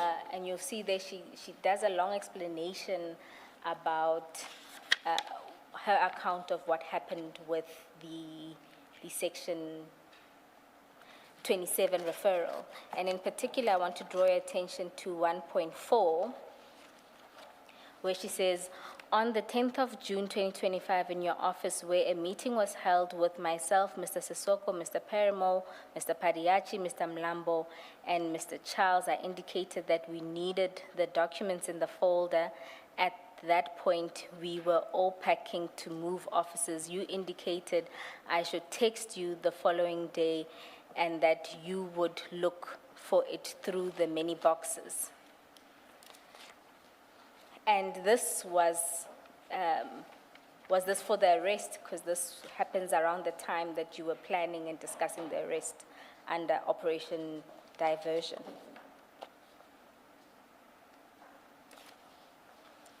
Yeah, I think it would have been. I think it would have been. Okay, again, it just speaks to involvement. I think now that we know that you were involved, we can move past this, and there's one other 112 aspect. maybe, for 112. 112. Oh, thank you, Advocate Khumalo. Commissioner Khumalo. We can then just continue with those. There's then another email that is sent by Mr. Rapesu in relation, this is at page 411, in relation to the chain of collection for the dockets that you assisted with. And then at page 412, you'll see that this is an email that's sent to you, from you. And there you had done a project diversion media statement, as we're made to understand. Do you recall that? No, I cannot recall that. All right. We'll obtain that email as well as the annexure. And then at page 413, you'll see you were copied on an email in relation to the charge sheet in the Lushaba matter. Yes. And this was an email that was sent to General Mashamula in June 2025, on the 20th of June 2025. Then at page 414, you'll see that is a calendar invite for a meeting on project diversion. And you were one of the participants. At 415, my apologies, let me just place the date on record. This 24 July at 7:05 a.m. At page 415, you were copied on an email regarding leg 1 of project diversion, which was the Lushaba matter. And this email was on 16 October 2025. At 416, there was a meeting request for further particulars in one of the cases. And again, here I'm not sure if you were copied or if it was sent to you. but you were part of that email chain. And that was on 22 October 2025 at page 417. You'll see that was an email with the subject line diversion case 1 and 2. This would have been Lushaba and the Kumalo matters. And there you were copied on an email dated January 27, 2026.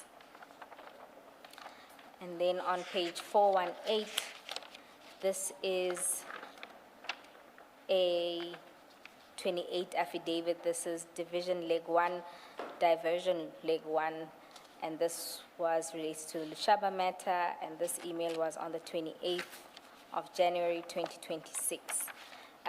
This is not the sum total. I had just requested Advocate Ramsamy to provide me the correspondence that was shared amongst the team, including yourself, on these matters since the meeting of the 22nd of January. From all this, it appears that you were involved throughout. That is correct, Chief. Some emails were sent to you directly. On others, you were copied. And besides just emails being sent to you, some of these say there were requests for meetings. You yourself have said that you did attend meetings. That is correct. And then also and crucially, you have also accepted that you would attend to what I may loosely call logistical matters. You would personally pursue those, make requests to, let me say, people outside of IDEC, make requests, get information that was required for purposes of these investigations. So all of that paints a picture of you being fully involved. You accept that? I accept it. Yeah. Yes, yes, Ms. Bowe. And then one other thing I want to quickly touch on is if we go to file 11, I know you don't have it, so I'm going to ask you to look at your screens. And you will recall that these are notes from Ms. Ramsamy where she was telling us about one of the contents of a meeting, which happened on it's the same meeting on the 22nd of January. And in that meeting, one of the things that was discussed was essentially a plan to and this was something that Advocate Johnson said, a plan to catch out the National Commissioner. And the idea was that they wouldn't tell the National Commissioner about investigation. He would then be summoned to Parliament to account, and then he would lie, and then he would be caught out. And this plan was discussed at this very meeting where you attended. I don't know if you recall that plan. I don't recall any discussion about such a plan. You were in the meeting. I'm not sure on which What is date. the date? 22 January. It's the meeting of the 22 22 January, January. yes, where the presentation was made. I honestly don't recall that discussion about the setting up of the NASCOM. And you'll see it happens just before there's a discussion about that IGI meeting that you were to facilitate. I see that. Mr. Soko, it is of sufficient gravity and importance that if you were at that meeting, I would expect you to remember. I don't think it's every day unless you are telling us that you sat in meetings where every day this topic about setting up the National Commissioner came up.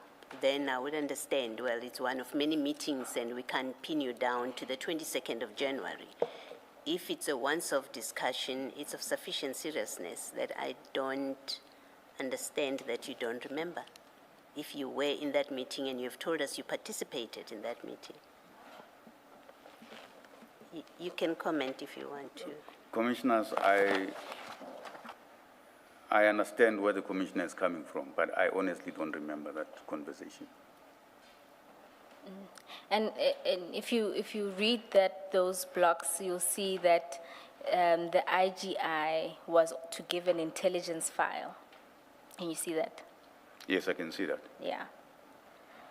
But if you don't recall, I can't take it any further. Perhaps more accurately, if you say you don't recall, Yes, if you. then there's Yeah, an important nuance there. Yes, Mrs. No, Soko. I was talking about the NASCOM one. The IGI one, I did indicate that, yes, there was a request for me to arrange that meeting.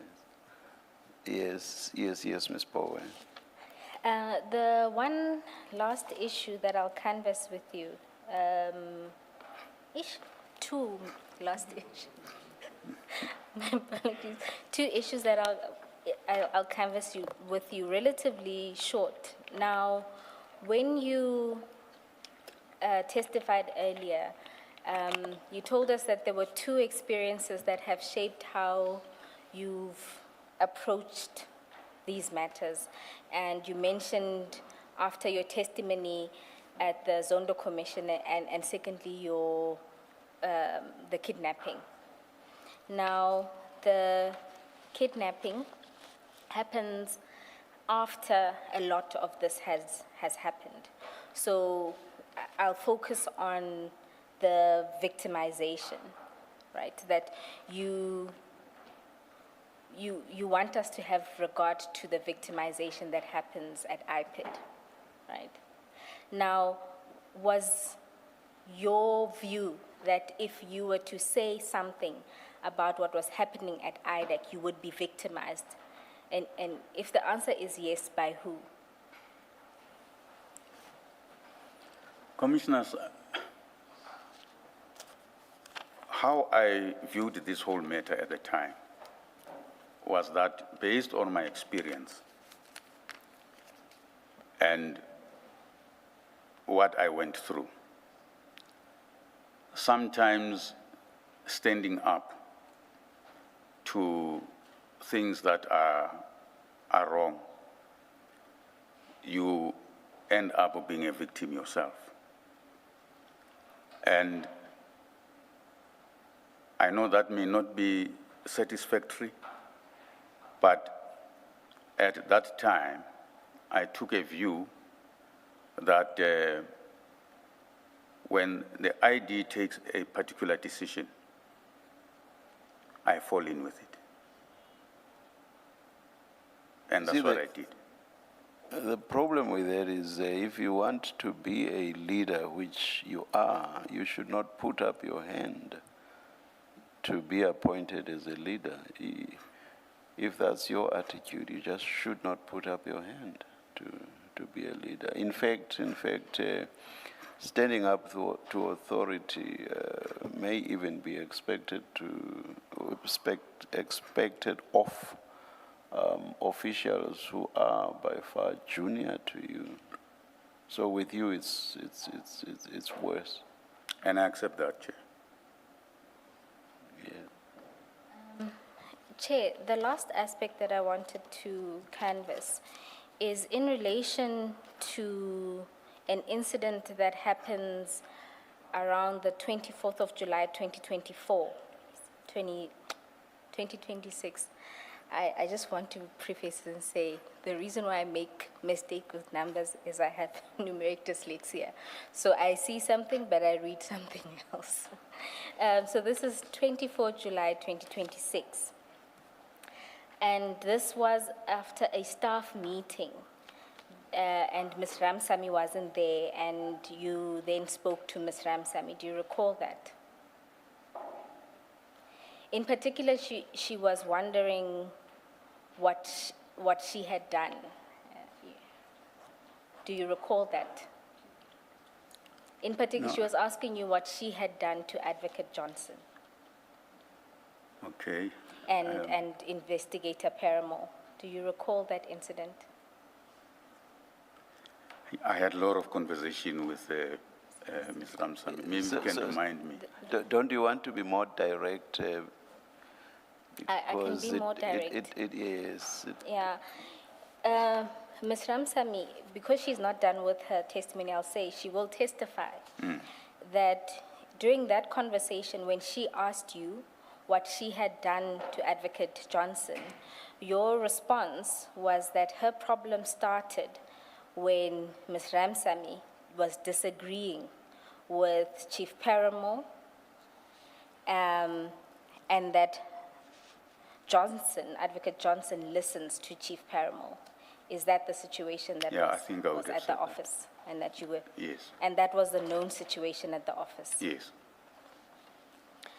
Which means that Chief Paramore had an immense power, because in there you said to her that Advocate Johnson listens to Chief Paramore. Yes, that's true. Now, in that conversation, she will testify that you also told her that Chief Paramore approached you after a meeting and told you to speak to her, Advocate Ramsamy, and Mr. Rapesu, so that the situation can be fixed, because if it isn't fixed, they, being Mr. Paramore, would be arrested and charged. Do you recall that? Mr. Paramore would be charged. Do you recall that? Yes, there was that conversation, and yes, Chief Perumal did approach me and to say I must talk to them, and that I don't think that he would have said charge, but they would be in trouble. I think that's how I remember it. And who were the they that would be charged? Was it Chief Paramore? Yes, Or would be in trouble according to the He, yes, he was referring to himself. And do you know why they would have been in trouble? Well, I think at the time it was clear that the issues of how they dealt with the matter would come up. So Because in that meeting, there was a file that Rapeso had, and then in that file, it would appear that they had inserted some information which was not part of the file, and Rapeso indicated in the meeting that those documents, which, if I recall, were related to the forklifts, were not part of that file, and they would have been inserted in that file. And fortunately, he had done a record of everything that is supposed to be in that file, and those documents were not part of that file. And this would have also been after or in the midst of Advocate Johnson's evidence before this commission. Yes. And so Mr. Paramore had approached you so that you talk to those two, because they were the ones who knew about what they were doing. Yes. Thank you. Chair, I don't have any further questions for this witness. Thank you, Ms. Bowe.